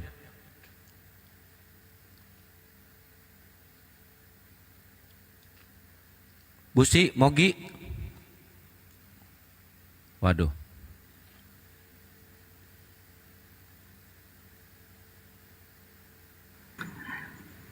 Gini amat ya jadi oten. Bukan karena kita tidak tahu atau tidak paham arah, cuma yang jawab aja itu mikir. Ini jawabanku ini masuk akal nggak sih, kan gitu. Jadi kalimat yang mengulang itu buat menyadarkan jawabannya dia sendiri gitu. Dia sadar nggak sih? Dia terutama yang menyimak teman-teman Kristen. Kayak gitukah konsepnya? Secara akal sehat pun sulit untuk diterima. Kalau sebuah ajaran sulit diterima akal sehat, maka pertanyaannya ajaran itu dari siapa dan dari mana? Kan Tuhan itu memberikan ajaran, memberikan aturan kepada orang yang berakal sehat. Ini kalau konsep di Islam ya, syariat hukum itu berlaku bagi orang yang berakal sehat. Contoh sholat, contoh puasa, dan lain sebagainya. Pasti orang itu orang yang berakal sehat. Yang gila itu nggak wajib sholat. Karena aturan itu berlaku untuk orang yang berakal sehat. Lah ini jawabannya itu berlawanan dengan akal sehat. Bingung jadinya. Gedabrus. Curhat dong mah. Curhat. Curhat. Andi. Muslim apa Kristen? Muslim. Ya. Oh. Assalamualaikum. Bang Andi, Muslim apa Kristen? Assalamualaikum. Waalaikumsalam warahmatullahi. Ada yang mau disampaikan silakan. Di follow dulu ya channel komal ininya akunnya Ustadz Wapi nih. Di follow akun Ustadz Wapi. Dia baru 500 itu, walaupun di situ 1000 tapi masuknya cuma 500 itu. Oh iya, siap. Iya, saya cek baru 500. Terus ini diskusi nggak mau, dasar kemarin mau ditemuin kabur sama Akang. Siapa? Bu Darni. Oh iya, kemana Naik. tuh janji-janji aja. Naik sini Bu Darni. Naik Ini budar. baru 600 masuk ke Ustadz Wapi nih followernya. Silakan ditambahin. Jangan dulu ngasih gift, nggak masuk. Ini aja di follow. Jadi kan begini Kang ya, Ustadz Alif juga di dalam ilmu tauhid, di dalam Islam itu kan bergerak dan diam itu tidak akan pernah terjadi bersamaan, mustahil. Antara bergerak dan diam tidak akan pernah terjadi secara bersama. Kalau gerak-gerak ya diam gitu. Atau misal putih dengan hitam. Tidak bisa kemudian kita katakan, oh ini putih tapi hitam, ini hitam tapi putih, nggak bisa. Itu mustahil. Maka sama kasusnya seperti manusia dan Tuhan. Manusia, Tuhan ya Tuhan. Jadi kalau ada Tuhan jadi manusia, bukan Tuhan namanya. Tuhan-Tuhanan. Atau sebaliknya, ada Tuhan jadi manusia atau manusia jadi Tuhan. Itu tidak bisa, itu perkara yang mustahil. Secara akal itu sudah gak bisa gitu loh. Tetapi saya pernah nanya kepada Bapak Framing, kalau ada akun namanya Framing. Saya bertanya kepada dia, Ustaz Alif, bergerak dan diam bisa gak bersamaan? Bisa, kata dia. Gak, saya bertahun-tahun belajar dari kitab-kitab para filsuf, kemudian para pemikir, gak ada yang berani mengatakan bergerak dan diam itu bisa bersamaan. Ternyata untuk Kristen itu bisa. Kata Pak Framing bisa. Antara bergerak dan diam bersamaan itu bisa. Akhirnya saya minta contoh. Coba Pak Framing contohkan gimana antara gerak dan diam. Loh ini. Ini kan gambar saya di Komal kan diam, padahal saya bergerak aslinya katanya. Wah, ini sudah geblek kata saya nih. Geblek orang. Apalagi kata si Edis Ustadz, tempo hari waktu debat sama Ustadz, ada Tuhan tiri katanya. Waduh. Apalagi Ya, Tuhan diri. kata Edis kan waktu debat sama Ustadz Wapi kan, Roh Kudus itu kesebutnya Tuhan tiri. Parah. Jadi hitam dan putih itu perkara berbeda teman-teman. Kalau hitam ya hitam, putih. Bergerak dan diam. Kalau bergerak ya diam. Kalau gerakannya lambat ya tetap bergerak namanya gitu loh. Tuhan, manusia. Kalau ada konsep 100% manusia, 100% Tuhan, itu sudah konsep yang bingung sebenarnya. Konsep yang dibikin sendiri, yang nggak pernah tertulis dalam kitab suci itu.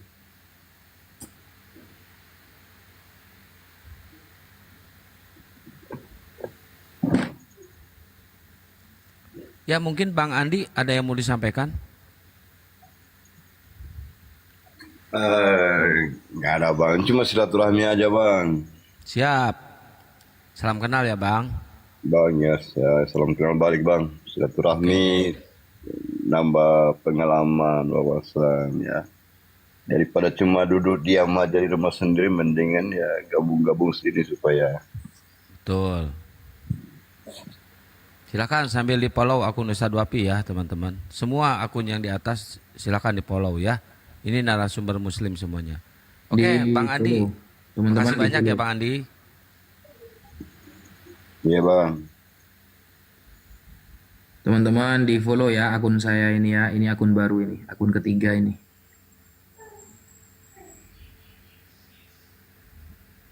Itu Darni nggak bisa naik katanya. Ustadz Wafi, ya Bun. Merasakan ya seperti saya memohon anu ya. Oh aman kalau saya Bun. Aman ya. Iya. Bikin lagi Ustadz Wafi, harus punya cadangan memang.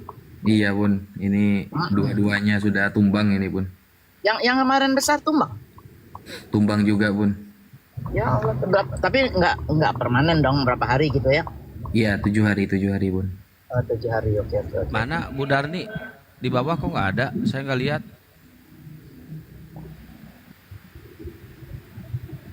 Ditarik aja Tad. Ustadz kan moderator. Cuma ketiduran kayaknya itu ada tapi di bawah. Tapi Oh bukan. Kalau musim jangan pakai nama-nama Oten lah. Jadi wajar mereka pakai nama-nama kita juga kayak Bang Juma disuruh pakai di sana, wajar. Karena musim sendiri sering memakai nama mereka. Jijik saya dengan nama mereka itu. Ini malah dipakai-pakai ini. Kalau Islam jadilah jati diri sendiri ya gitu ya Pak Peta Lampu ya. Assalamualaikum warahmatullahi wabarakatuh Pak Peta Lampu. Waalaikumsalam warahmatullahi wabarakatuh.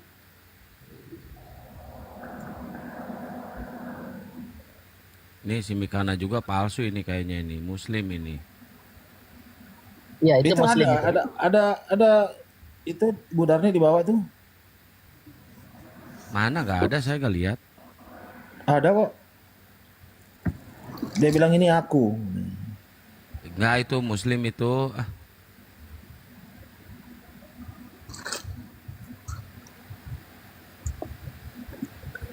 Aneh ya.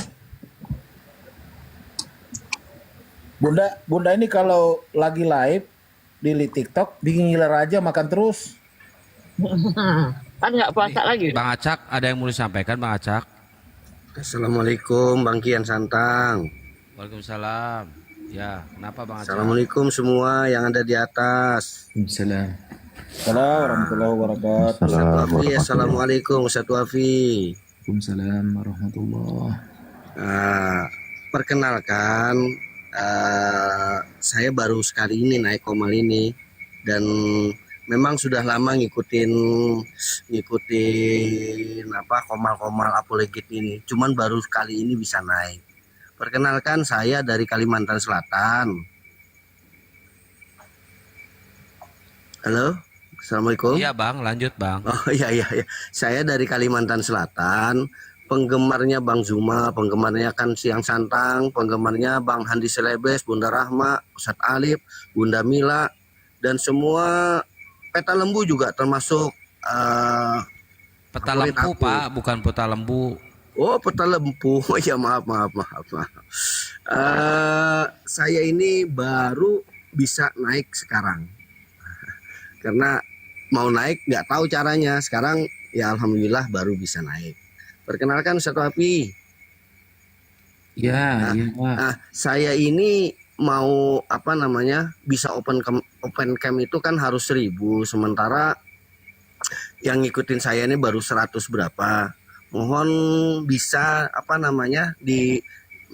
minta di polo biar saya bisa 1.000 gitu Ustaz Wafi. Waduh. Insya Allah Pak. Monggo. Ayo, naam, insya Allah. Ana min Kalimantan Ustaz Wafi, lakin ana kuntu fi Jawi zamanan. Wal an alhamdulillah astati an atakallam Arabiyatan. Iya. Ayo Ustaz Wafi. Ustaz Wafi antum fi Jawa Syarqi? Iya, saya di Jawa Timur, Pak. Fiain Ustaz. Di mana itu Ustaz antum Ustaz? Di Probolinggo. Oh, Probolinggo. Nanti kalau Ana nanti ada ke sana, insya Allah Ana mau suan ke antum Ustaz Wafi. Siap. Ayo, tolong minta di polo ya Ustaz ya. Ya Bunda Mila terutama ini. Saya penggemar berat Bunda Mila. Ya, Masya Allah. Penggemar berat Bunda Mila, tapi nggak pernah ketemu sama Bunda. Baru sekarang nih Bunda. Kok ada yang ngefans berat nih? Ngefans berat. Masalahnya kadang di beranda saya suka suka lewat Bunda Mila. Salam kenal Bunda Mila. Bang Acak, kita mau kenapa? Cari Oten dulu ya Bang. Oke, silahkan. Saya pamit ya. Assalamualaikum warahmatullahi wabarakatuh. Tapadol. Waalaikumsalam warahmatullahi wabarakatuh. Masya Allah. Tabayun. Apanya tabayun, Kang? Ngawur. Wong Agung, selamat malam, pagi. Di follow teman-teman. Selamat pagi, assalamualaikum semuanya. Waalaikumsalam. Minal aidin wal faizin.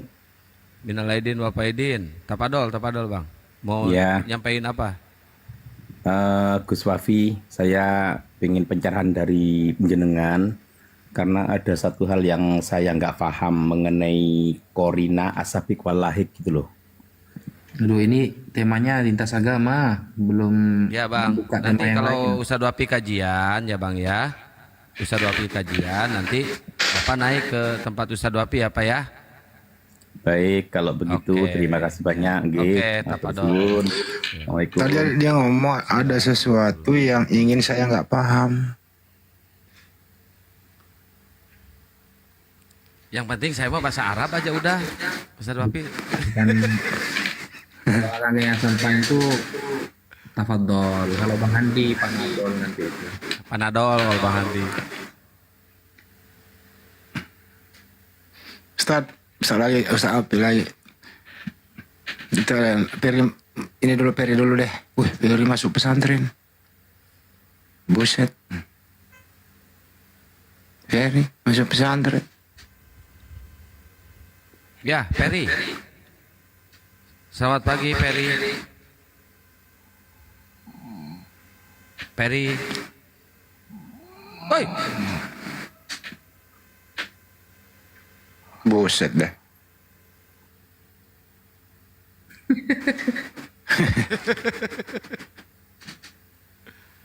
Ya, yang belum follow Ustadz Wapi silakan di follow akun Ustadz Wapi nih. Ini akun baru, ini baru 600 nih guys. TLI di follow tuh Ustadz Wapi akun baru tuh, ya. Kalau 600 tuh bisa live nggak kan? 600 enggak, sekarang mah 1000. Oh, harus ya? Tetap harus 1000. Di Bentar. follow ya. Ustadz Wapi baru berapa nih, saya cek dulu nih. Yang masuk ke follow. Ini sama Gip ini nyatu 1, itu. Oh, sama Baru 746. sedikit lagi. Baru 746. 300 lagi teman-teman. Ayo di follow aja, broan. Oh gini, saya punya 5 akun 5 anaknya ke situ. Nambah. Kalau saya mah nggak usah di follow. Di unfollow aja ya. Siap, Bunda Ustaz, Eli. Ustaz Wapi. Ya. Dulu kan ada Wali Songo ya. Wali Songo kan 9 wali ya. Ya. Termasuk kan menyebarkan Islam gitu ya. Wali Songo itu menyebarkan Islam, dia tiru cara LAI nggak? Maksudnya kalau dia ke Bali misalnya dia ganti menjadi Sang Yang Widi. Oh enggak. Supaya orang paling ngerti. Itu gimana? Enggak lah, enggak ada itu. Oh enggak ya? Enggak ada. Jadi Wali Songo itu menyebarkan Islam ke tanah Jawa dan yang lain itu dengan akhlak dan dengan tidak meninggalkan adat-adat, ya selagi adat itu tidak berkaitan dengan yang haram. Jadi lebih ke sosiologi, pendekatannya lebih ke sosiologi. Tidak disamar-samar nama Tuhan gitu supaya orang ketipu dulu gitu. Ya enggak lah. Oh. Enggak ada itu. Paling budaya aja, paling mengikutin budaya aja Bang Tapi Hadi. ada agama lain tuh masuk ke Indonesia itu diroba dulu, minjam dulu istilah Islam karena targetnya Islam, gimana itu Tad? Nggak bisa, itu licik namanya itu licik namanya kalau sampai nama Tuhan agama lain dipakai, istilah agama lain dipakai, itu licik namanya. Itu yang namanya serigala berbulu domba seperti itu. Tapi pendekatannya tidak merubah secara totalitas dulu, terutama syariat gitu ya tadi ya. Ya, apalagi pakai indomisasi. Nggak ada Wali Songo itu dulu menyebarkan Islam pakai indomisasi. Jalan ke tengah hutan, ada kampung di sebuah hutan, bagi-bagi indomie, bagi-bagi uang, lalu ngajak masuk ke agamanya. Nggak ada kayak gitu.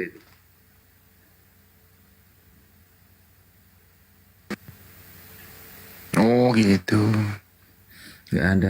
Misalnya ada orang berutang, dibayarin utangnya dulu gitu. Nggak ada. Jadi gini, Islam itu konsepnya berpikir tidak ada agama yang menjadikan akal paling profesional itu kecuali hanya Islam.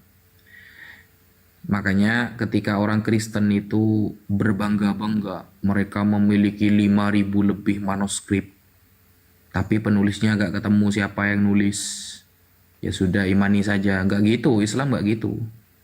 Islam cara pikirnya itu harus dengan logik, harus dengan beriman. Iman ini didasari dari perkara yang masuk akal dulu. Tidak kemudian sesuatu yang tidak masuk akal, sesuatu yang tidak masuk akal itu dipaksa-paksakan, nggak bisa. Nggak bisa. Tapi kan waktu itu benar-benar masyarakat Nusantara kan itu nggak mengenal Islam. Kepercayaannya kan ada Hindu, ada Buddha, ada aliran kepercayaan gitu ya. Terus Islam masuk, apa nggak kesulitan tuh para dai-dai terdahulu kita itu memperkenalkan Islam kepada orang yang nggak ngerti sama sekali gitu kan? Nah, dakwah Rasulullah dengan dakwah para wali songo dan para ulama itu jarang yang dengan verbal. Dengan verbal itu jarang. Verbal maksudnya begini, lebih banyak ceramah, ngasih tahu, itu jarang. Mereka lebih menjadikan diri mereka sebagai contoh yang baik. Rasulullah tidak akan pernah kita temukan sebelum sahabat menjadi banyak, itu Rasulullah ceramah di mana-mana, nggak ada. Dakwah Rasulullah rata-rata dirinya itu sebagai dakwah, sebagai contoh. Misal, ketika Rasulullah menyampaikan selalu jujur. Dan ketika ada orang yang bertemu dengan Rasulullah langsung percaya bahwa Rasulullah ini orang yang amanah, begini, begitu. Nah itu, dari situ orang-orang akan tersentuh, oh orang ini baik, orang ini tidak buruk. Sampai orang-orang kafir pun mengakui Rasulullah itu orangnya baik. Sehingga dakwah para ulama dulu untuk di tempat yang tidak mayoritas Islam, itu dakwahnya bukan secara verbal, bukan dengan cara ngomong, berdiskusi, bukan dengan cara ceramah, bukan. Tapi menjadikan dirinya sebagai contoh uswatun hasanah, pribadi yang baik, sehingga ketika kita mendengarkan misalnya contoh Rasulullah yang selalu memberikan makan kepada orang-orang kafir, bahkan ada orang kafir ngetes Rasulullah, minta kambing kepada Rasulullah, lalu Rasulullah memberikan kambing itu. Maka apa kata orang kafir? Wallahi inna Muhammadan la yu'ti ata'an ma yakhaful faqra. Demi Allah, aku melihat Muhammad ini kalau bersedekah seperti orang yang tidak pernah takut kepada kefakiran. Nah, dakwah Rasulullah itu bukan dengan verbal, tapi langsung dengan praktek.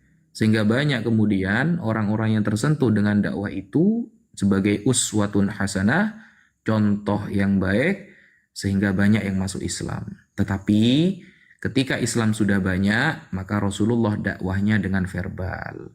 Misal Rasulullah menerangkan ini halal, ini haram, atau yang seperti kita lakukan sekarang dengan cara berdiskusi, karena Islam sudah tersebar kemana-mana. Islam sudah banyak, maka tugas kita dengan cara verbal. Seperti itu.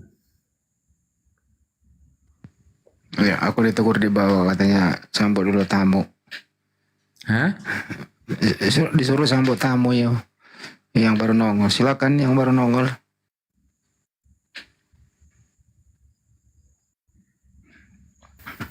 Bang Jaman, selamat pagi. Dibuka mute Bang Jaman.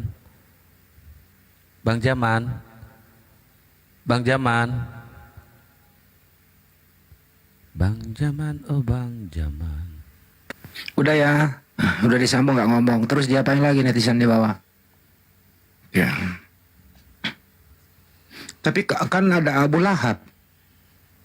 Apakah Abu Lahab zaman modern masih ada, Ustaz?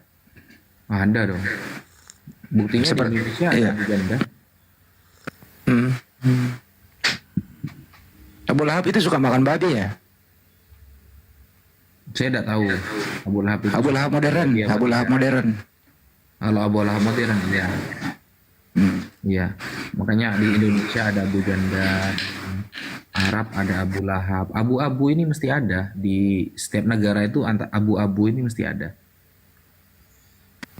Pantesan cara bicaranya kayak binatang, terutama yang di bawah ini gitu. Ini Bang Handi, itu si Raja nanya, Handi udah ngasih makan Yesus belum? Katanya tuh. Aku nggak mau ngurusin tuh yang kayak gitu-gituan. Kan goreng doang. Saya paling enek kalau orang bau babi gitu makanya. Gitu. Oh jadi Abu Lahab modern kayak gitu juga ya? Oh iya. Jelas itu. Ustaz Wafi, itu si janda di Amerika ya? Wallahu a'lam bun, nggak tahu bun. Ya, saya baru dengar aja dia kabur, tapi saya nggak tahu di mana. Wih, pertanyaannya sadis banget itu. Bro, kalau tidak ada Nabi Muhammad Sallallahu Alaihi Wasallam, terus nggak ada yang beragama Islam, ya, terus masuk ke Nusantara, terus kemudian kerajaan-kerajaan Islam itu di waktu itu merajalela di seluruh Nusantara. Terus Belanda masuk membawa Kristen dengan satu kata seluruh kerajaan Allahu Akbar, Indonesia merdeka. Terus kalian mau dijaga terus oleh Belanda. Nah inilah saya bilang, sepanjang Anda manusia, Anda itu tidak bisa keluar dari Islam. Begini Bang Andi, Ya. bedanya Ya gimana? Islam menjadi mayoritas di Indonesia dengan akhlak, dengan cara mendekati orang-orang dengan budayanya. Tapi situ menyebarkan agamanya di Indonesia, situ dengan cara menjajah. Dari cara pendakwahannya aja kan sudah beda. Mana yang dakwah dengan uswatun hasanah, mana dakwah dengan pedang dan senjata. 3,5 abad loh, bayangkan. 3,5 abad. Maka jangan heran ketika mereka yang hidup minoritas di sini itu membela Isri Will ya. Membela Isri Will. Karena Isri Will ini cara menguasai tanah Pales itu dengan cara menjajah. Sama seperti mereka datang ke Indonesia. Caranya menjajah. Sedangkan Islam datang itu sebagai rahmatan lil alamin. Rahmat bagi semesta alam. Sebenarnya mereka gak mikir ya. Mereka hidup di tanah yang mayoritas adalah muslim.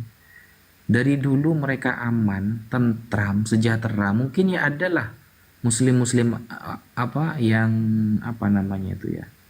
Yang oknum-oknum mengganggu gereja mereka. Itu hanya sebagian kecil. Tapi lihat kemudian tanah saudara kita Pales dibantai habis-habisan oleh kalangan mereka, dan mereka yang hidupnya minoritas di sini mereka mendukung mereka. Mendukung Israel. Jadi wajar, dari cara dakwahnya aja kita sudah bisa bedakan. Islam tersebar di Indonesia. Secepat kilat Allah tunjukkan kepada kita dengan akhlak dan rahmat sebagai semesta alam, untuk semesta alam. Islam menjadi mayoritas, tapi mereka 3,5 abad tahun, saudara, menjajah, tapi tetap menjadi minoritas. Kan seperti itu. Dan kita lihat perbedaan Nabi Muhammad sekarang dengan Paulus. Nabi Muhammad Allah turunkan di Arab, secepat kilat Allah jadikan bangsa Arab sampai detik ini tetap mayoritasnya muslim dan taat ibadah dan lain sebagainya. Oknum-oknum adalah, yang namanya setiap agama ada oknum. Tapi mayoritas Mekah, Madinah tempat orang-orang ahli ibadah.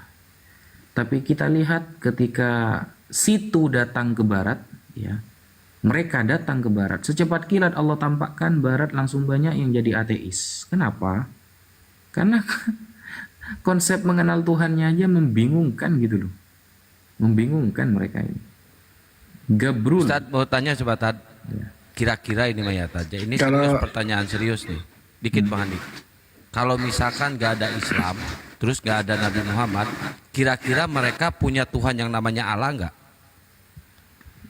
Ya nggak ada lah. Nah, Tuhan itu di atas namakan Allah, Bang Kian. Itu cuma di Indonesia. Bahkan panutan mereka yang sangat mereka banggakan yang bernama Christian Prince. Christian Prince yang orang barat itu, yang dia bisa bahasa Arab itu, dia mengatakan ini oten-oten di Indonesia ini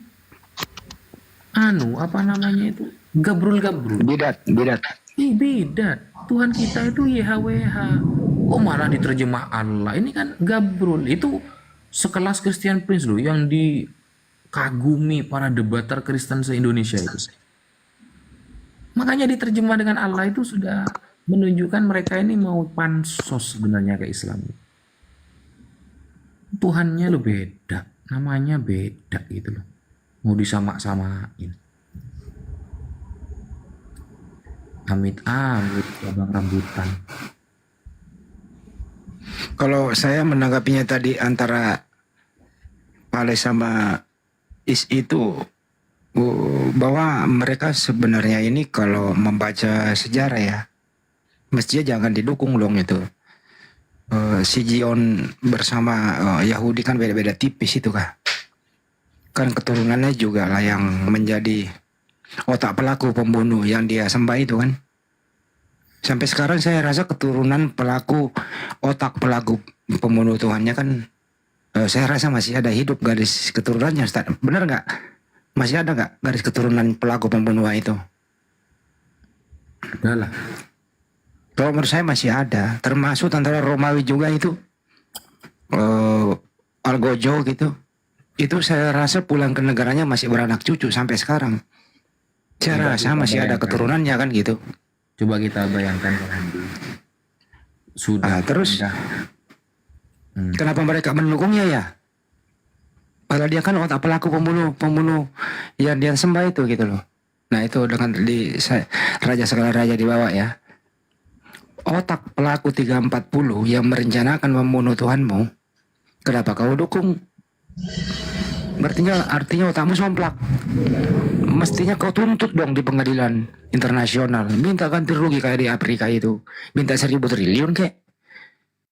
Kan masih ada negaranya. Romawi juga kan masih ada, Yunani, masih ada Itali, masih ada Paus, masih ada Roma, masih ada Vatikan, negara kecil itu. Minta dong dispensasi. Jangan berterima kasih dong kepada pelaku pembunuhan itu. Gitu sih argumentasi saya. Saya tabok balik nih yang di bawah ini menghujat saya nih gitu. Lanjut. Kalau kita kasih tema Bang Handi, kita kasih tema siapakah pengikut Yudas? Yudas adalah orang yang membocorkan keberadaan Yesus kepada orang Romawi. Sebab dia, Yesus terbunuh. Dan kita lihat siapakah yang senang dengan terbunuhnya Yesus? Dialah pengikut Yudas. Yudas senang Yesus akan mati karena dia mendapatkan 30 dirham dengan membocorkan keberadaan Yesus dan mengikuti hasutan iblis agar dia terbunuh di tiang salib. Dengan uang 30 dirham dia disogok. Akhirnya dia ada di pihak Romawi. Dan kita saksikan sekarang. Siapa yang senang dengan kematian Yesus, maka dialah pengikut Yudas sebenarnya. Islam tidak pernah senang dengan istilah pembunuhan, apalagi yang dilakukan kepada orang yang saleh. Apalagi dilakukan kepada seorang nabi yang jelas-jelas orang yang suci, orang yang dibela oleh Allah. Maka kematian itu sekalipun kita tidak akan pernah ridha hingga hari kiamat. Tapi bagi mereka yang senang dengan berbagai alasan, dengan menfatwakan bahwa mereka akan ditebuslah, mereka akan beginilah, maka hakikatnya mereka lah pengikut Yudas. Karena Yudas tujuannya untuk melancarkan pembunuhan dari Romawi kepada Yesus. Ternyata ada umat yang mengaku-ngaku mengikuti Yesus, tapi sama-sama senang seperti Yudas atas kematiannya. Tapi tidak untuk Islam. Islam tidak akan pernah ridha seorang nabi dibantai. Islam tidak akan pernah ridha seorang kekasih Allah dihina. Islam tidak akan pernah rela ada orang yang dekat dengan Allah, tapi dia diinjak-injak oleh orang-orang kafir kapanpun itu terjadi. Maka ketika ada seorang umat yang mengatakan mereka menyalahkan Yudas, mereka menyalahkan iblis, mereka menyalahkan orang Romawi, tapi faktanya mereka mengharap kematian itu. Mereka senang dengan kematian itu. Bahkan dengan membela keimanannya, ada kemanfaatan atas kematian seorang nabi yang dibantai oleh orang-orang kafir. Maka itu adalah sebuah ungkapan yang menunjukkan bahwa Andalah Yudas sebenarnya. Karena Yudaslah yang senang dengan kematian seorang nabi. Iblislah yang senang ketika ada nabi dibantai. Orang Romawi lah yang senang ketika ada orang saleh yang dizalimi. Maka di sini Islam akan selalu berdiri untuk membela para nabi, untuk menolong para kekasih Allah, untuk menjunjung tinggi agama Allah. Sekian, terima kasih. Masya Allah. Ya kalau di zaman modern ini tugas kita di generasi yang sekarang ini adalah tugas kita membela para ulama, para habaib, para penceramah, para ustadz untuk berdakwah menjelaskan Islam. Jadi kalau ada di luar sana siapapun itu berani-berani mencolek, berani-berani menyentuh para habaib, berani-berani menyentuh para ulama, para dai, para guru ngaji, tugas kita untuk membela mereka. Apalagi menista yang kita sembah dan Nabi kami. Beraninya di media sosial. Jadi teman-teman semuanya, ya rapatkan barisan. Di diskusi lintas agama di media sosial ini kita luruskan yang bengkok dengan cara yang baik tentunya. Nggak boleh bertindak sendiri, nggak boleh main hukum sendiri. Ada hukum berlaku di negara ini, kecuali di medan perang ya, dalam kondisi darurat. Itu kira-kira Ustaz dari saya. Kasih. Mantap Bang Handi. Jadi ingat, agama Allah adalah agama yang tidak pernah ridho kekasihnya dibantai. Orang Islam adalah orang yang tidak pernah rela ada orang soleh dihina. Agama Islam, kita sebagai Muslim adalah manusia yang akan selalu menjunjung tinggi orang-orang yang dijunjung oleh Allah. Para nabi, orang soleh. Tidak boleh kita merayakan atau bahkan senang di hati kita ketika ada kekasih Allah yang dihina, dibantai habis-habisan. Ketika ada orang yang senang dengan pembantaian, ada orang bahagia, ada orang merasa tersanjung ketika ada orang soleh yang dibantai, yang dizalimi, maka ingatlah, dialah Yudas sebenarnya. Karena tujuan Yudas ingin membantai Nabi Allah. Israel berkali-kali dalam fakta sejarah membantai Nabi-Nabi Allah. Nabi Yahya dibunuh oleh orang Israel. Nabi Zakaria dibunuh oleh Bani Israel. Semua para nabi yang diutus oleh Allah untuk berdakwah ke tanah Bani Israel, mereka bantai. Hingga kemudian turun Nabi Isa alaihi salam. Turunlah Yesus. Mereka pun juga tidak lepas dari pembantaian tangan-tangan orang Yahudi atau Bani Israel. Apakah orang Islam ridha dengan itu? Tidak. Karena sebelumnya sudah banyak para nabi yang dibantai, dihabisi oleh orang Bani Israel. Hingga Nabi Isa pun ketika di tiang salib ingin dibunuh dengan melancarkan fitnah dari Yudas yang melalui fitnah itu dari bisikan iblis dan dilancarkan oleh orang Romawi. Ini bukan baru saja terjadi, tapi sudah terjadi pembantaian yang lebih dahsyat sebelumnya kepada Nabi Yahya, Nabi Zakaria, dan nabi-nabi yang lain. Semuanya dibantai, dibunuh. Maka kita sebagai umat Islam tidak akan pernah ridho dengan hal itu. Kalau ada orang yang senang, merasa tersanjung, atau bahkan dengan beralasan kematiannya itu memang sudah dinubuatkan misalnya, maka ingatlah, jangan-jangan Andalah pengikut Yudas. Karena itulah tujuan Yudas sebenarnya, ingin membantai Nabi Allah. Na'udzubillahi min dzalik. Begitu Bang Handi. Ya, ini ada Bang Nopal Barbara. Selamat pagi. Waalaikumsalam. Waalaikumsalam. Muslim Bang? Muslim. Ya, ada yang mau ditanyakan Bang? Untuk Al-Ustadz Wafi Salamatak. Kulluhum Ya, gimana Pak? Kaifa haluk, Ustaz? Alhamdulillah. Khair, alhamdulillah.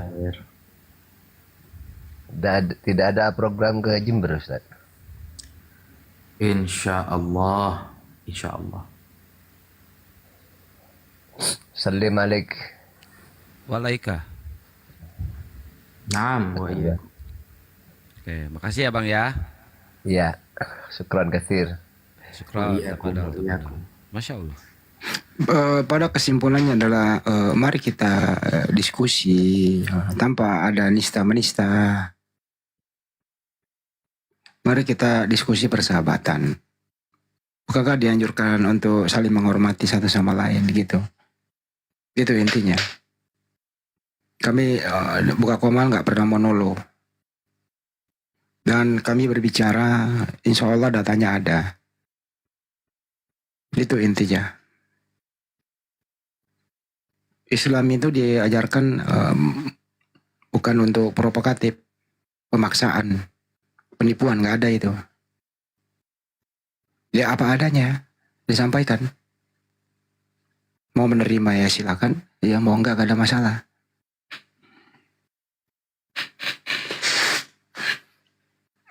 Itu dari saya, Ustaz. Mantap. Semoga kedepannya kita lebih baik dalam berdiskusi. Ya, amin. Kalau baca Quran kita tahu ya Taj ya, walaupun satu ayat akan mendapat pahala. Kira-kira kalau membaca gospel dapat pahala nggak ya Tad? Dari Kejadian sampai keluarin, dari Kejadian sampai Wahyu. Raja skala raja, contoh misalnya nih, kami itu bicara tidak pernah menghujat, tapi data di Bible Anda itu sendiri yang membuat Anda sebenarnya sakit hati, apalagi jemaat-jemaat yang jarang baca Bible. Misalnya kita baca Galatia 3:13 ya, kalau dalam diskusi gitu, bukan kami yang mengutuk Yesus, datanya tertulis gitu loh. Jadi kami itu membaca tidak ditambah, tidak dikurangi, kami nggak menafsirkan. Justru kalau ada Kristen kita tanyakan gitu loh. Begitu juga sebaliknya. Ada Kristen masuk, dia katanya mau bertanya tentang Al-Quran, padahal yang ditanyakan terjemahan. Nah, Ustaz Wapi gimana ini? Dia mau bertanya tentang Al-Quran, tapi yang ditanyakan terjemahannya Ustaz. Apakah terjemahan itu adalah Al-Quran? Silakan Ustaz. Ya. Al-Quran sebagai firman Allah itu adalah kalamullah al-qadim fil azali, sebagai sifat Allah yang melekat pada diri Allah sebagai sifatnya. Itulah. Lalu Allah menciptakan sebuah kata-kata dan Allah menaruhnya di lauh mahfud, yang kata-kata itu akan dibawa oleh malaikat Jibril berupa bahasa Arab yang kita pegang sekarang yang namanya Mushaf Al-Quran. Maksud dari isi Al-Quran itu sesuai dengan kalam Allah, sesuai dengan firman Allah. Tapi kertasnya itu adalah makhluk, apalagi terjemahannya. Kertasnya itu makhluk, apalagi terjemahannya. Tapi maksud yang terkandung di dalam Al-Quran sesuai dengan apa yang dikehendaki oleh Allah Subhanahu wa ta'ala. Jadi beda. Bambang Nursena ketika mengatakan bahwa Al-Quran berupa firman Allah jadi buku, maka juga firman Allah jadi manusia, yaitu Yesus. Itu kesalahan fatal dari Bambang Nursena. Kenapa saya katakan kesalahan fatal? Pemahaman di dalam kekristenan itu firman, kalam Allah itu jadi manusia, dan itu perkara yang mustahil. Tidak ada sifat itu bisa keluar dari sosok personal. Suara saya akan keluar dari diri saya lalu menjadi diri saya selanjutnya. Tidak bisa. Itu tidak masuk akal. La yutasawwaru fil akli wujuduhu. Tidak bisa tergambarkan oleh akal keberadaannya. Mustahil. Maka konsep di dalam Islam bukan firman Allah keluar dari Allah lalu jadi buku, bukan. Tapi Allah menciptakan sebuah kata-kata yang kata-kata itu sesuai dengan apa yang Allah kehendaki, lalu dibawa oleh malaikat Jibril diturunkan kepada Nabi Muhammad sallallahu alaihi wasallam. Begitu, Bang Handi. Pulangnya Al-Quran itu bukan Allah gitu ya. Ya, kalau kita menyembah Al-Quran, menyembah firman Allah, kita murtad.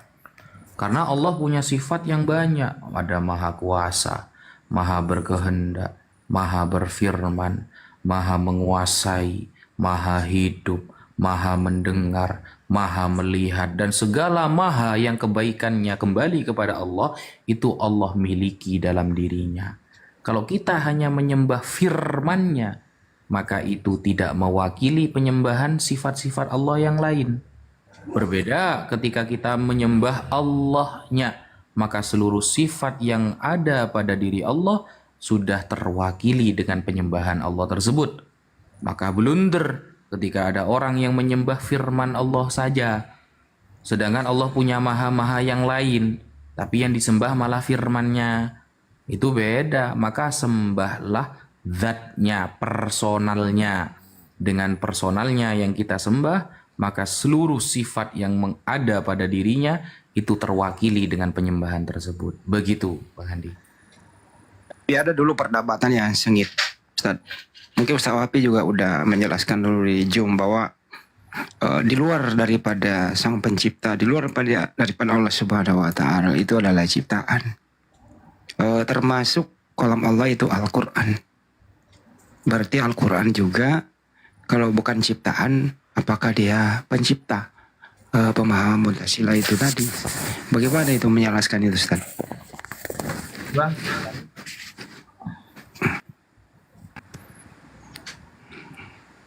Bang Handi, coba. Ya. Kenapa, Ustaz? Coba diulangi. Pemahaman Mu'tazilah itu tadi bahwa kalau kalam Allah itu melekat pada diri Allah begitu, Al-Quran itu sendiri, artinya di sini ada dua yang bukan ciptaan. Artinya ada dua pencipta, Al-Quran dan Allah begitu. Ini pemahaman Mu'tazilah, itu dulu sering kita bahas, Ustaz. Geblek itu. Yang bilang gitu geblek itu. Dia mulai terikut dengan pemahaman Advent itu berarti. Kalau ada orang yang mengatakan ketika dalam diri Allah ada firman Allah dan itu termasuk Tuhan, berarti ada dua Sang Pencipta, ada dua Tuhan. Nah, itu geblek itu. Kenapa saya katakan geblek? Sejak kapan personal itu dihitung lalu sifat juga ikut hitungan seperti personal? Beda. Sifat itu bukan personal, tapi sifat adalah sesuatu yang melekat pada personal yang nggak bisa dipisahkan. Maka tidak bisa kemudian sifat dihitung, personalnya juga dihitung, lalu sama rata, nggak bisa. Ada personalnya Allah, lalu sifat maha berfirmannya dihitung, sifat maha kuasanya dihitung. Nah, ini sudah geblek, sudah mustahil pemikiran itu. Karena sekarang ini kita temukan ada orang-orang yang coba-coba mengikuti paham Mu'tazilah, padahal sebenarnya nggak paham apa itu Mu'tazilah. Jadi kalau ada orang yang mengatakan, loh firman Allah kan satu, Allahnya dua, berarti kan dua Tuhannya. Wah, ini geblek. Sifat itu adalah sesuatu yang melekat kepada personal. Misal saya ada suaranya, saya ada matanya. Apakah ini dihitung banyak? Kan enggak. Kita kalau menuliskan KTP, apakah di KTP itu terhitung banyak? Apakah kalau di KK, kartu keluarga itu saya itu dihitung mata, telinga? Ya enggak lah. Personal inilah saya. Dengan suara ini, dengan mata ini, dengan telinga ini. Inilah saya. Enggak bisa mata saya dihitung, berarti saya ada dua. Mulut saya dihitung, berarti saya ada dua. Telinga saya dihitung, berarti saya ada tiga. Apa ini? Tapi begini, Tad. Dibawa ke padasan.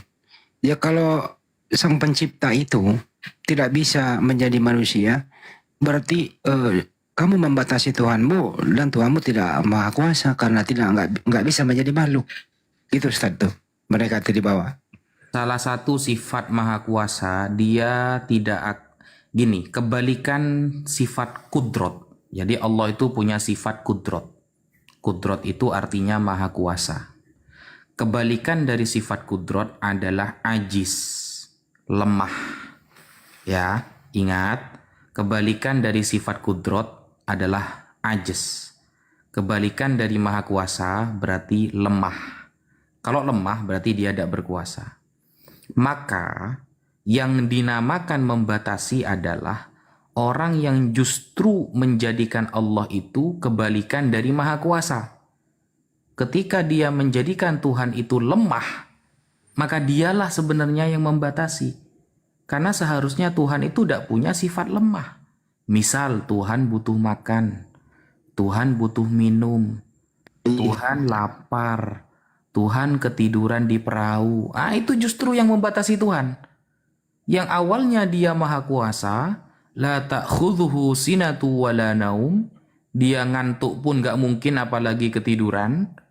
Ya, lalu akhirnya dengan menjadikan satu contoh dia jadi manusia misalnya, akhirnya penuh kelemahan yang ada pada dirinya, butuh makan, ketiduran, ngantuk, begini, marah, wah sembarang wis. Itu justru orang yang sehakikatnya membatasi Tuhan. Tuhan itu punya sifat maha kuasa, stop, gak usah dibatasi. Loh, kan kenapa kok gak bisa jadi manusia? Yang gak bilang gak bisa siapa, geblek? Tapi Tuhan itu mustahil akan menjadikan dirinya lemah.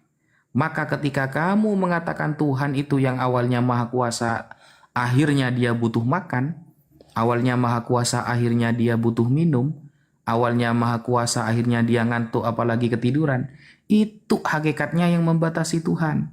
Tuhan itu maha kuasa, stop, titik. Maka tidak mungkin dia jadi apapun yang sehingga membuat dia lemah. Maka mustahil dia melakukan apapun yang nanti indikasinya dia akan disebut lemah. Maka Islam mengagungkan sifat kudrat Allah. Sifat kemahakuasaan Allah itu ada di atas segalanya. Maka mustahil Allah akan melakukan sesuatu yang bikin dia lemah. Misal, jadi manusia, akhirnya lapar, minum, ngantuk. Misal, jadi hewan, akhirnya dipanggil anak domba, begini-begini. Misal akan dilahirkan dari rahim wanita, akhirnya nunggu 9 bulan dulu lahir, nyusu dulu, sekolah dulu, kerja dulu. Maka mustahil itu akan dilakukan oleh Sang Maha Kuasa, karena dengan melakukan itu maka hilanglah istilah Maha Kuasa, akhirnya dia jadi lemah. Itulah yang sebenarnya tidak membatasi. Yang membatasi justru ketika dia mengatakan Tuhan bisa begini, Tuhan berak, Tuhan kencing, aduh. Berarti kalau seperti itu, ketika Maha Kuasa itu adalah Tuhan yang bisa ketiduran, ketika istilah Maha Kuasa adalah Tuhan yang bisa makan, apa bedanya dengan manusia? Berarti manusia Maha Kuasa juga dong? Kan begitu? Gitu Bang Andi. Si raja-raja ini di bawah mengatakan tujuannya menjadi manusia karena ingin menyelamatkan manusia. Gitu Ustaz. Gini, presiden itu bukan tidak bisa membuka pintu mobilnya. Tapi dengan cara ada yang membukakan pintu mobil, dia itu keren, punya ajudan. Kita lihatlah, makanya apa kata Rasulullah? Tafakkaru fi khalqillah wala tafakkaru fillah. Kamu berpikir ciptaan Allah saja, tidak usah berpikir Allah. Kamu akan geblek nantinya. Geblek kamu nanti. Coba kita bayangkan, sesuatu yang sudah ada di dunia itu adalah gambaran yang bisa kita jadikan renungan, i'tibar. Setiap bos besar, semakin banyak ajudannya, maka semakin menunjukkan dia kaya raya. Semakin banyak anak buahnya, menunjukkan dia itu keren. Kita tidak mungkin bisa bertemu presiden hanya dengan tangan kosong. Kita harus melalui orang, ajudan, hingga nanti ketemu presiden. Allah, kalau hanya untuk menghapus dosa, sampai dia rela dihina, dia dimaki, dia ditindas, dia lahir 9 bulan, dia kandungan 9 bulan, itu kan gak keren sama sekali. Itu bukan kaya itu bukan maha kuasa. Itu geblek namanya. Kenapa? Karena gambaran di dunia sudah ada. Semakin banyak ajudannya, semakin dia itu menunjukkan kemahakuasaannya. Dia punya kuasa di negara, dia sebagai presiden, jangankan berjalan ke pasar, buka pintu mobil pun ada yang bukakan mobilnya. Apakah Bapak Prabowo tidak mampu buka pintu mobil? Bukan tidak mampu. Tapi justru ketika ajudan yang membukakan pintu mobil menunjukkan dia itu keren. Gitu loh. Itu gambaran bagi kita bahwa orang yang berkuasa itu akan semakin banyak ajudannya. Nah, kita dari ujung rambut sampai ujung kaki diciptakan oleh Allah. Isi pikiran kita, otak kita, hati kita yang menciptakan Allah. Isi dari bola mata kita Allah yang menciptakan. Kenapa giliran hanya karena kita salah dia repot-repot turun ke dunia? Alasannya begini, itu kan menunjukkan kasihnya. Ketika menunjukkan kasih bukan berarti dia akan jadi lemah. Kalau dia memang maha pengasih, sudah ampuni semua dosa yang ada di dunia, selesai. Apakah dia tidak mampu? Mampu. Itulah yang namanya maha kuasa. Dengan dia mengampuni semua dosa, dengan dia mengampuni orang-orang yang bersalah, tanpa turun, cukup di surga saja, kalau kata mereka. Cukup dia, wahai malaikat, hapus semua dosa orang itu. Selesai kan? Itu justru kasih. Itu justru menunjukkan dia keren. Dia nyuruh ajudannya, malaikat mungkar nakir, hapus semua dosa yang ada di dunia. Selesai. Gitu loh. Bukan jadi episode 1, 2, 3, 4, 5 sampai lari-lari dan aduh, tambah gak jelas. Gak jelas. Gitu kira-kira Bang Handi. Masya Allah. Gak perlu tamasa ya ke muka bumi ya, untuk bergaul sama makhluk. Cuma sambil dulu si Barani nih, Muslim Kristen ya si Barani nih. Sama Aditya Asam nih. Si Barani. Pernah nggak Bang Handi tahu presiden kalau ingin melihat rakyatnya ada yang miskin atau ada yang kaya, apakah presiden harus jadi orang miskin dulu? Harus beli rumah yang hampir roboh dulu? Harus beli baju yang compang-camping dulu untuk mengenal siapa yang miskin dan siapa yang ingin dia bantu? Pernah ada presiden di Indonesia yang seperti itu, teman-teman? Enggak dong. Enggak ada kan Bang Hadi? Dia kalau presiden kalau mau bantu, dia cukup nyuruh ajudan. Ada namanya Bang Handi Selebes. Hidup di Jakarta, beliau butuh bantuan. Nih, wahai ajudanku, kirim uang 1 miliar kepada Bang Handi. Cukup. Antarin mobil Alphard. Nah, cukup kan? Ya. Apakah dia harus beli baju compang-camping dulu? Sandalnya harus swallow dulu. Kemudian dia harus naik sepeda dulu. Karena nggak mungkin kalau orang miskin itu naik Harley, nggak mungkin kan? Dia harus beli sepeda engkol dulu. Dan dia harus kelaparan dulu. Dia harus melas dulu baru merasakan bagaimana bisa membantu orang miskin. Enggak. Presiden cukup nyuruh ajudan. Siapa sekarang yang butuh uang? Oh ini Pak Presiden, di daerah Jakarta Utara ada satu keluarga, ini butuh dana. Oh iya, antarkan dia dana 1 miliar. Selesai kan? Apakah kemudian orang-orang yang miskin ini akan mengatakan, wah Presiden tidak maha kasih. Seharusnya kalau mau membantu kita harus jadi seperti kita dulu dong. Harus miskin dulu, baru kasih kita uang. Ada orang miskin seperti itu. Dengan cara presiden mentransfer atau menyuruh ajudan ngirim uang, dia akan mengatakan, waduh Bapak Presiden, keren kali. Tahu kalau kita lagi susah sampai ajudannya yang kesini. Begitu kan? Seharusnya kan? Aduh, kalau gitu parah. Gimana caranya kalau ada orang sakit? Dokter mau mengobati orang sakit. Dokter harus ikut sakit juga. Apa kalau sampai sakitnya kena rabies kan bahaya itu. Ya, gimana? Kacau kalau udah sistem kayak gitu. Kan begitu kan?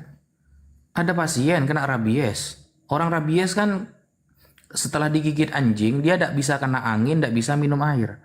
Akhirnya karena dokter ini tahu penyakit ini berarti saya harus kena rabies dulu. Agar saya bisa menghilangkan rabies yang ada pada dirinya. Geblek, saudara. Dokter cukup menyuruh para ajudannya beli obat di sini, beli obat di sana. Ini resepnya. Bahkan rata-rata dokter nyuruh kita yang beli sendiri. Kita dikasih resep, kita yang suruh nyari sendiri di apotik. Atau dirujuk ke UGD. Kan begitu kan seharusnya kan? Masa dokternya harus digigit anjing dulu, harus rabies dulu? Kan tahlilan bersama nantinya. Bukan malah sembuh bersama, tahlilan bersama. Begitu saudara. Bakal banyak yang mualaf nih besok nih. Jangan dimualafkan dulu semua, Tad. Sisain. Kalau dimualafkan semua nanti nggak ada debat. Makanya saya mengatakan Kang, tidak ada agama yang menjadikan akal paling profesional kecuali hanya Islam. Islam itu menjadikan akal kita itu profesional. Makanya di Islam ada istilahnya muhafadzatul akli. Wajib kita menjaga akal sehat kita. Sehingga homer diharamkan, sabu diharamkan, pil-pil yang menyebabkan mabuk diharamkan. Kenapa? Segala yang memabukkan dan merusak otak diharamkan karena Islam punya tujuan muhafadzatul akli, menjaga akal sehat kita. Dengan cara apa lagi? Dengan cara berpikir. Pikirnya itu harus rasional, saudara. Gak ada seorang raja itu kalau ingin membantu rakyatnya, dia harus jadi rakyat dulu, dia harus nyamar dulu. Itu adanya cuma di drama Korea. Orang yang sering nonton drama Korea, ada orang kaya, ingin melihat orang miskin, dia jadi miskin dulu bertahun-tahun. Itu drama Korea ada kayak gitu. Ada. Tapi di dunia yang real, kalau ada seorang raja, seorang kaya ingin membantu orang yang miskin, cukup pakai ajudan. Ajudanku di sana di Jakarta Utara ada orang yang bernama Bang Handi Selebes, bantu transfer. Selesai. Gak perlu jadi dia dulu. Kalau sampai yang keluarga yang dibantu ini jualan bakso, apakah nanti Tuhan harus jualan bakso juga? Kan enggak, saudara. Apakah si raja ini harus jualan bakso juga untuk bisa membantu tukang bakso yang lain? Akhirnya yang naik haji bukan tukang bakso tapi tukang bubur. Yang naik haji kan begitu. Gak gitu konsepnya, guys. Kan ini Tad, dia harus merasakan juga apa yang dirasakan ciptaannya. Kemudian dia harus menderita apa penderitaan ciptaannya supaya bisa menebus dosa ciptaannya gitu. Assalamualaikum warahmatullahi wabarakatuh. Waalaikumsalam. Gitu Tad. Waalaikumsalam warahmatullahi. Jadi gini, Ustaz. Jadi bahasa Tuhan kan bisa jadi apa saja sekarang. Sebenarnya ada yang perlu kita katakan, setiap kata itu mempunyai makna. Setiap kalimat juga mempunyai makna. Kalau ada kata dan kalimat yang tak ada makna, itu berarti ya salah kan begitu. Ada kata salah, ada kata benar. Ada pernyataan salah, ada pernyataan benar. Seketika kita sudah mengetahui bahwasanya Tuhan Maha Kuasa, ya Maha Kuasa. Kalau dia bisa jadi apa saja, berarti membatalkan Maha Kuasa. Artinya nggak perlu kita mengatakan, oh, apakah Tuhan Maha Kuasa dia bisa menjadi apa saja? Kita nggak bisa mengatakan, oh bisa atau tidak. Itu pernyataan salah, selesai sebenarnya begitu. Kalau orang itu mengatakan Tuhan Maha Kuasa dia bisa apa? Itu pernyataan salah. Oh, kan Tuhan Maha Kuasa dia bisa jadi apa saja? Itu pernyataan salah, selesai. Gitu. Karena kalau kita panjangkan begitu, nanti mereka akan mengatakan, oh berarti Tuhan nggak Maha Kuasa dong kalau nggak bisa jadi apa saja. Itu pernyataan salah kalau Tuhan bisa jadi apa saja. Nah, di situ ya. Tapi ada yang bagus gini Tad tentang dosa waris ya. Kalau presiden tadi bicara masalah presiden ya Ustadz, ngasih pengampunan kepada narapidana itu cukup remisi ya. Remisi langsung tuh keluar dari penjara ya, diampuni segala macam kesalahannya.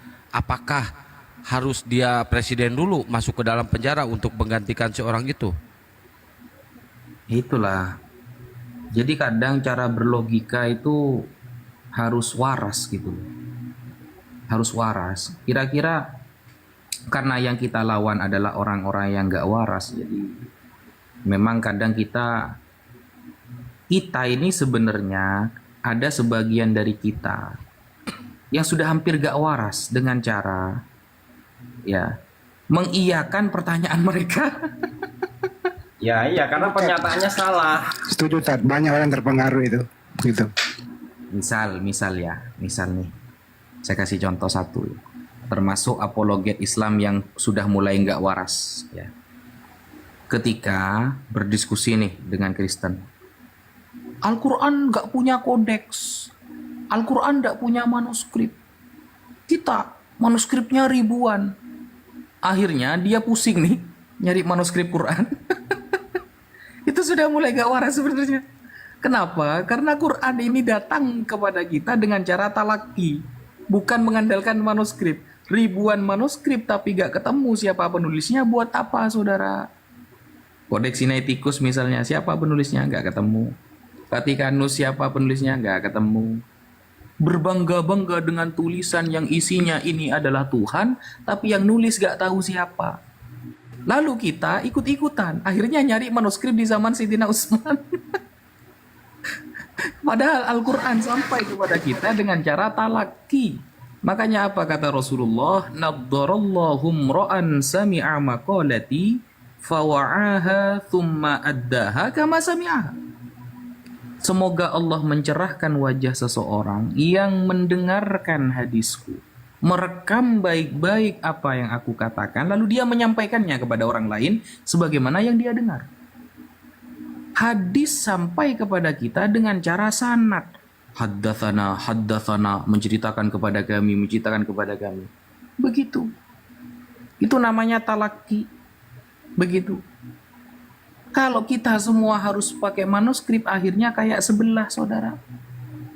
Mendewa-dewakan manuskrip kodek, padahal penulisnya pun gak ketemu siapa. Sehingga salah satu keistimewaan yang Allah berikan kepada agama ini memiliki sanad. Sanad adalah mata rantai yang orang-orangnya jelas, kredibilitasnya jelas, dari keluarga yang jelas, guru muridnya jelas semua. Misal, hadis pertama yang ada di dalam Sahih Bukhari, innamal a'malu binniyat, bahwa segala amal tergantung niatnya. Dari siapa hadis ini? Dari Sayyidina Umar bin Al-Khattab, Amirul Mukminin. Sayyidina Umar kemudian meriwayatkan kepada siapa? Kepada murid-muridnya. Salah satunya misalnya Sa'ad bin Abi Waqqas. Kemudian Sa'ad bin Abi Waqqas ke muridnya.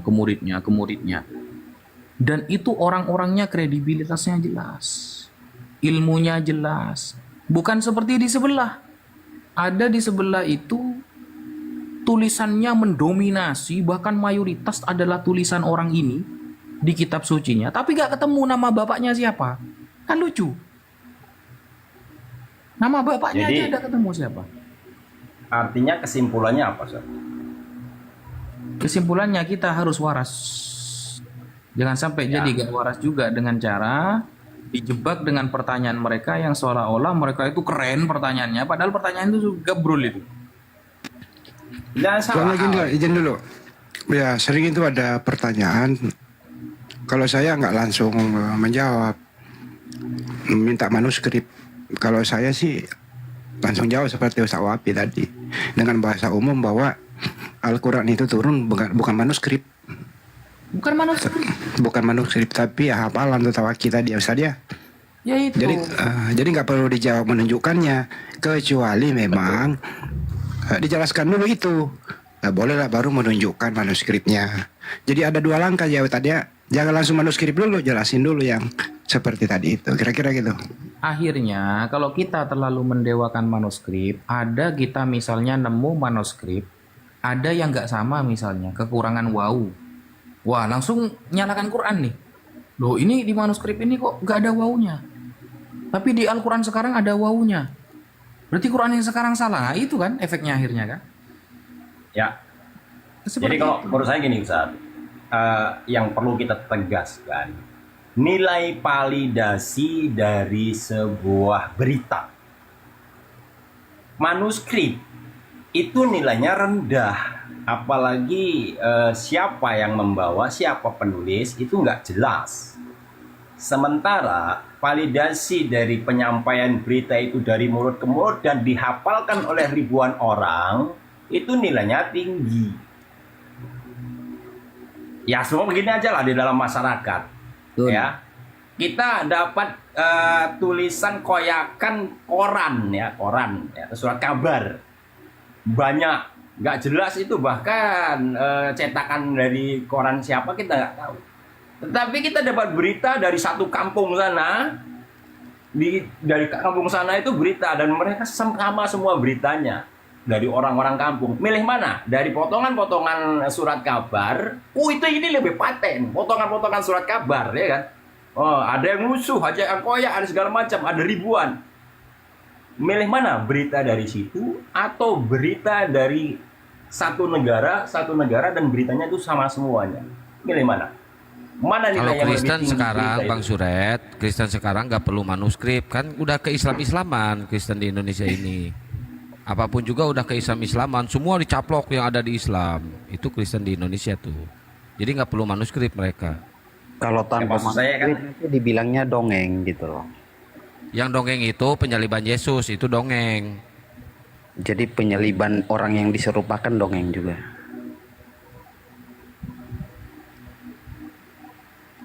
Susah sih kalau ngomong dengan orang yang sudah agak waras itu.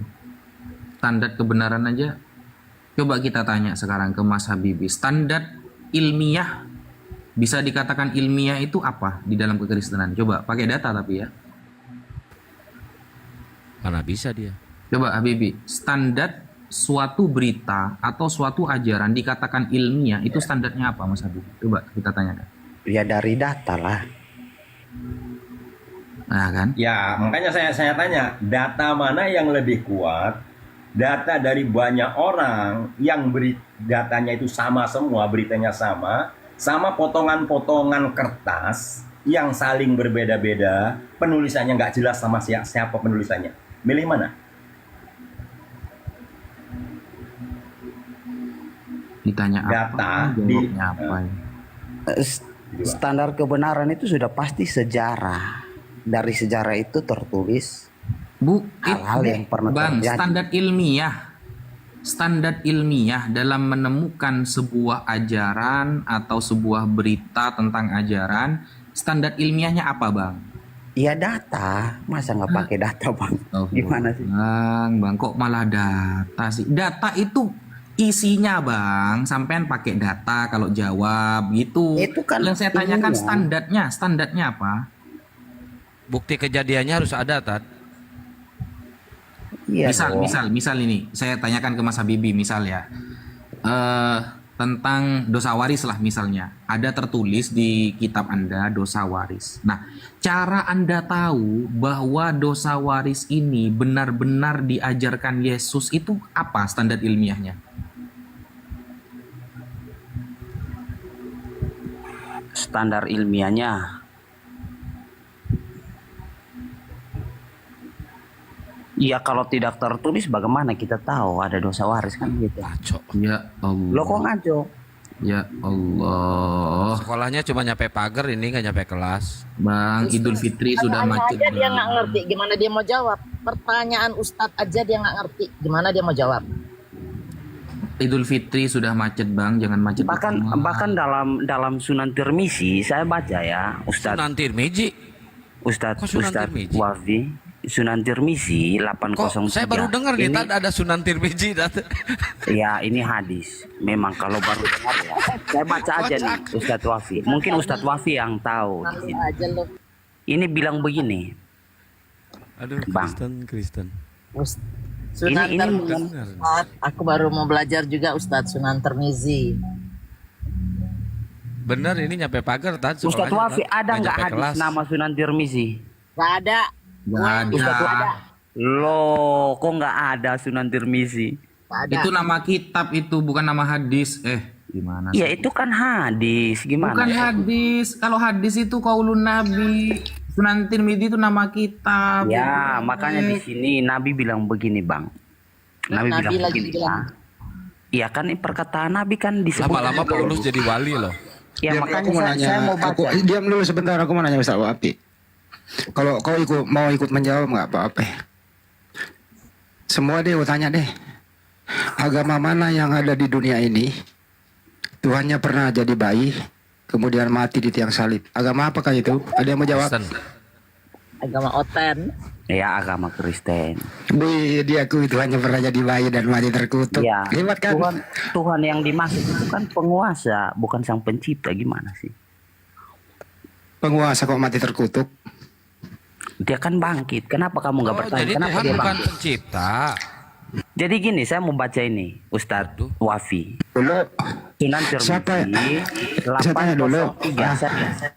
Siapa yang ngutuk Tuhanmu kalau mati terkutuk? Siapa yang ngutuk? Loh kok kayak gini? Jawab dulu Saya itu. mau bertanya kepada Ustadz Wafi. Udah, bukan kamu. Ustaz Wapi nggak mau layanin kamu. No, Lebih aku pintar juga mau bertanya, ngelayan saya. kamu. Gimana sih? Ya, Jangan kalau gitu kayak kan gitu dibang- dong. Kalau kamu nggak ikut perintah aku, kau turunkan. Kita tadi asik-asik di sini kok. Tapi yang penting kau udah akui tadi, Tuhanmu pernah jadi bayi mati terkutuk, udah. Nggak ada lagi. Kalau orang udah kayak begitu mau bertanya, buang-buang waktu menjawab gitu. Saya baru dengar loh ada hadis Sunan Tirmizi. Nama kitab itu, bukan Iya. nama hadis. Bukan. Aduh, ampun. Lama-lama ada ini loh, si Paulus kan nanti dipanggilnya wali Paulus. Oten, Habibi kalau bisa perbaiki dulu dirimu, baru nanya bertanya tentang Islam. Kenapa? Nggak mungkin Ustaz Wapi menurunkan ilmunya serendah-rendahnya. Saya jamin kamu nggak paham, maupun pakai bahasa Indonesia gitu loh. Karena standar kamu itu udah benar-benar di bawah garis kemiskinan Bang Handi. ibu gitu. Bang Handi Celebes, saya mau nanya sama Bang Handi Celebes. Apakah mati? Saya mau nanya sama Bang Handi Celebes. Apakah mati dipukulin terus digantung itu apakah itu yang disebut dengan kuasa? Dia tidak berkuasa lah, yang berkuasa itu yang mukul. Mana sih bang? Yang puasa yang mukul kan yang nangkap. Iya dong.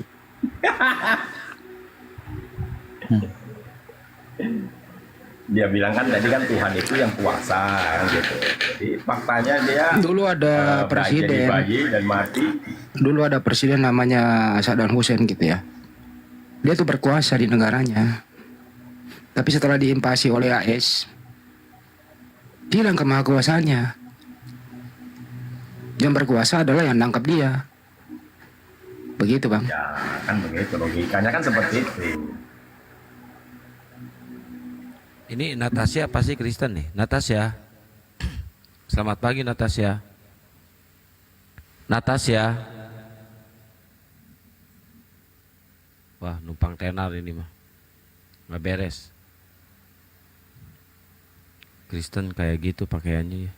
Tapi tadi kalau Habibie yang bertanya ini, terus IQ-nya sebatas di bawah garis kemiskinan ilmu gitu. Gimana cara menjelaskannya supaya mereka paham Ustaz kalau bertanya? Ya, yang pertama harus sabar. Yang kedua harus menggunakan bahasa roh. Baru mereka paham. Kalau pakai bahasa Indonesia sulit mereka paham. Kalau udah pakai cara itu belum ngerti juga dia apain, diinjak lehernya. Nah, Ya udah. Bertanya Kalau cara aja dia itu udah ngerti sulit. juga. Kalau pertanyaannya, itu pertanyaannya kalau dengan cara itu enggak juga, berarti ya kita tahu pengikutnya Abu Jahal. Ya kan kita pakai logika yang Tadi lo Bang Sorep, di zaman Nabi itu yang bertanya itu nggak ada yang sebodoh sekarang. Mereka sebenarnya dulu itu mendebat Nabi itu dia tahu, cuman ingin mengetes. Bener nggak Ustaz? iya. Sahabat? Betul. Ya, nggak zaman sekarang. Ya Itu. tahu dengan kebenaran kan, tapi memang mereka maunya nyimpang kan begitu. Orang-orang kafir itu kan orang-orang yang menutup diri, bukan nggak tahu kebenaran itu, tapi kan maunya memang sesat. Apakah paman-paman Nabi itu tidak tahu bahwasanya Nabi Muhammad itu orang yang jujur, tidak pernah bohong? Tahu kali. Ya, Abu Jahal, Abu Lahab. Tapi kan memang selalu ingin untuk supaya menyelisihi terus. Kan begitu. Makanya saya bilang tadi, kalau dengan cara yang logika paling mendasar, paling pondasi, paling sederhana, anak TK aja kalau kita ajak ngomong tahu dia, anak TK ya masih baru. Tapi mereka juga nggak tahu, bukan nggak tahu, nggak mau tahu. Ya makna kafir. Sebentar dulu saya tanya Ustaz Wafi dulu, sebentar dulu Bang Surat. Imam Syafi'i itu berdebat dengan orang apa aja Ustaz? Berdebat dengan orang Bloon apa gimana? Ya sebelum dijawab silakan teman-teman yang di bawah di follow akun Ustadz Wafi ya, di follow ya. Ini baru 700. Ustadz Wafi, Silakan. Bang Handi dan yang lain-lain izin turun dulu. Mau Siap. Siap ya Bang. Terima kasih Bang Surat. Terima kasih ya. Assalamualaikum warahmatullahi wabarakatuh. Waalaikumsalam. Ini akun baru Ustadz Wafi, silakan di follow ya teman-teman. Di follow teman, biar Ustaz Wafi bisa buka lagi Komal. Nice lu. Baru 700 soalnya. Silakan dijawab dulu Ustadz Wafi. Iya, gimana tadi pertanyaannya, lupa saya. Itu berdebat dengan orang Bloon apa orang yang memang di atas Bloon? Oh gini, kata Imam Syafi'i, jika aku berdebat dengan orang pintar, cerdas, maka aku pasti mengalahkannya. Tapi jika aku berdebat dengan orang Bloon, pasti aku kalah. Nah, itu kata Imam Syafi'i itu. Ada tambahannya Ustaz. Karena orang Bloon itu berpengalaman di bidang Bloon gitu. Iya. Jadi orang Bloon itu akan menutupi satu kebohongan dengan beberapa kebohongan yang lain. Sehingga ketika kebohongan itu terungkap satu, dia sibuk untuk menutupi yang lain. Belum berakhirnya.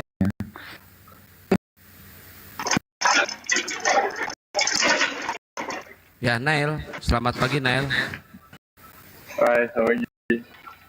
Nail. Ya, nah. Halo, Bro. Ya.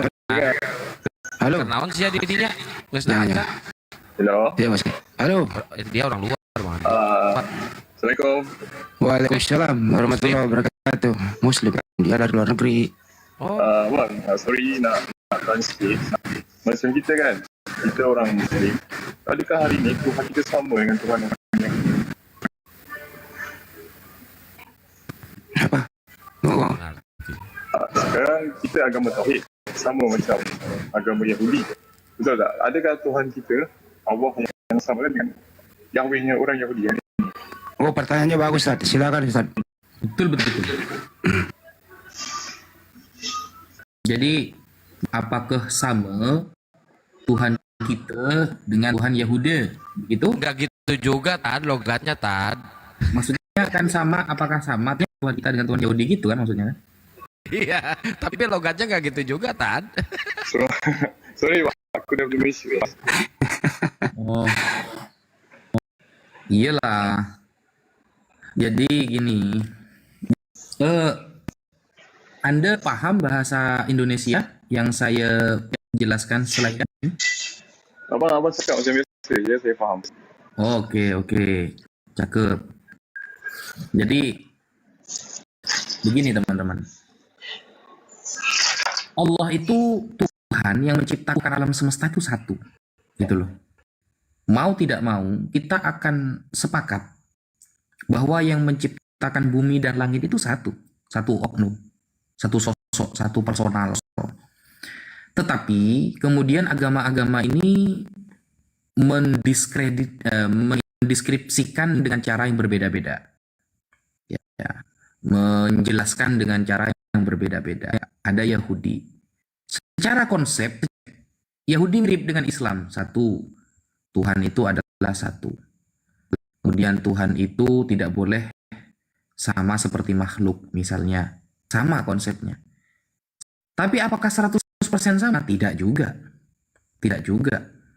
Karena kalau kita lihat di dalam Al-Quran misalnya, banyak kefatalan dalam cara penyembahan Yahudi kepada yang namanya Tuhan itu. Sehingga kalau kita mengatakan sama 100% itu bahaya. Misal, ada ayat di dalam Al-Quran,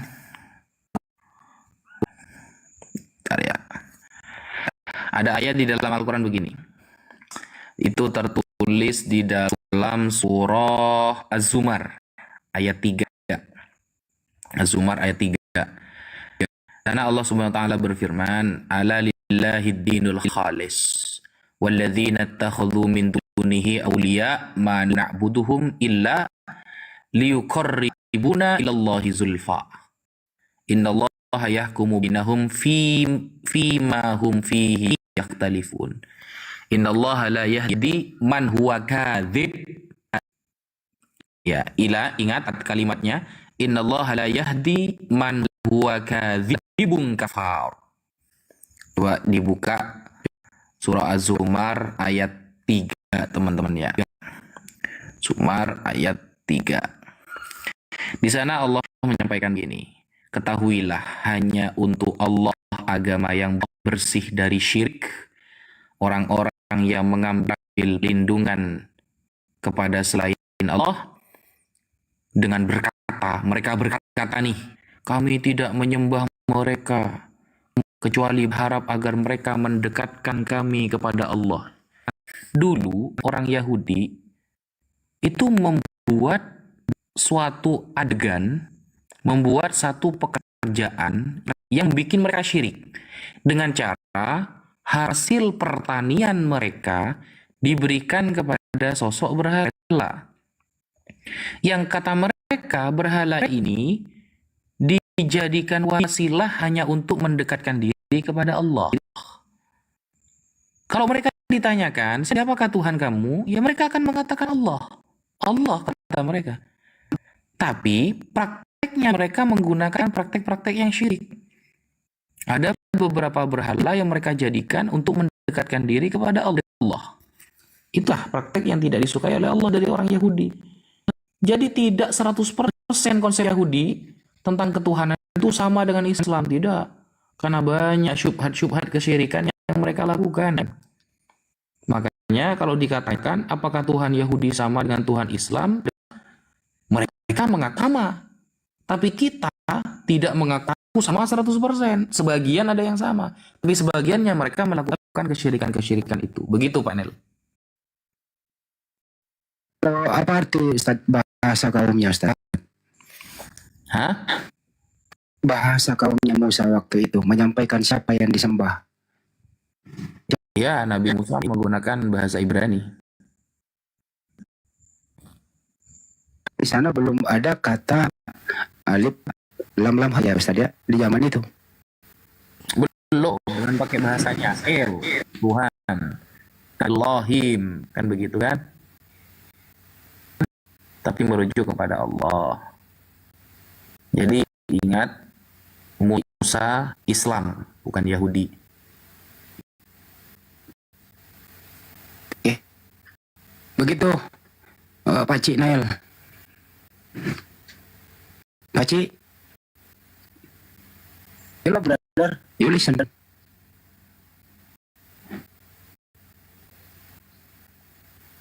Waduh. Dibuka mic-nya.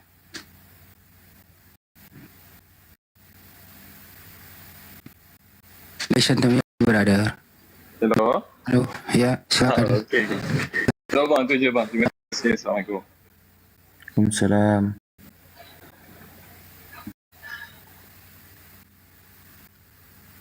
Masya Allah, her. Jazakallah her. Tapi kalau menjelaskan siapa sembahannya para nabi, dalam Al-Quran ya jelas, ya Ustaz ya. Iya, mau di kitab apapun, mau di perjanjian lama kek, perjanjian baru kek, kalau beneran nabi yang dimaksud seperti Nabi Yahya, Nabi Musa, ya sama yang disembah kita sama. Tapi kalau bilangnya Yahudi, nah ini kita harus hati-hati sudah. Kalau bilangnya apakah Tuhan Musa sama dengan Muhammad, sama, jelas. Tapi kalau lafadznya Yahudi, apakah Tuhan Nabi Muhammad sama dengan Tuhan Yahudi, nah itu berbahaya kalau kita bilang sama 100%. Karena praktek-praktek kesyirikan banyak di kalangan Yahudi, begitu loh. Kenapa banyak sekali nabi diturunkan di umat mereka ya Ustaz? Iya, jadi mereka ini termasuk bangsa yang dipilih oleh Allah. Awalnya dipilih oleh Allah, tapi mereka membuat Allah kecewa, sehingga Allah ganti estafet kemuliaan itu awalnya dimiliki oleh Bani Israel, lalu Allah pindah ke agama Islam. Kullama khalafahu nabiyyun anzalallahu nabiyyan, kan begitu kan ya, kalau nggak salah itu. Setiap mereka diutus nabi, mereka bunuh, lalu Allah ganti dengan nabi yang lain. Dibunuh lagi, diganti nabi lagi, dibunuh lagi, diganti nabi lagi. Herannya, ada agama sekarang, atau bukan agama lah ya, yang mengatakan, oh ini Bani Israel, kita tidak setuju dengan pembunuhan para nabi, pembantaian, dan setuju, tapi mereka senang.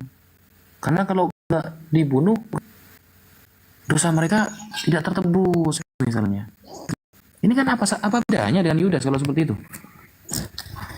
Dan tujuannya memang yang diharapkan adalah kematian para nabi tersebut.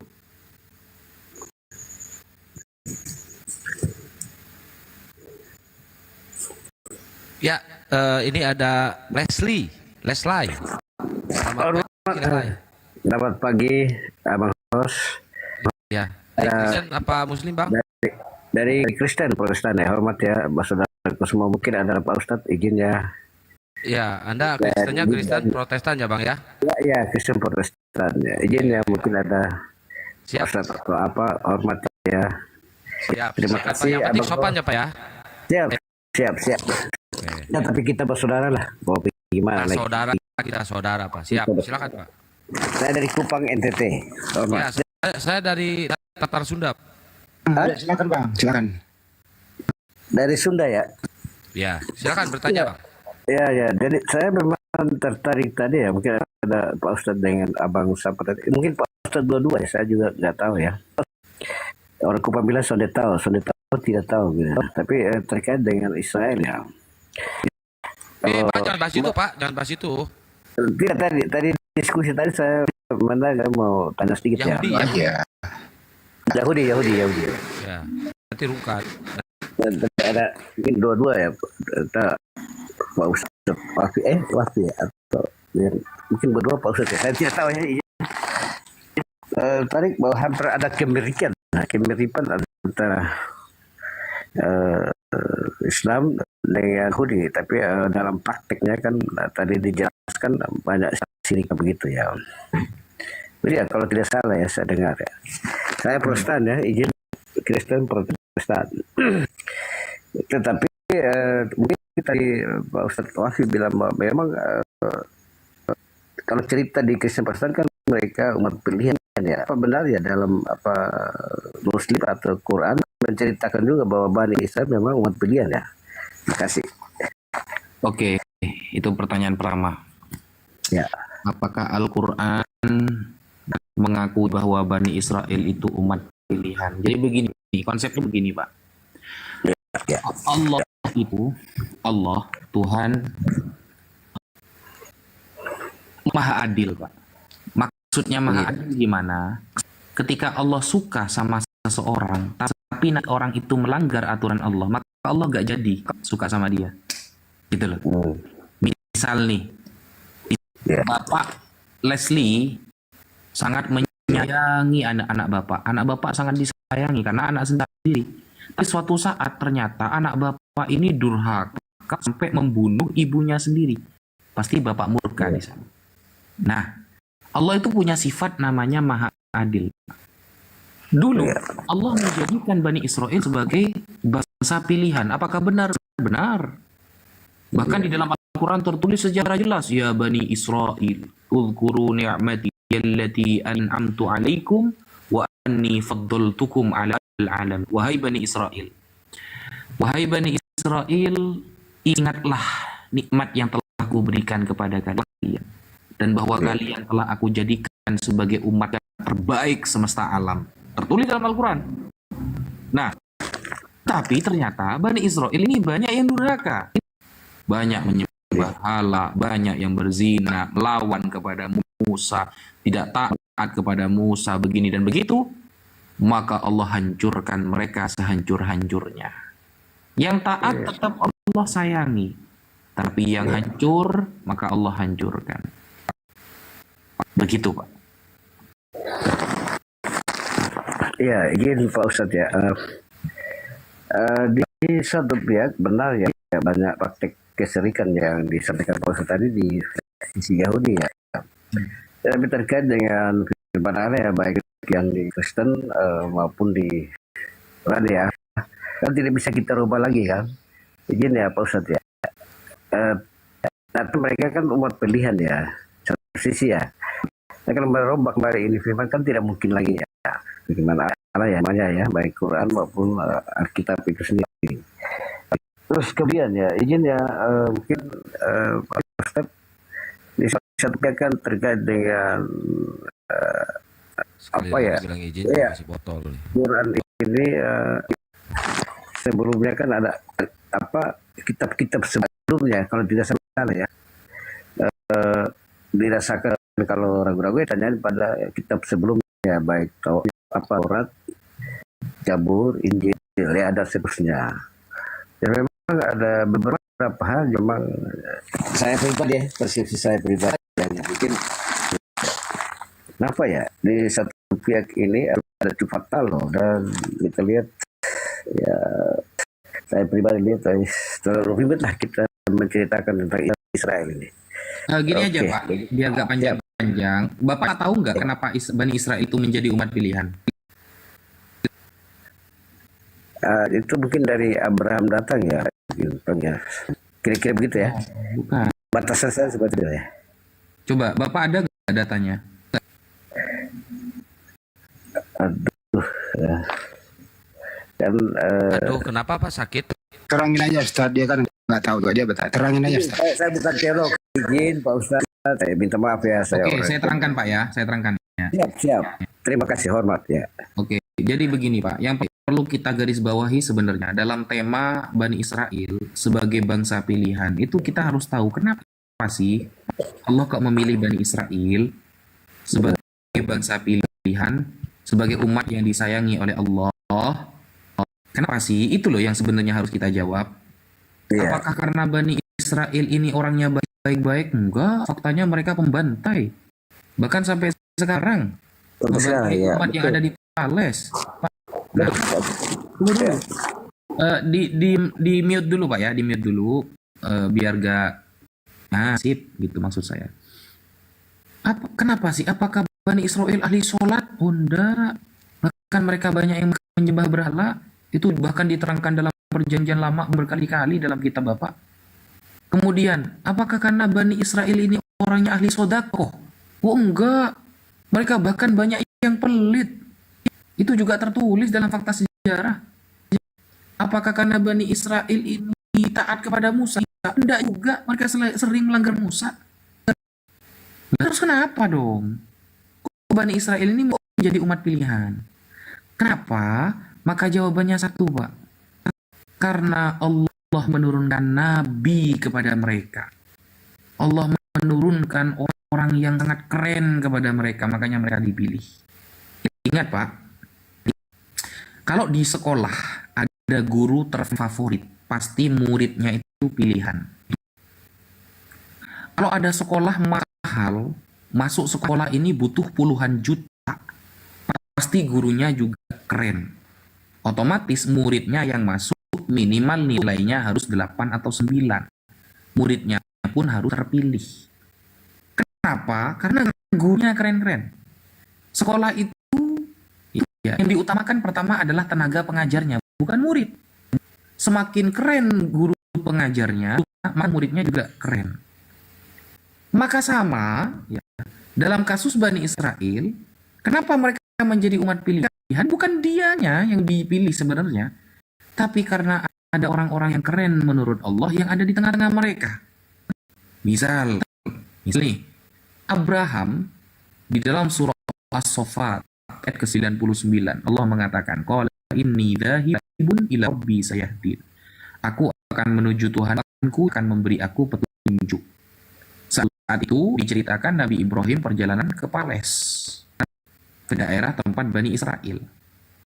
Ada sang bapak para nabi, istilahnya itu bapak para nabi kalau di Islam, Nabi Ibrahim. Kemudian memiliki dua anak yang sama-sama keren, Nabi Ismail dan Nabi Ishak. Dari dua wanita yang sama-sama keren. Nah, karena Abraham ini orang yang sangat diberkati oleh Tuhan, maka orang yang di bawahnya juga akan mendapatkan curahan dari keberkahan itu. Misal Nabi Ishak punya anak namanya Yakub. Yakub ini ternyata juga orang yang keren. Punya anak lagi namanya Yusuf dan Binyamin dan Yehuda dan lain sebagainya. Dari keturunan ini menurunkan bangsa yang besar, atau disebut dengan Bani Israel, karena nama lain dari Yakub adalah Israel. Nah, karena ada orang-orang yang keren, dari keturunannya turunlah Musa yang memimpin orang-orang Yahudi.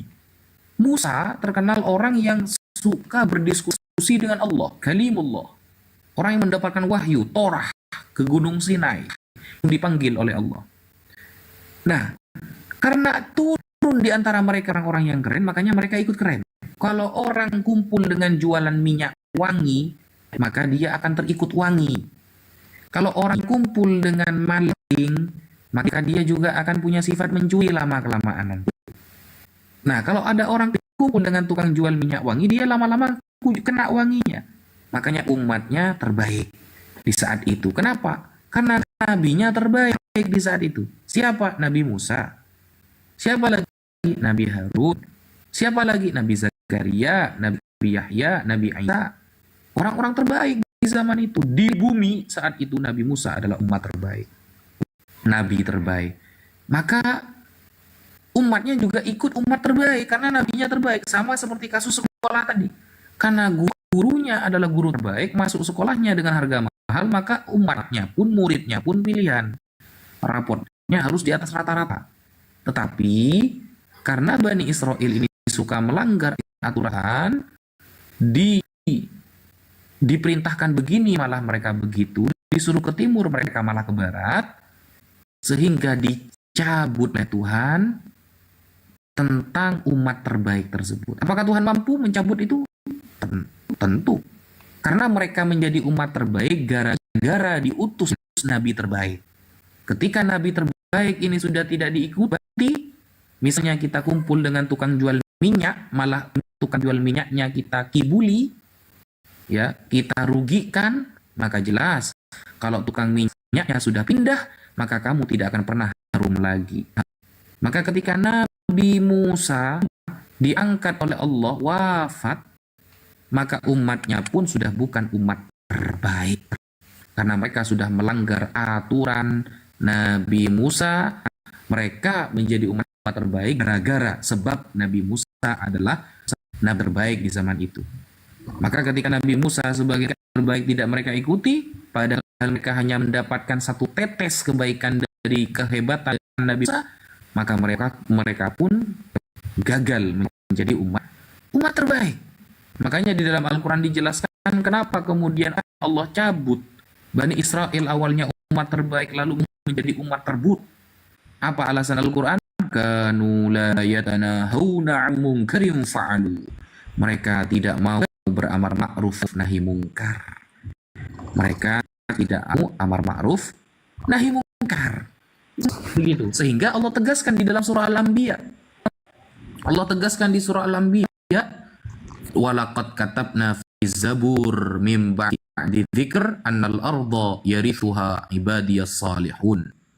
Telah kami catat di dalam Zabur, di dalam Mazmur, bahwa bumi ini Allah berikan, Allah wariskan kepada hamba yang saleh.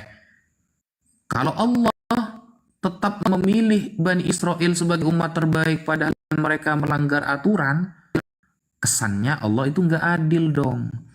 Ada kok umat yang tidak pernah melanggar aturan, kenapa tetap Bani Israel yang dipilih? Kan begitu akhirnya. Jadi Allah itu harus dan wajib punya sifat maha adil. Mau anak ini kayangan tapi anak ini ternyata membunuh orang tuanya, dia tetap buat anak durhaka. Tidak ada ketika saya memiliki anak misalnya, ini anak saya, pasti saya paling sayang kepada anak ini. Apalagi anak yang paling bungsu, pasti yang paling saya sayangi. Tapi yang paling bungsu, na'udzubillah, dia melanggar aturan saya, maka dia bisa menjadi orang yang paling saya benci. Itu wajar. Justru Allah udah adil nanti ketika ada bangsa yang sudah jelas-jelas melanggar, tapi masih menjadi umat terbaik. Nah, itu gak adil berarti. Sehingga dibuktikan ketika Musa diselamatkan oleh Allah dari kejaran Fir'aun, dari kegelapan dari bangsa Mesir. Ketika Fir'aun memimpin Mesir, Musa dikejar oleh Fir'aun, akhirnya Musa diselamatkan. Lalu Musa diperintahkan oleh Tuhan untuk memasuki tanah Kanaan, atau kita sekarang sebut dengan tanah Pales, dan tanah Israel itu. Ketika Musa diperintahkan oleh Tuhan untuk masuk tanah Israel atau tanah Pales ini, tanah Kanaan dulu istilahnya, ternyata di tanah itu ada orang-orang yang disebut dengan kaum Amalek. Kaum Amalek ini kaumnya besar-besar dan mereka zalim, berbuat jahat. Nah, Musa diperintahkan oleh Tuhan untuk membantai kaum itu agar tanah Kanaan ini menjadi tanah yang damai sejahtera. Karena kaum Amalek ini besar-besar dan mereka kuat, sehingga kaum Nabi Musa, orang Yahudi ini yang kata umat terbaik ini, tidak mau menurut kepada aturan Musa. Wahai Musa, ini secara akal kita tidak akan menang melawan kaum Amalek. Besar-besar Musa. Kalau kamu memang mau melawan mereka, lawanlah sendiri. Tapi Nabi Musa tidak menyerah dengan mengatakan kepada kaumnya, orang-orang Yahudi ini, kalau kalian menyerah, kalian akan menyesal. Dan ini adalah perintah dari Tuhan untuk menjadikan tanah Kanaan sebagai tanah yang damai sejahtera, bebas dari penjajahan kaum Amalek. Ternyata kaum Nabi Musa, umat terbaik ini, padahal mereka terbaik gara-gara Nabi Musa, ternyata tidak mau. Mereka disuruh jihad, tidak mau. Disuruh berperang, tidak mau. Akhirnya mereka diharamkan memasuki tanah Kanaan selama 40 tahun oleh Tuhan.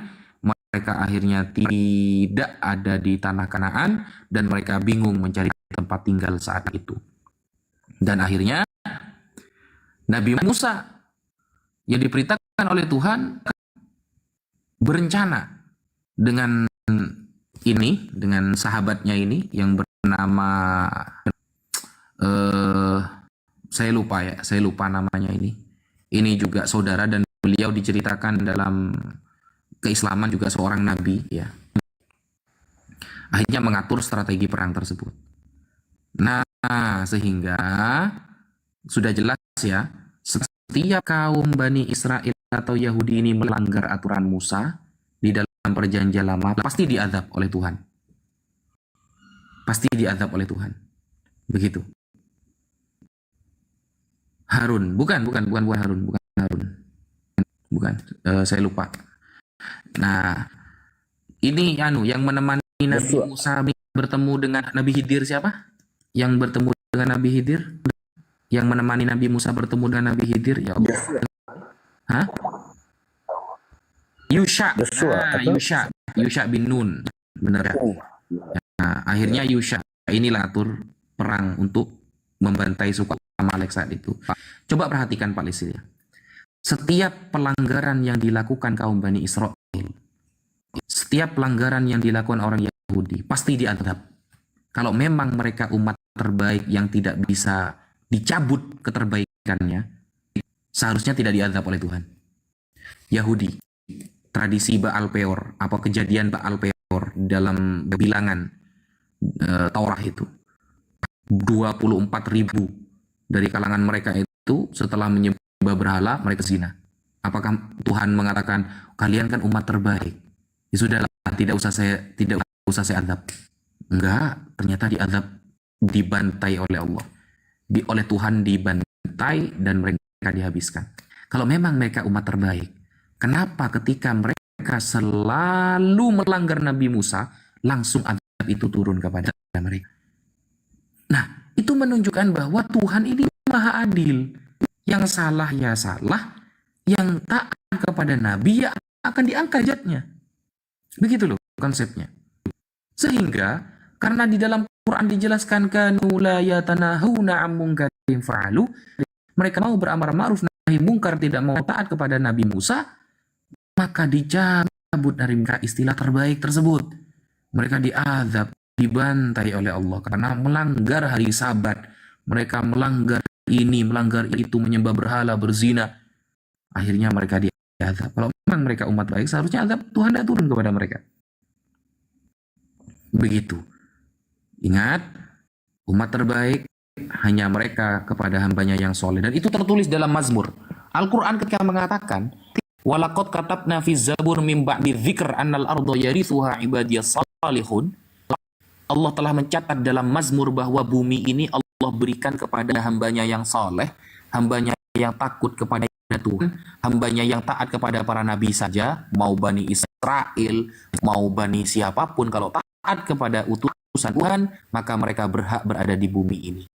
Tapi bagi mereka yang melanggar aturan Tuhan, mau dari Bani Israel, kayak Yahudi, kayak mereka tidak pantas tinggal di bumi ini. Itu Al-Quran menarasikan tertulis di dalam Mazmur.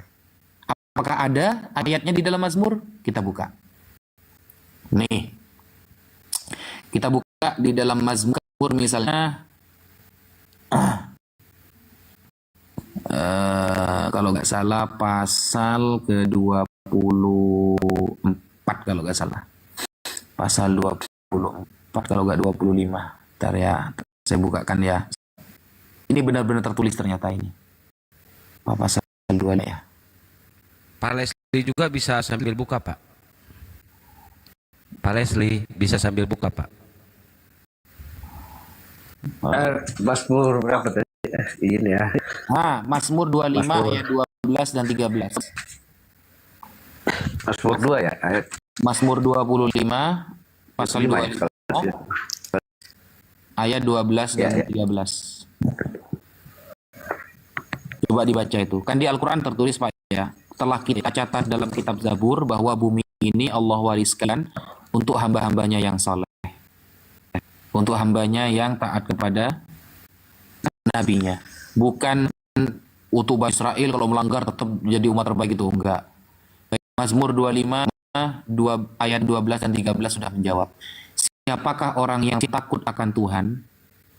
Maksudnya siapakah orang yang bertakwa kepada Allah? Maka kepadanya Tuhan menunjukkan jalan yang harus dipilihnya.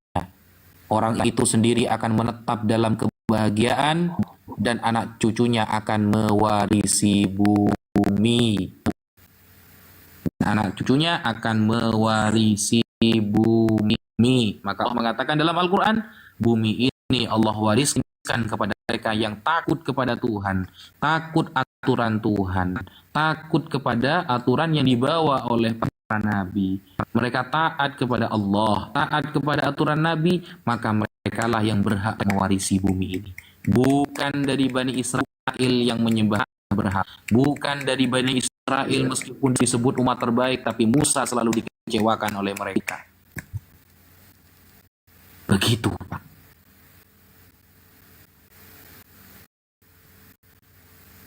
Dibuka mute-nya, Bang Leslie. Leslie. Siap. Tuh, ada ditulis ini semua lengkap loh. Ini baru jelas. Terima kasih, Pak Ustaz. Iya, Pak. Jadi Allah itu harus adil. Presiden harus adil. Mentang-mentang anaknya presiden melanggar lalu gak dihukum gitu, maka harus adil. Bani Israel yang taat kepada Musa dijamin surga oleh Allah. Tapi Bani Israel yang tidak taat kepada Musa, maka azab dari Allah akan datang kepada dia. Kalau memang mereka semuanya berpilihan, kenapa setiap mereka melanggar Musa lalu azab Allah yang turun, bukan pujian Allah? Kenapa? Karena mereka terpilih karena ada orang yang terpilih di kalangan mereka. Mereka menjadi umat terpilih karena ada orang terbaik. Siapa? Musa ketika itu. Yang dijadikan Allah bagi Fir'aun oleh Tuhan di dalam perjanjian lama. Begitu. Jadi kalau Musa yang jadi utusan Tuhan ini nggak mereka ikuti, gagal mereka jadi umat terbaik. Karena mereka sama dengan tadi. Contoh dari saya kalau kumpul dengan orang jual parfum, saya juga akan ikut harum. Tapi kalau saya mengkhianati tukang parfumnya dan akhirnya tukang parfum itu meninggalkan saya, maka saya tidak akan harum lagi. Begitu loh. Bani Israel dikasih label umat terbaik karena nebeng kepada Nabi Musa saat itu orang yang paling keren, orang yang paling terbaik. Kalau Musanya dikhianati, padahal aturan yang dari Musa datang dari Tuhan, maka jangan pernah berharap istilah umat terbaik akan tetap menempel di dalam Anda. Begitu.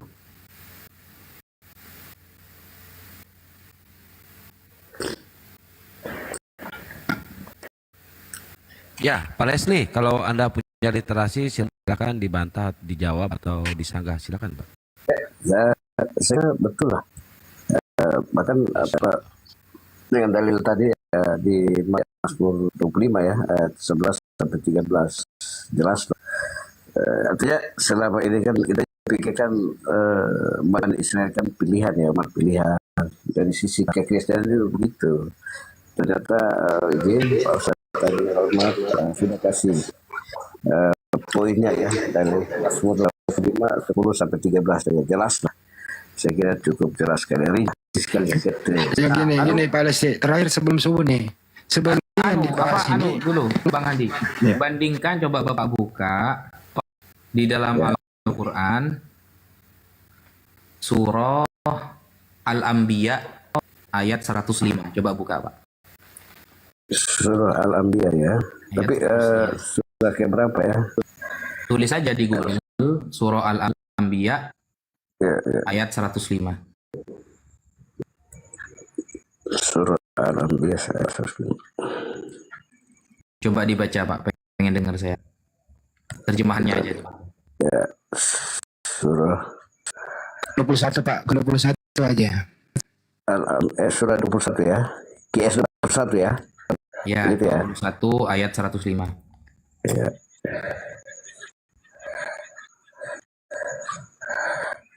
QS 21 21. Coba dibaca terjemahan.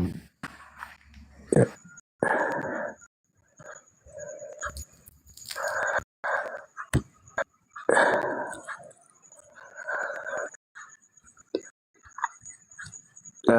Ini ya Pak Ustaz, mungkin saya ambil tasawuf, tapi sungguh kami telah menuliskan di dalam Zabur, salah dalam kurung tertulis di dalam apa ya, Sikil.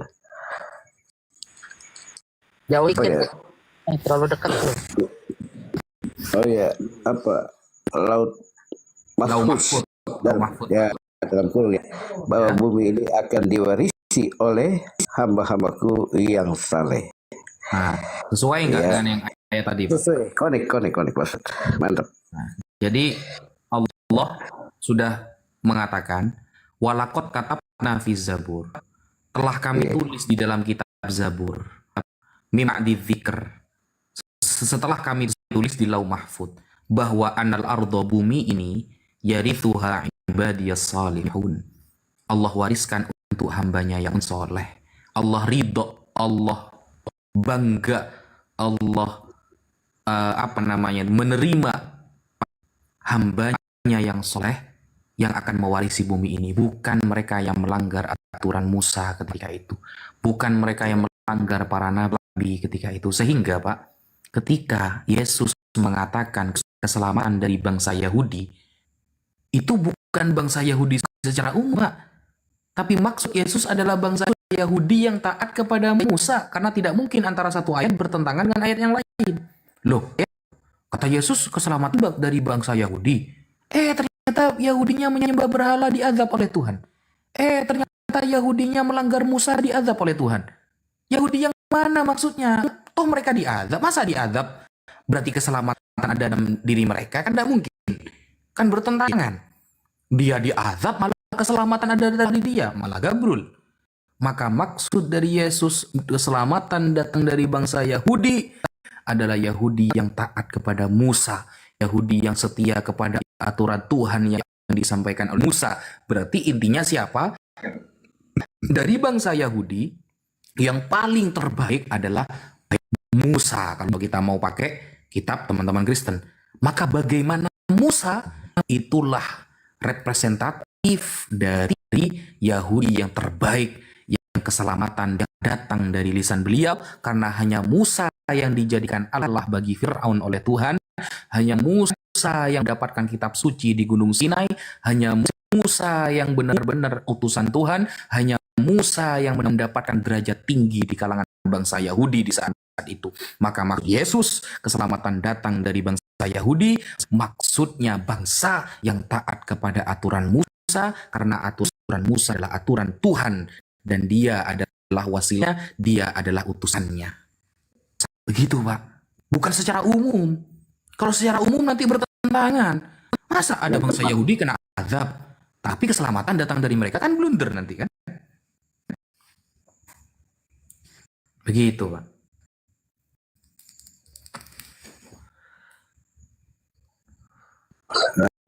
Makasih Pak Ustadz ya. Jadi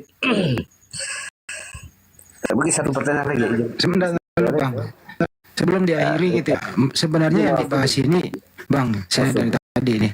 Sebenarnya yang dibahas ini apa hubungannya sama Kristen ya? Kristen itu kan sama-sama ya. Kalau di Kristen juga sebut Israel itu kan umat pilihan ya. Ya. Umat pilihan ya. Dikaitkan dengan di sebelah dua saudaraku hormat Ustaz, tadi Pak Ustaz sudah jelaskan panjang lebar lengkap. Saya gini Pak, maksudnya gini Pak Lesti, apa hubungannya dengan Kristen ya? Maksud saya adalah Tuhannya Bani Israel itu berbeda Tuhan dengan Kristen. Anda beda Tuhan loh, apa hubungannya dibahas ini ya dengan Anda gitu. Maksudnya begitu ya. Kalau saya tapi tidak fokus kepada apa ya Tuhannya Israel dengan kita ya. Saya fokus karena diceritain ya bahwa memang Israel itu kan bangsa pilihan Tuhan gitu. Saya tidak arahnya ke situ ya. Ke sana Pak, artinya nggak apa-apa belajar sejarah. Kalau bisa kembali to basic, ya pertahankan dulu, samakan dulu Tuhan Anda baru bahas. Supaya nggak sia-sia gitu loh. Kecuali Anda mau berubah, bahwa berhenti menuhankan Yesus, nah, baru tuh berubah ke sana. Silakan Ustaz. Izin ya Pak Ustaz Ya, izin sebelum dilanjut ke perdebatan, silakan di follow akun Ustadz Wapi, ini akun baru. Akun Sudah, saya sudah follow izin Pak Ya, Ustaz Wafi. Masya Allah, keren. Terima kasih Bang Leslay. Terima Buat kasih. teman-teman yang di bawah juga di follow Ustadz Wapi, ini akun baru. Tapi mungkin jam-jam mau subuh jadi mungkin lebih Apa-apa, dilanjut aja dulu Bang Leslay. Ya, Masih ada sedikit waktu. Pak ya. Ingat Pak ya, ketika Yesus mengatakan keselamatan datang dari bangsa Yahudi atau bangsa Israel lah. Lalu mereka yang melanggar aturan Musa selalu mendapatkan azab oleh Tuhan, dan itu berkali-kali terjadi. Setiap melanggar aturan Torah, melanggar hari Sabat, nyembah berhala, berzina, meskipun mereka itu Bani Israel, tetap akan diazab oleh Tuhan. Itu menunjukkan Tuhan Maha Adil, yang salah yang benar-benar. Kalau salah katakan salah, kalau benar katakan benar. Berarti maksud dari Yesus adalah ikuti bangsa Yahudi atau bangsa Bani Israel yang menuruti atau taat kepada hukum Musa, yaitu hukum Torah. Itu maksudnya. Nah, lalu siapa Tuhannya Musa? Apakah Tuhannya Musa adalah Tritunggal? Bukan. Musa hanya mengatakan Adonai Ehad. Allah itu Esa. Allah itu satu. Tidak ada dua tunggal, apalagi Tritunggal. Tidak pernah Musa mengenalkan Roh Kudus itu Tuhan. Tidak pernah Musa mengenalkan ada istilah anak dan bapa. Tidak pernah. Yang diesakan oleh Musa adalah Dia, Elohim, Yod, Hef, Waf, Hei, YHWH, kata teman-teman Kristen. Maka yang benar cara bertuhan itu ikut Musa itu, kata Yesus. Allah itu Esa. Tidak usah ditafsir-tafsiri lagi. Satu ya satu. Sekarang Bapak tanya kepada umat Islam, seluruh umat Islam yang alirannya apapun, siapa Tuhan kamu? Allah. Apakah Allah Esa? Esa. Apapun alirannya. Tapi kemudian kita tanyakan kepada teman-teman Kristen, Tuhan kamu siapa? Ada yang mengatakan Yesus adalah Bapa. Ada yang mengatakan Yesus adalah firman Bapa, bukan Bapa itu sendiri. Dan seterusnya. Ada istilah Roh Kudus. Membingungkan. perbedaan di mana-mana. Padahal kata Yesus, kalau kamu ingin selamat, ikutilah bangsa Yahudi atau Israel yang taat kepada Musa. Bagaimanakah Musa cara bertuhan? Dengan cara mengesahkan Allah, esa satu tanpa tafsir Roh Kudus. Karena Musa tidak pernah menerangkan tentang Roh Kudus. Musa tidak pernah mengistilahkan anak dan Bapa Allah. Begitupun Yesus. Yesus tidak pernah mengakui dirinya adalah firman yang hidup, tidak pernah. Tidak akan pernah Bapak temui dalam perjanjian lama Yesus mengatakan aku adalah firman yang hidup, logos Allah, tidak ada.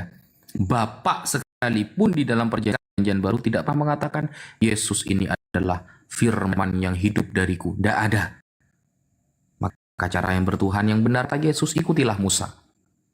Allah itu esa. Begitu Pak. Iya ya. Jadi memang kalau ini kita sudah masuk ke Tuhan, jadi memang saya ingin ya pertama Pak Ustadz, jadi kita Protestan ya, saya tidak tahu dengan Katolik atau denom yang lainnya. Jadi memang kalau terkait dengan Taurat ya, kita fokus pada 10 perintah yang disampaikan melalui Musa kepada Bani Israel ketika itu ya. Tapi seluruh yang terkait dengan tradisi Yahudi bagi Kristen Protestan ya, saya tidak tahu denom yang lainnya. Jadi kita tidak pakai itu. Misalnya ya hal bersunat bagi haram apa semua itu kan tidak, kita tidak ada ya. Dan beberapa